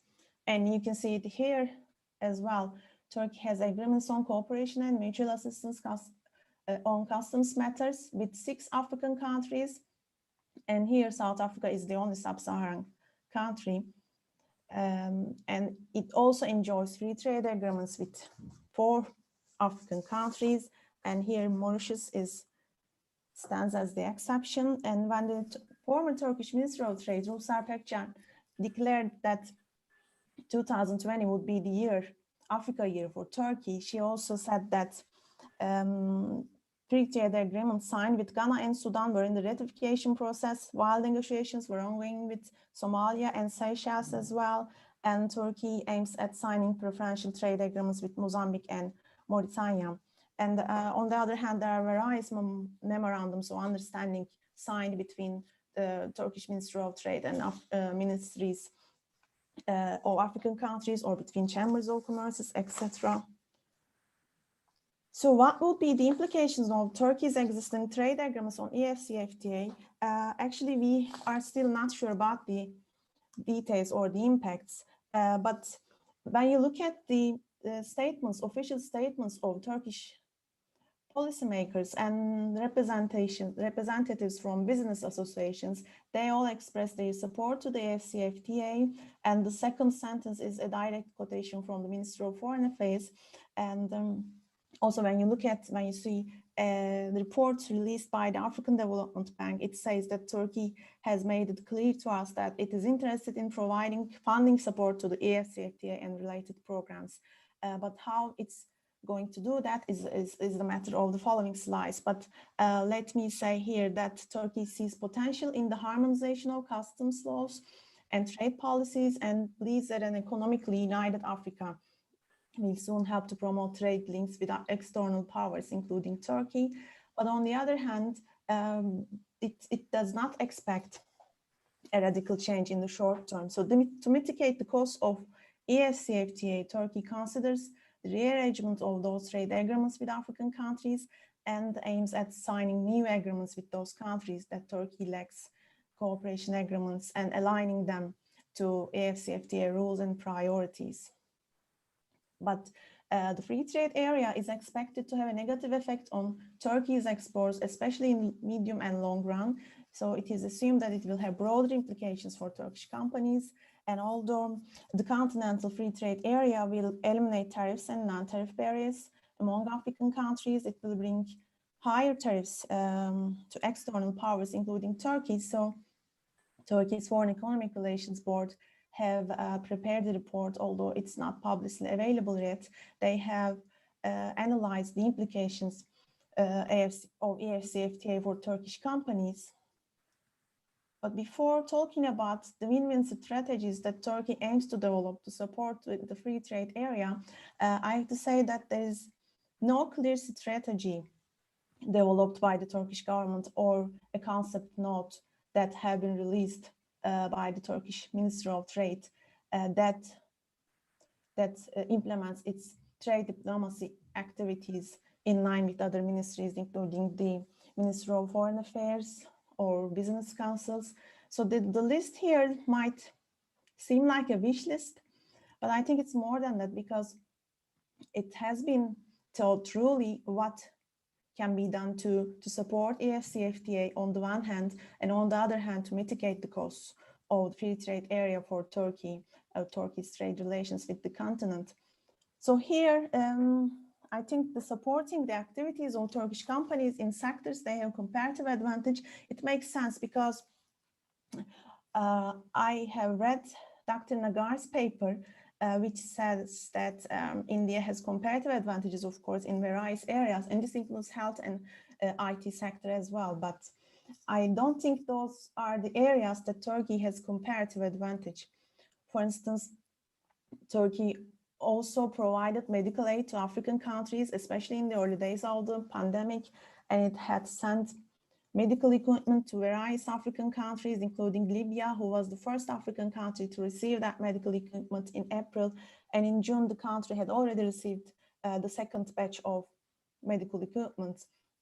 And Turkey has recently sent 150,000 COVID doses of coronavirus vaccine to Libya, but I don't think this will be on a regular basis, because we are already having our own share of the outbreak, and there are various Turkish NGOs also working in health sector, involving in projects regarding the health sector, but Turkey does not have a comparative advantage in this field or in the IT sector, as I have said. So Turkey aims at providing those companies where they have advantages, including the construction sector, for instance, and they aim at providing loans and financial support to those companies, especially through trade councils in Turkish embassies. And I think this is important considering Turkey's diplomatic network in the continent, and there are also plans to transform those embassies so that they could have a more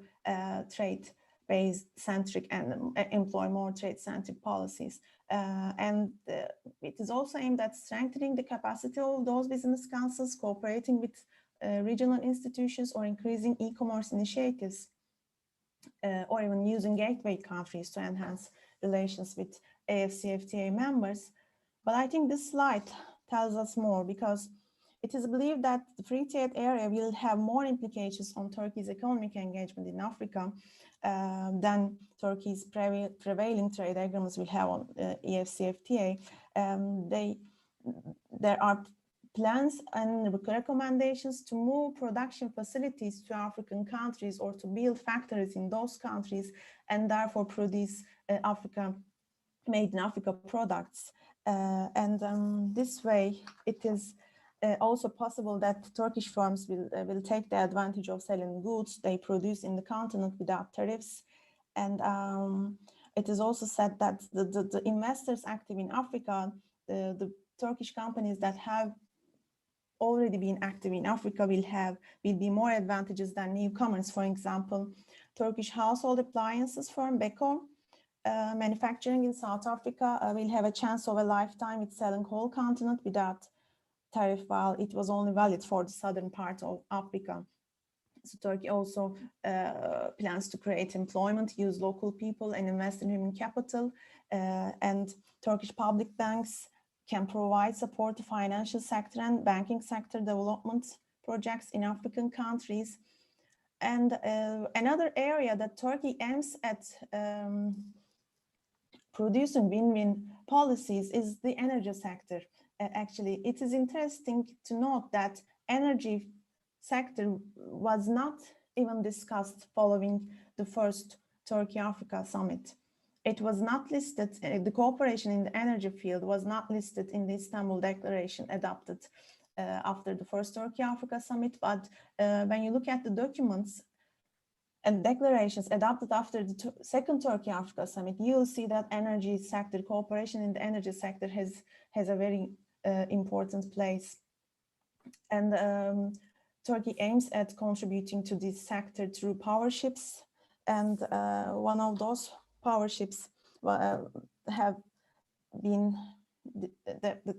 a Turkish energy company have plans to send one of those power ships to Libya, and thinking that it could be a quick solution to Libya's energy problems and electricity cuts. And another Turkish company has also become the biggest winner of South Africa's Emergency Risk Mitigation IPP procurement program with its 3 projects. It is also a registered company with local partners and already has registered offices in Sub-Saharan Africa, South Africa, and they can supply enough electricity to stop most load shedding and do it at a lower cost than ASCOM.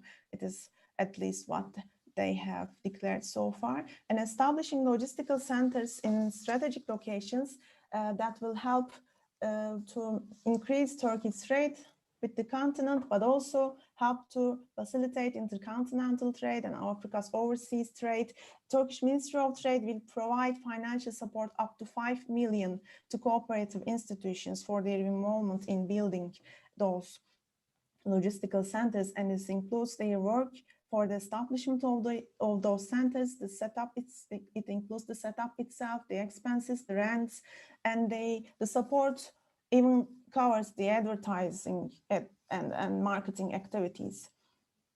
But the last measure, I think, has more importance in Turkey's strategy, reducing the infrastructure deficit in African countries, and this way creating business opportunities as well. Because as you know, China is the top investor in African infrastructure, but it cannot reduce the infrastructure deficit on its own. So Turkish companies, having been active abroad for long years, for decades, they think they can provide their expertise and help to create the necessary infrastructure opportunities that will increase intercontinental connectivity. So some of those Turkish companies have already been involved in Libya. They are implementing projects in Libya since 2070s, and 2 Turkish companies assumed the control of Mogadishu's airport and seaport operations, helped to rebuild Mogadishu airport and build the roads that connected Mogadishu center to the airport. So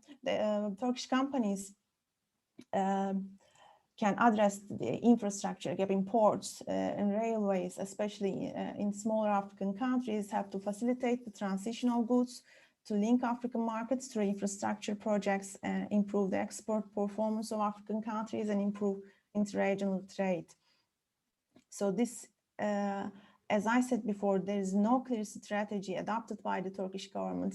So I have abstracted those strategies and recommendations from this, basically from the statements of officials, or some of them have been compiled from the report they has shared it with me. So the table in here, the map in here is in Turkish, but I think you can follow the numbers. It says that Africa, in terms of the regional distribution, Africa comes third after Eurasia and the Middle East, and the number of projects implemented by Turkish construction companies have exceeded 10,000, while I think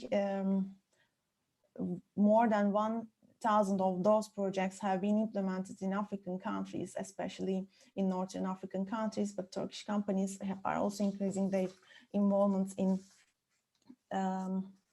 sub-Saharan African countries as well, especially including Ethiopia, Nigeria, or South Africa.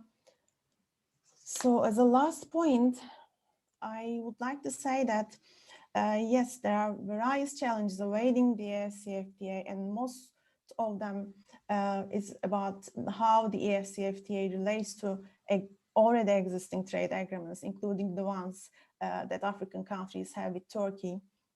So it is still not clear how these challenges or how these contradictions will be reconciled. And I'm still not sure if Turkey will be able to meet the standards of the AfCFTA or complement the AfCFTA. But I think we need to have more of these panels or workshops or conferences to discuss more about the implications of free trade area and side effects of those trade agreements on the AfCFTA, maybe focusing on specific countries or regions. So as a last point, I would like to use this opportunity to say that our forthcoming book will be released in July this year, and it has also 2 separate chapters on Turkey's economic engagement in Africa. One has a specific focus on trade policies, the other one concentrates on political economy. So I wanted to share it in case you might be interested. Thank you for all your patience. So I'll stop sharing it in here. Thank you very much, Okay, Dr. Iris, for your presentation. Thank I think just as in the other cases, people have been asking about the slides and so on, which I believe we will share with them afterwards. So thank you for your presentation. Without any more delays, I will now turn it over to Dr. Nager for her presentation, and then we will have one person who will provide comments. Over to you. Many thanks, Prof. Sami. Can I open up my presentation slides? Do you have co-hosting? I did ask. Shall we have a look? Yeah. Did it work? No.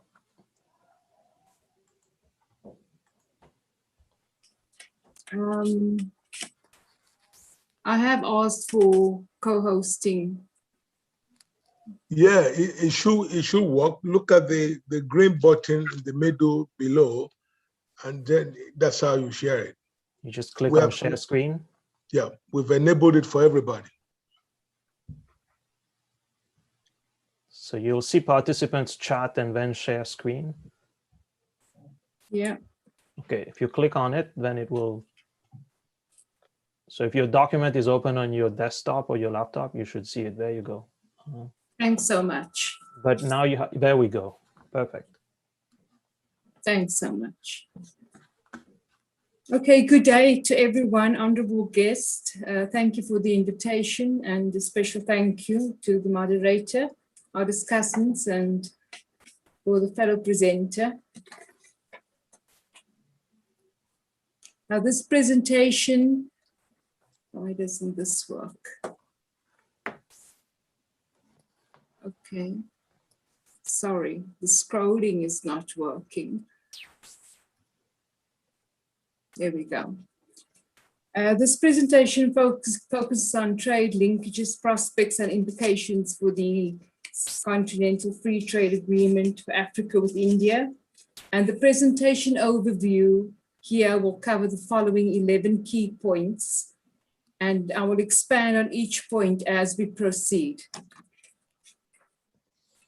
Now, by way of introduction, the AfCFTA can be viewed as Africa's gradual region building and integration process spanning several decades, leading to the AfCFTA, which demonstrates clear moves of government efforts to speed up value-driven intra- and intercontinental-wide trade commodities, advance agro-industrialization, and build viable infrastructure. This African partnership hones in on a bilateral trade within a multilateral approach of developmental integration. It is not a supranational entity. Member states, while belonging to the AfCFTA, is thus granted the liberty to join and sign external bilateral and multilateral intercontinental and international trade agreements.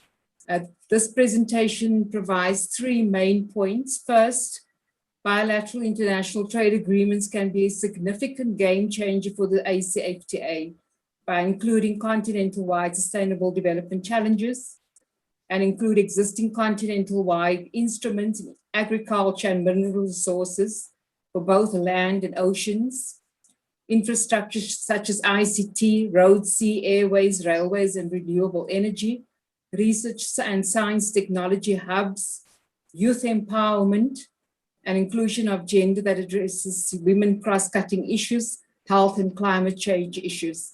Second, bilateral international trade partnerships within the AfCFTA that considers inculcating a practice of state sovereignty on the one hand, and a continental-wide commitment to the AfCFTA on the other can forge a win-win approach.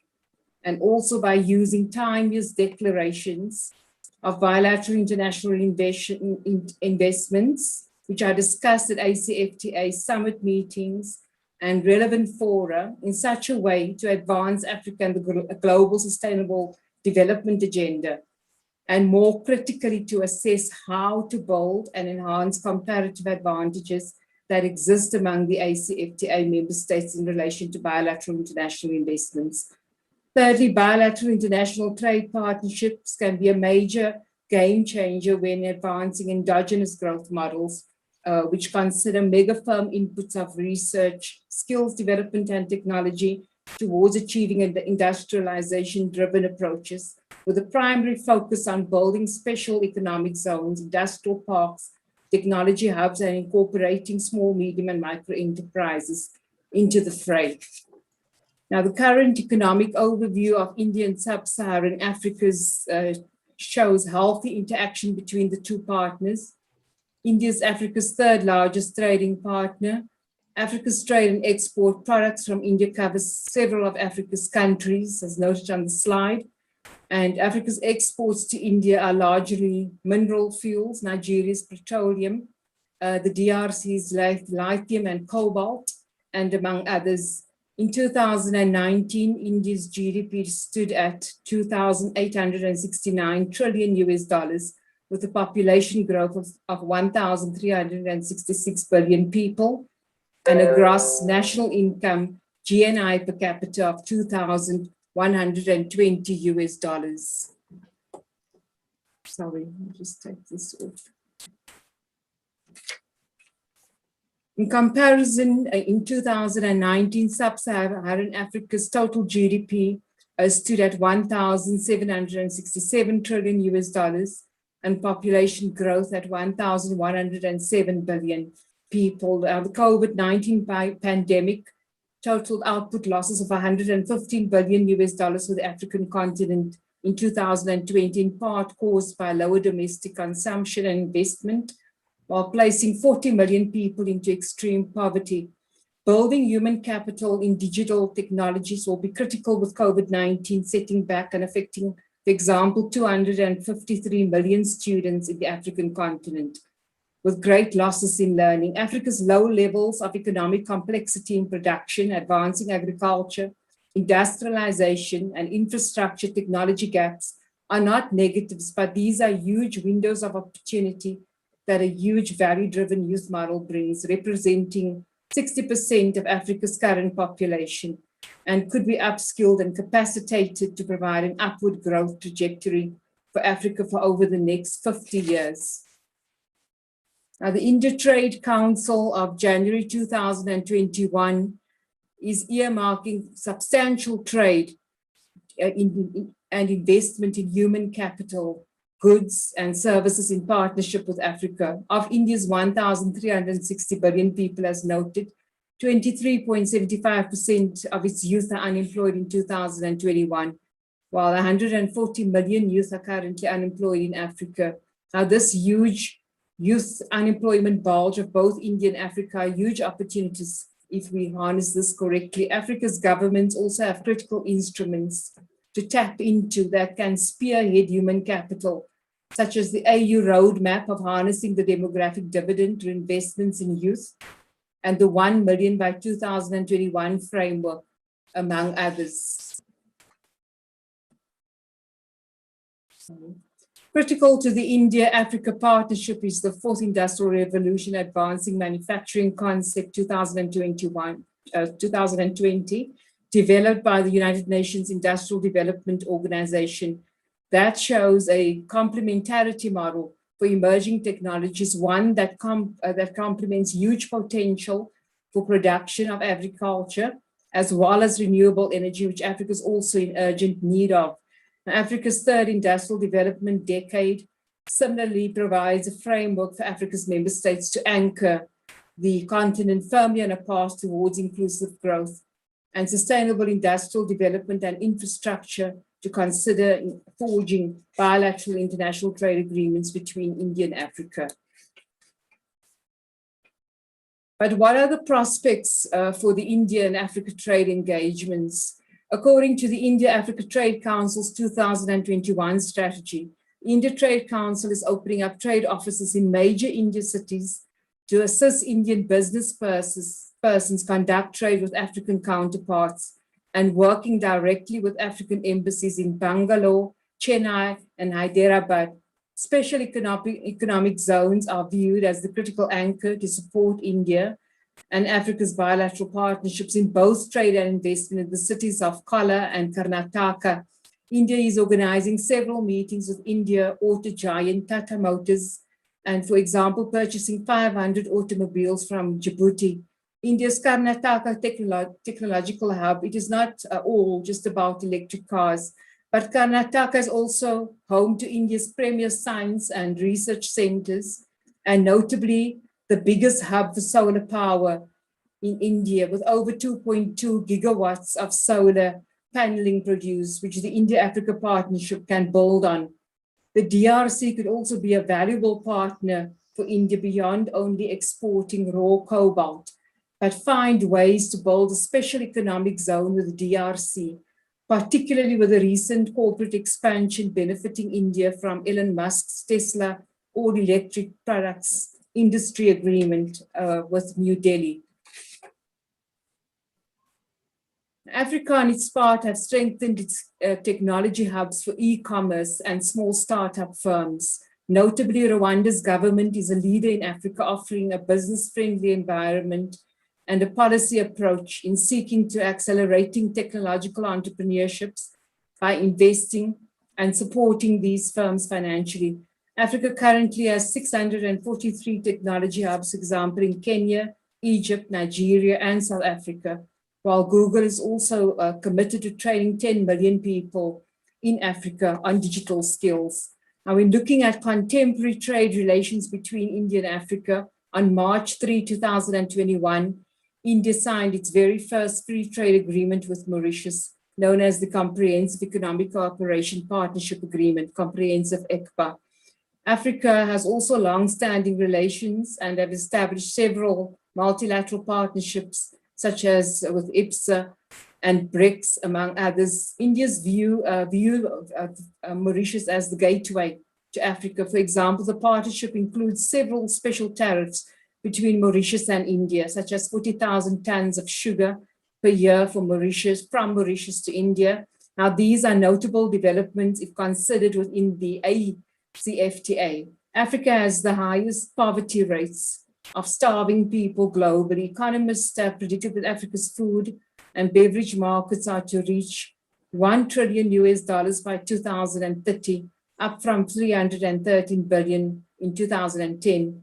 Now, this is positive in terms of trade and investment.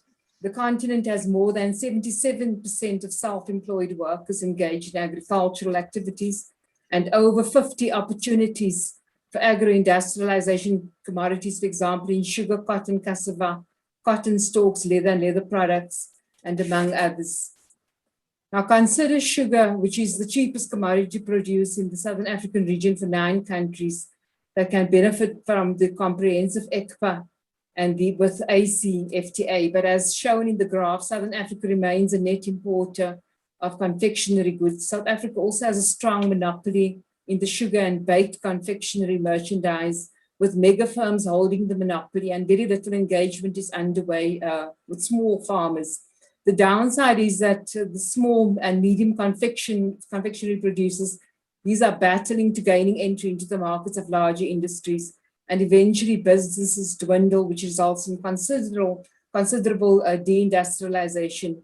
On Zambia's part, its largest export destination is the DRC and Mauritius. Tanzania, for example, imports sugar from the UAE and not from Africa. Now, Africa has 350 million people directly dependent on livestock, which also presents huge potential to strengthening value chains such as leather from leather byproducts, but only contributed $4 billion in 2018 out of the global industry of 120 billion. Kenya and Ethiopia has developed great acumen of producing quality hides. Kenya is the 3rd largest livestock holder in Africa behind Ethiopia and Sudan. Key agro-industrialization initiatives can be tapped into within the India-Africa partnership, for example, in East Africa, such as Nairobi's Research and Leather Sciences Institute. South Africa also has a vibrant livestock market, as shown, but finished products shows a decline in the figure for shaving, retanning, dye, drying, finishing clothing, and leather footwear.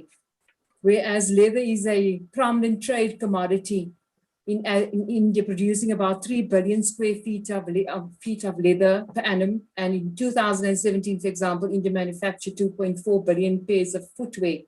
New Delhi also has the added value of skilled manpower, innovative technology, industry compliant with which the AfCFTA member states could use in their comparative advantages with India in forging stronger trade relations.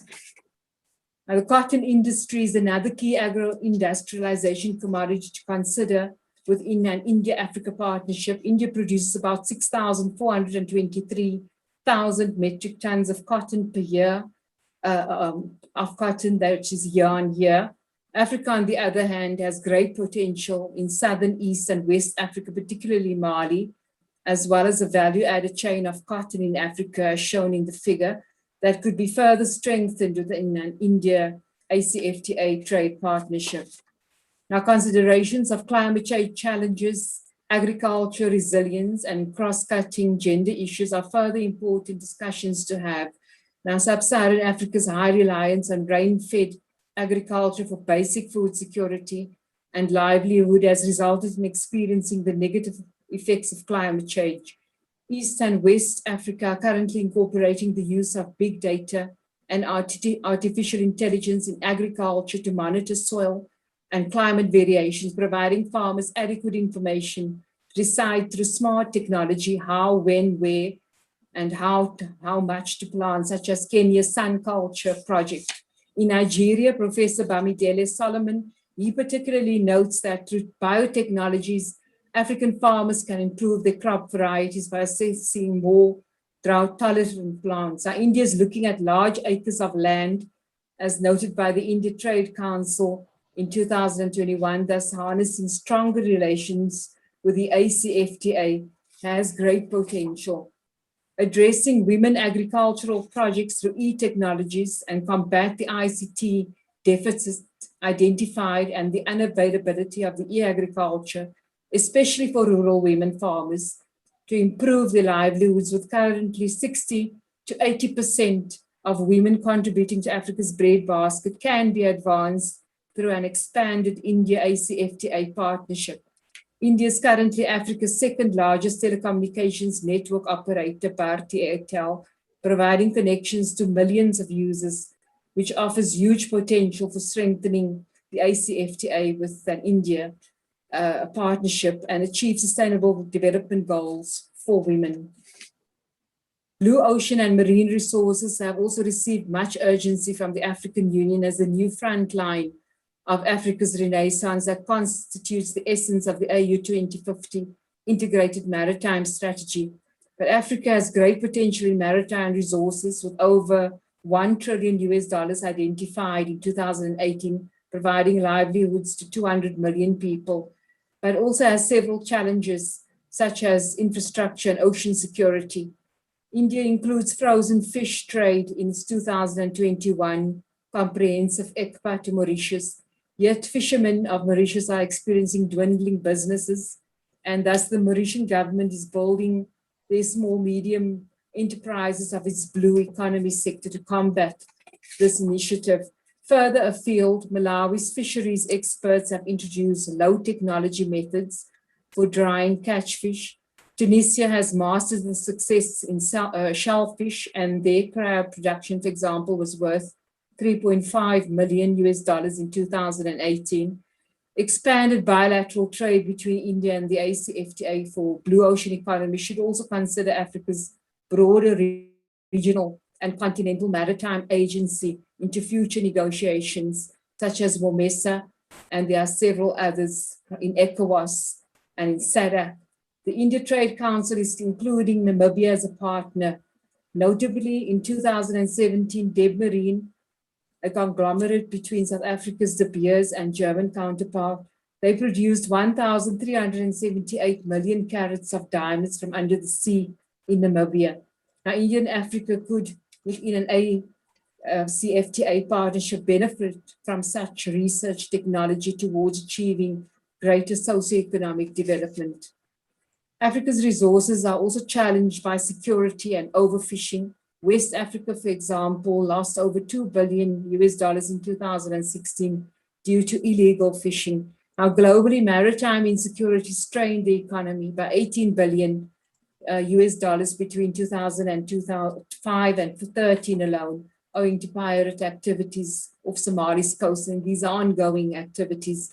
Now, to combat maritime security, India and Mauritius signed a $100 million defense line of credit arrangement in January 2021 to protect maritime resources. Now, maritime security requires a broader maritime framework between India and this AfCFTA, with a view to progress and not stagnate valuable future partnerships towards sustainable development. Now, several opportunities exist for the exploration of renewable sources of energy, such as solar and wind. For example, Fiji has mastered ocean seaweed thistles as a source of oil and fiber to generate electricity. An India-AfCFTA trade partnership has great potential with workable infrastructure and with an integrated oceans management-based approach that is aligned to a development-led framework for oceans in such a way that enhances a win-win partnership towards socioeconomic development initiatives. Key examples of biofuel potential to produce green electricity that neither conflicts with food suppliers and carbon dioxide emissions are found in West, Southern, and Eastern Africa. Both Mauritius and Ethiopia, for example, produce electricity from its sugarcane industry. Nigeria is moving the country to exploit solar potential and can enhance partnerships with India's solar panel-driven industry in Karnataka, as earlier noted. South Africa is building renewable energy products to produce green electricity and addressing carbon emissions, and currently using innovative science, technology, and engineering practice to interrogate and to apply the objectives of COP25 reports on climate change and global warming to achieving zero carbon emissions and 100% green energy earmarked for 2030. Now, the 2021 comprehensive ECPA is currently only between Mauritius and India, covering trade in goods and services and include a host of non-tariff measures and technical barriers to trade. The trade economists, they suggest that the AfCFTA might consider building on the existing services agreement in the tripartite free trade agreement between COMESA, EAC, and SADC that range from cooperation to fully fledged services liberalization, while also adequately mainstreaming possibly services trade agreements into national development plans. Now, the India-Africa Trade Council is currently focused on building business relations and forging greater trade ties with COMESA's 21-member bloc, the 15-member ECOWAS bloc, the Sahel Alliance, and the West African Economic and Monetary Union. Coordinated mechanisms are complicated, as shown in the figure, and new innovations will be created within an India-AfCFTA partnership, which will bring new issues of policies and laws of intellectual property rights within a bilateral trade approach in accordance with WTO rules. Training and negotiation capacities remain crucial. For example, India and Africa could draw on UNCTAD's negotiation expertise to moving the partnership forward. Another example is the AU Hubs and Spokes training program for capacity building measures of trade officials in dealing with complex trade barriers within multiple trade schemes that pushes for a win-win solution. Now, health prospects for India and Africa has been challenging, particularly with the strain of the COVID-19 disease. Notably, the India-Trade Council has provided the Mauritius government with 100,000 made in India COVID vaccine doses in January 2021. This demonstrates the importance of life for Africans and the importance of the India-Africa partnership. Now, these notable efforts could expand India's pharmaceutical trade and expertise within the AfCFTA partnership. Now, these are just some observations and recommendations with examples that were discussed, which an India bilateral partnership can bring, and use the India-Mauritius Comprehensive ECPA as a possible gateway to expand India's relations within the AfCFTA member countries. Thank you.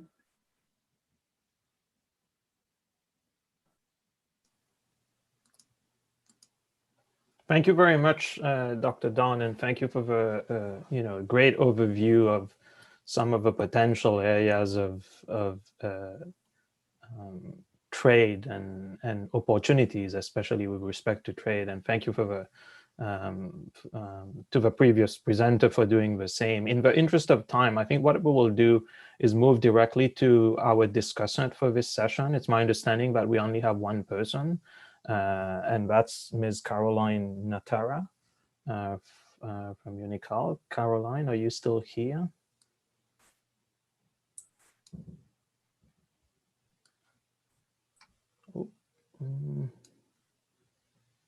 I can see you on the screen. Yes, I'm here. Can I be heard? Yes, I can hear you. Perfect. So thank you, Professor Sami. Thank you, Dr. Nagar and Dr. Ahem, for the very in-depth presentations. I would like to make some observations. I like data. So I looked at the India-Africa data on trade between India and Sub-Saharan Africa. And I wanted to find out, when it comes to trade between Africa and India, what is the situation there in terms of trade deficit or trade surplus? And what I found is that India actually has a trade deficit of $8.6 billion. And for me, that was like, aha, so does this mean that Africa is actually doing well in this context? I decided to look closer. A closer look at the individual African states, bilateral trade figures gives a different picture. So out of the 48 countries listed on that website, only 19 have a positive trade surplus. The rest have a trade deficit, which means even with a steady rise in trade between Africa and India, only a few countries in Africa have a positive balance of trade. Now, I went further and looked at Turkey Africa trade, again, 2020 statistics, and the exports to Africa were $4.4 billion, while the imports were $2.4 billion. And this effectively translates to a trade deficit of approximately $2 billion, which is a surplus for Turkey. It's important for us to note, I mean, previous discussants and panelists and presenters have been talking about primary goods. And when I look at India and Turkey, what I'm seeing is primary goods largely leaving the continent. And for example, when I look at Turkey, Africa trade, what I see is that we have been exporting stone, fuel, wood, vegetables, food products, minerals, metals, hides, and skins. Now, when I consider India, Turkey, and Africa trade data, what comes to my mind is Africa needs to look at her exports in order to achieve her true potential. This means, in my view, that we have internal challenges that are affecting Africa's progress in trade so that we can both mutually benefit from these agreements that we have. And these challenges, in my opinion, pose a serious roadblock and make it difficult to handle any expected external challenges. What my argument is really is that we need to look at the challenges within in order to move forward. Why am I saying this? In 2016, I conducted a research on African trading blocs and economic growth. And in this research, I wanted to establish whether regional trading blocs across the continent are contributing positively to economic growth. And I believe the reason for us, even having this discussion today is because we want our economies to grow. And I wanted to answer questions like, are poverty rates declining? What is happening to GDP? What is happening to GDP per capita? Because we are in many trading blocs. And my findings, which have been mentioned by others before, we have low intra-trade. It is low. And right now, formal intra-African trade stands at a 16 to 18%. Informal trade, which is not recorded really, is approximated to be 30 to 40%. And I propose that we need to formalize this informal trade because it supports about 60 to 70% of African families. My other key finding was that poverty rates are still high. Dr. Nagar has actually mentioned that in her presentation. And if I were to give just one example, COMESA had poverty rates ranging from 0.3% in Seychelles to 87%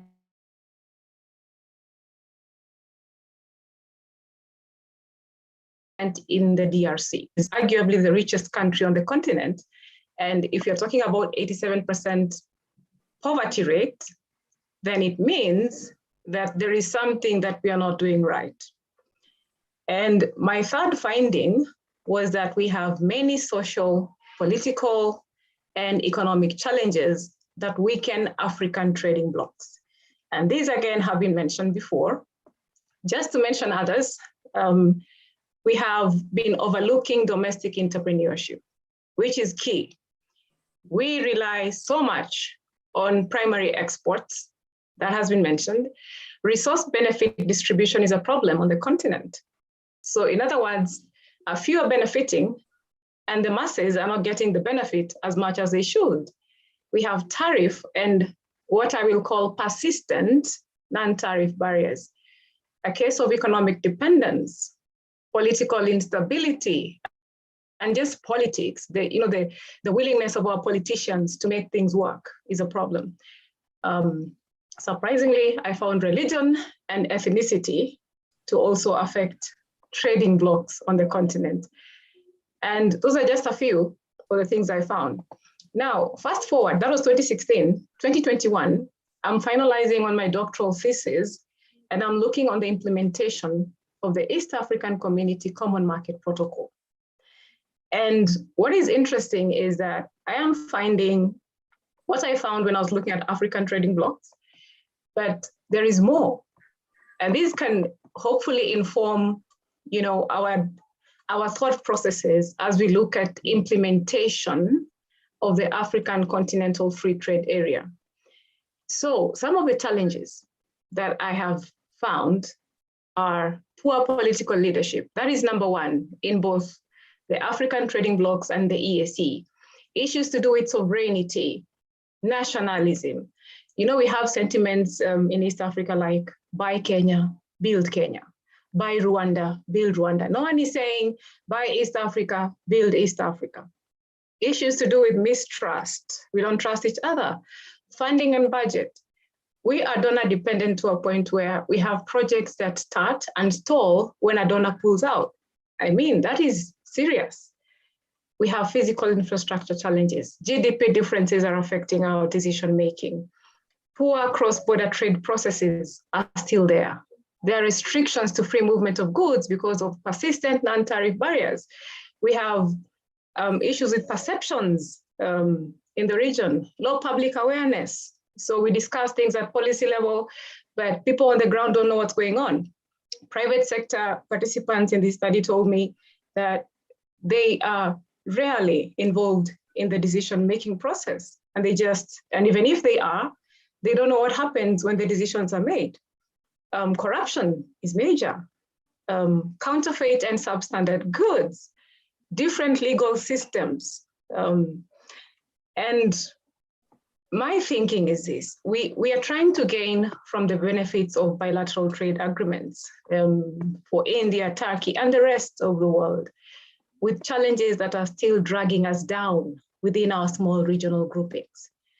And I suggest that we need to seriously work on these challenges in order to reap the benefits of bilateral trade. And I'm sure someone is asking, and this has probably been some of the questions people have been asking. So what do we do? Where do you go from here? So that when we are talking about bilateral trade agreements for India, Turkey, China, UK, etc., what do we do? And I propose the following. In economics, we have the simple concept of demand and supply. I'm sure most of you are familiar with that.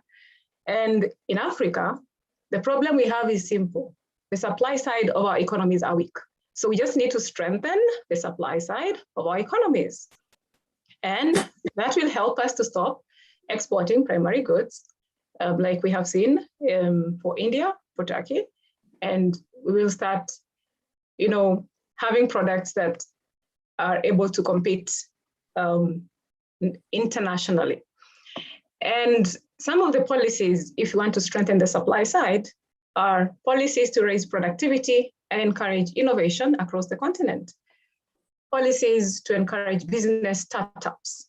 Going back to my earlier point, when I mentioned that 30 to 40% of intra-Africa trade is informal, this informal trade takes us to the startup.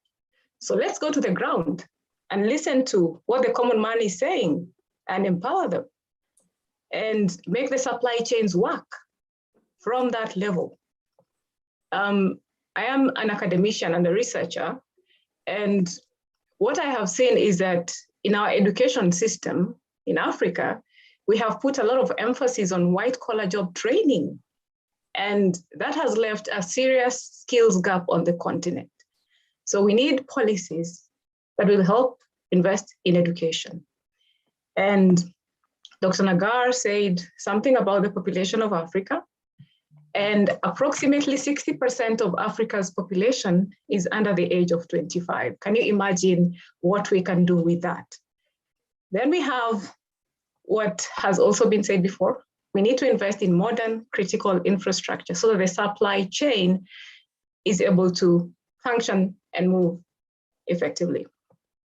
Now, another thing I want to mention, a policy direction, is, someone was asking, what happens during the negotiation?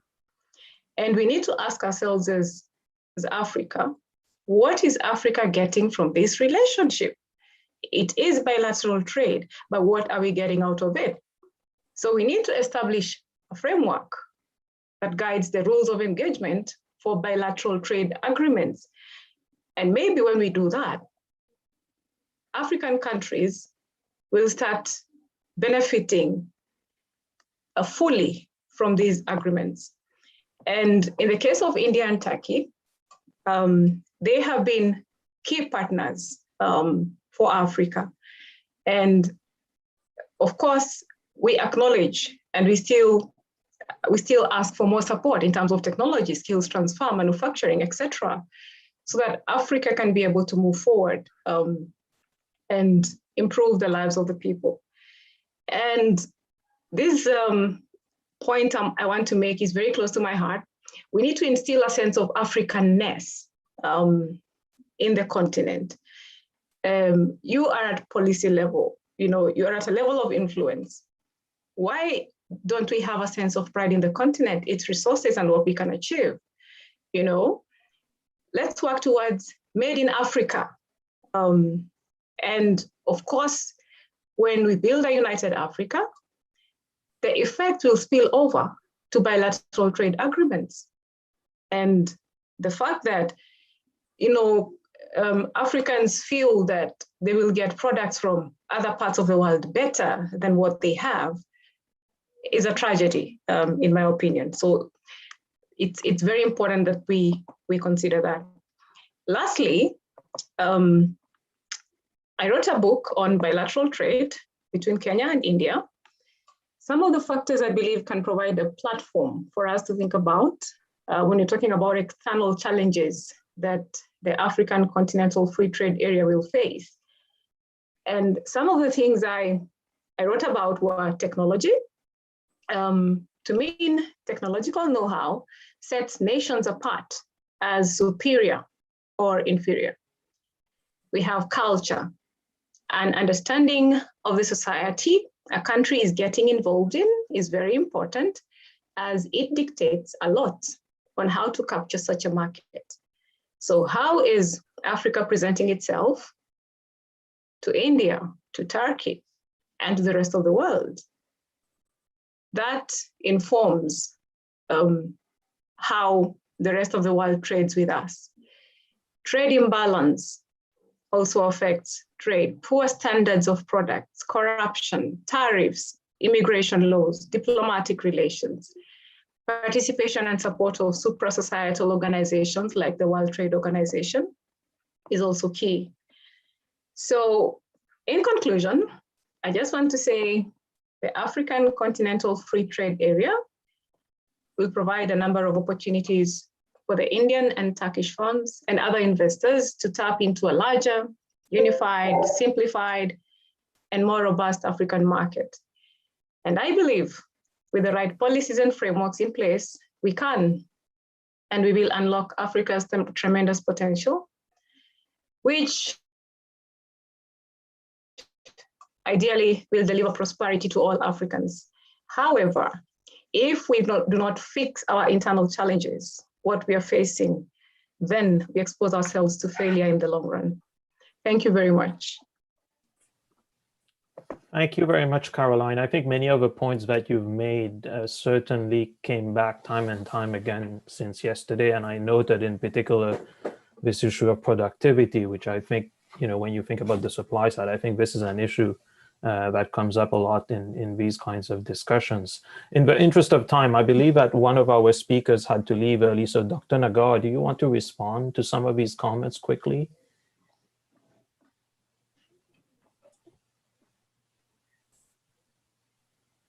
Hi, can you hear me? Yeah. Thanks. Thank you, Caroline and Professor Sami. My surname is Nagar. I know the pronunciation in French in particular, so I was trying to second guess what it was. Thank you. It's Gujarati. I'm mixed. So just to put that out. Okay, thanks. Caroline, I did not see your book. I wish I did. I'll share it with you. When I wrote my papers, I'm going to hand that down and look forward to reading it. Thank you for that.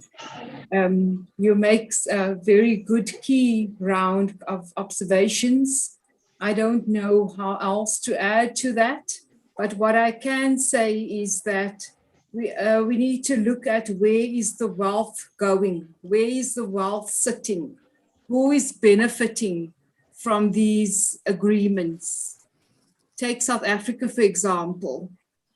We are now over 25 years post-democracy, and it's not a negative to our government, but the fact is 80% of the wealth is with a small group, as we know, a very tiny group of conglomerates, and that is where the wealth is sitting. So the fundamental point is to build and how to build small, micro, medium enterprises, how to get Hewlett's or Tongaat, these big sugar mills, to cooperate in negotiations and bring on board the small, medium, micro enterprises. We did a project on leather, for example, and we had these mega cooperatives from the 19th century that are still operating in South Africa, and they are still pumping in leather into the motor industry in South Africa, and all the smaller businesses, they can't get a foot in the door and dwindling, and they don't have the technology, the capacity, and this is the reality for small businesses. So I really particularly appreciate what Kenya has done with their milk produce. They had the mega industry and would not let in the small businesses. And what the small industries did, they formed cooperatives and eventually became a mega industry in its own right that could trade internationally and earn foreign exchange. And actually the mega cooperatives dwindled. So there are positive examples where you have gluts in the trade, because that is the reality.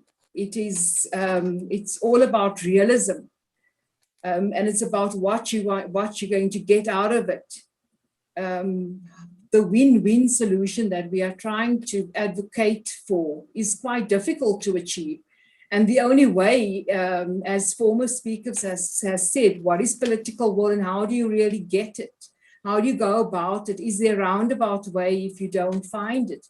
Because at the end of the day, the majority of our people are poor, and there's only a handful of people benefiting, and conglomerates and mega firms that is enjoying these benefits and these cooperative partnerships. And the small fishermen, they are lost. So it is quite important to look at negotiations, as you mentioned, which frameworks to use, where to tap into, how to use existing continental instruments, the AU instruments that they are there, the SDGs and the AU agenda, those are indicators and they roadmaps and flags. They don't tell us how to do it, but we are wanting to get there on the journey. but there are many viable frameworks that have been created by government and policymakers that cannot become doorstoppers. We need to implement them and use them at negotiation tables, and encourage in our encouragement must be pushed for within the African Continental Free Trade Agreement summits by the Secretariat and with the AU, where we bring on board particularly agency that is relevant to discussions, so that it is not a political forum, but that business sector is involved, for example, or business representatives. So there need to be a proper model of negotiations. Besides the training hubs and spokesperson of the AU, which is quite influential. So there's a lot of good work that is being done, but it's about implementing it and doing and getting the capacity right. I think for me, the bottom line is building small, medium, micro enterprises, because they will dwindle when you open up trade. We have both. We're running neoclassical economics with a developmental-led approach, and we're putting these two tracks together. And we have this amalgamation, as you've noted, of the several multiple agreements, crisscrossing, and the spaghetti bowl issue of agreements that really impacts. And the only people that can hang in there and really make the buck are the mega industries and not the small cooperatives. I think that is my input. Thank you. Thank you very much. I see that Ms. Sanusha Naidu has her hand raised. Thank you, Chair. And let me commend the presenters and the discussants on a very, very profound and informative set of issues that they very eloquently put together and stitched together. I'm really interested because India is the other hat I wear in other spaces. And very often, I'm not sure if you can hear me clearly, but very often the discussion or the debate about India and Africa is always about the other actor in Africa, and that's China. And that India very often seems to be about chasing the dragon's tail in Africa. And you see this in the context of the way the India-Africa Forum Summit has evolved, particularly in the context, in starting off very small with the AU and the representatives of the regional economic communities, and then suddenly just ballooning into inviting every single African country that it has an engagement with to a large, mega kind of event in Delhi. And then now we note, you note that the India-Africa Trade or India-Africa Forum Summit has tapered. It's tapered off, and I'm wondering whether to Dawn, to what extent, this Indian Trade Council kind of paper that she's talking about, has that now kind of replaced the India-Africa Forum Summit, particularly under the Narendra Modi government. That's the first point. And the second point I want to make in terms of Turkey, and it was a fantastic presentation as well, is it seems to be that the countries, Turkey and others, and also to a certain extent India, but not necessarily all around electricity or renewable energy, but India seems to be more around SMEs development and more around the capacity building in terms of South-South cooperation. So areas like the medical supply, the connectivity on the Pan-African e-network, moving into West Africa, because that's not been a traditional area for India, particularly because of the way it looks at the diaspora in Africa, in East Africa and in Southern Africa, and those are the pulse points for their trade engagement. But it seems to be that renewable energy seems to be a common thread, for Turkey, for other actors that are moving into the continent as emerging actors, and so forth. And just to get a sense of, these are in terms of how they are collating the coherence of their strategies. It seems to be key areas that they feel Africa needs assistance in, but really they're all converging in the same light. And then the final point, I think, is really the geostrategic issues that underpin why these actors see Africa as a strategic actor in their international trade portfolio, particularly coming into Africa and importantly, looking at Africa as some kind of actor that gives them credibility as well in the international arena. And I think we've got to understand, especially in the case of India, is some of those geostrategic issues that underpin the free trade agreement with Mauritius, particularly that India does not want to have its backyard in terms of geostrategic interests in the Indian Ocean rim being taken away by other actors that they see encroaching.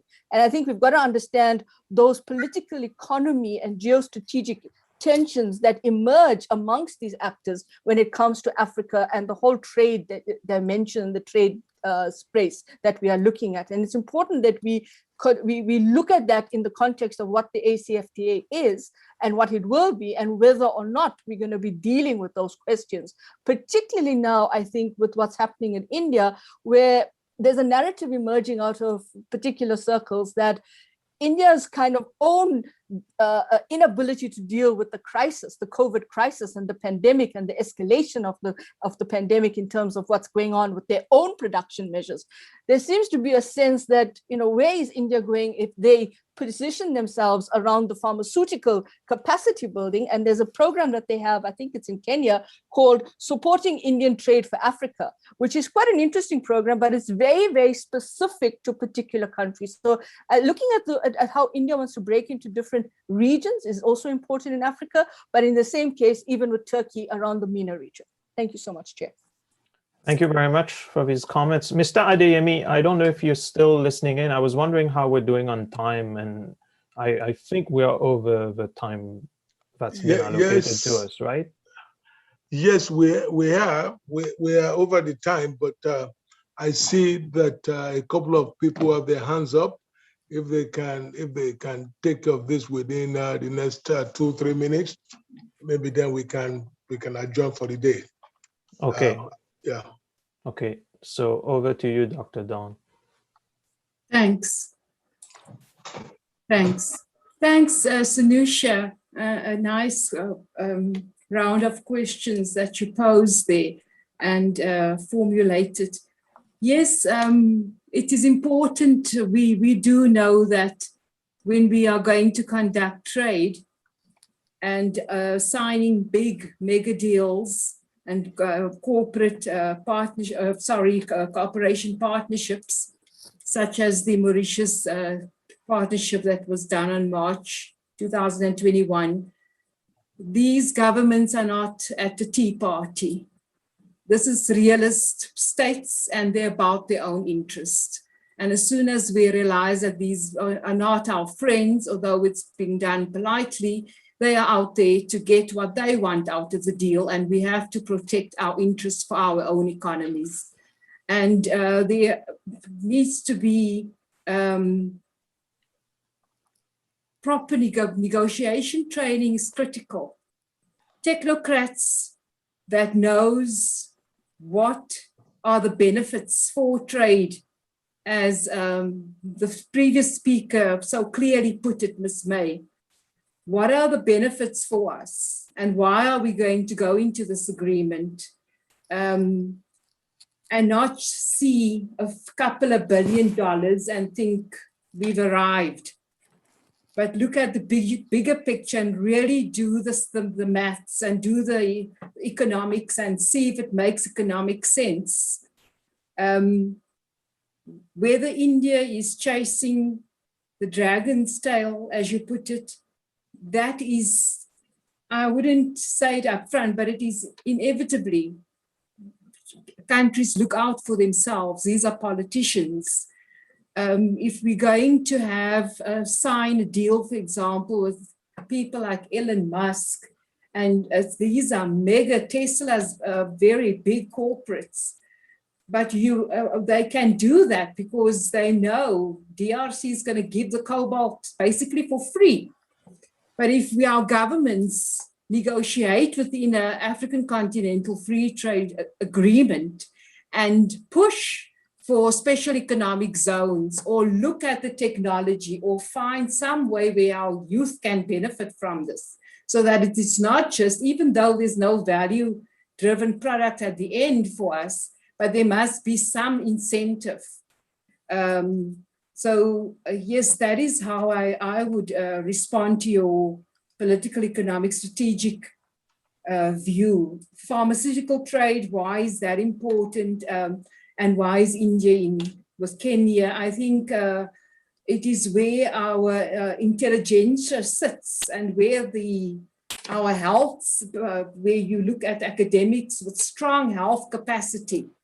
They know the epidemiology and veterinary sciences. That is where you're going to find the hub.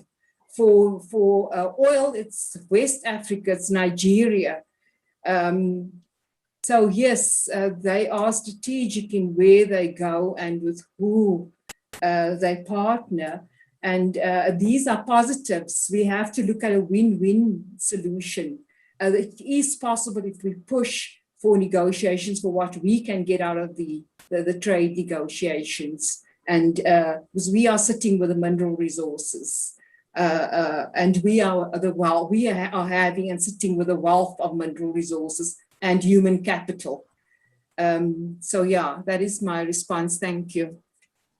Thank you very much for your response, and thanks to you both again. I know the other presenter had to leave, but I'm going to thank her even if she's not here. Thanks to you both for two very interesting presentations, and thank you, Caroline, for your comments. May I suggest also, as Dr. Don has said, to circulate and circulate the papers of the work that you've referenced. I thought they were quite interesting. I'm personally more familiar with the Chinese case. And I think one final comment I'll make is that trying to establish causality between trade and poverty is always going to be a big ask. And some of the work that I've seen actually finds in the case of China that it's actually has been a positive experience for the African continent, but I was not aware of work specifically related to India or Turkey. So I thought this was really interesting. So if there are actually empirical studies or evidence that would support that relationship, I would be happy to see them. And I think our panelists today, our speakers, would also benefit from that. So without any further ado, I'm going to turn it over to you, Mr. Adeyemi, to offer your concluding thoughts. Yeah, thank you, Professor Sami, and thank you very much, our distinguished presenters and discussants, Caroline. Tomorrow is the finale. We are going to look into the European Union EPAs and their implications for CFTA. Then we will look at Russia and Brazil in the same manner. And then go into general discussion before we start distilling the policy recommendations. So again, let me remind all presenters that we may be asking you to develop your presentation into publishable articles to be considered for publication, peer-reviewed, of course. So therefore, in the last session, then we'll feature an author's workshop, which will also be facilitated by Professor Sami and Professor Olorun Toba, both of the same, of Carleton University. Tomorrow's EU session will be moderated by another of our colleagues from the same university, Dr. Rosemina Naktu of the Center for Trade Policy and Law at Carleton University. So let me then thank everybody. We will start about the same time, 8 a.m. Canadian time and 3 p.m. Addis Ababa time, which will be 2 o'clock South Africa, Johannesburg. Thank you all. Thank you very, very much.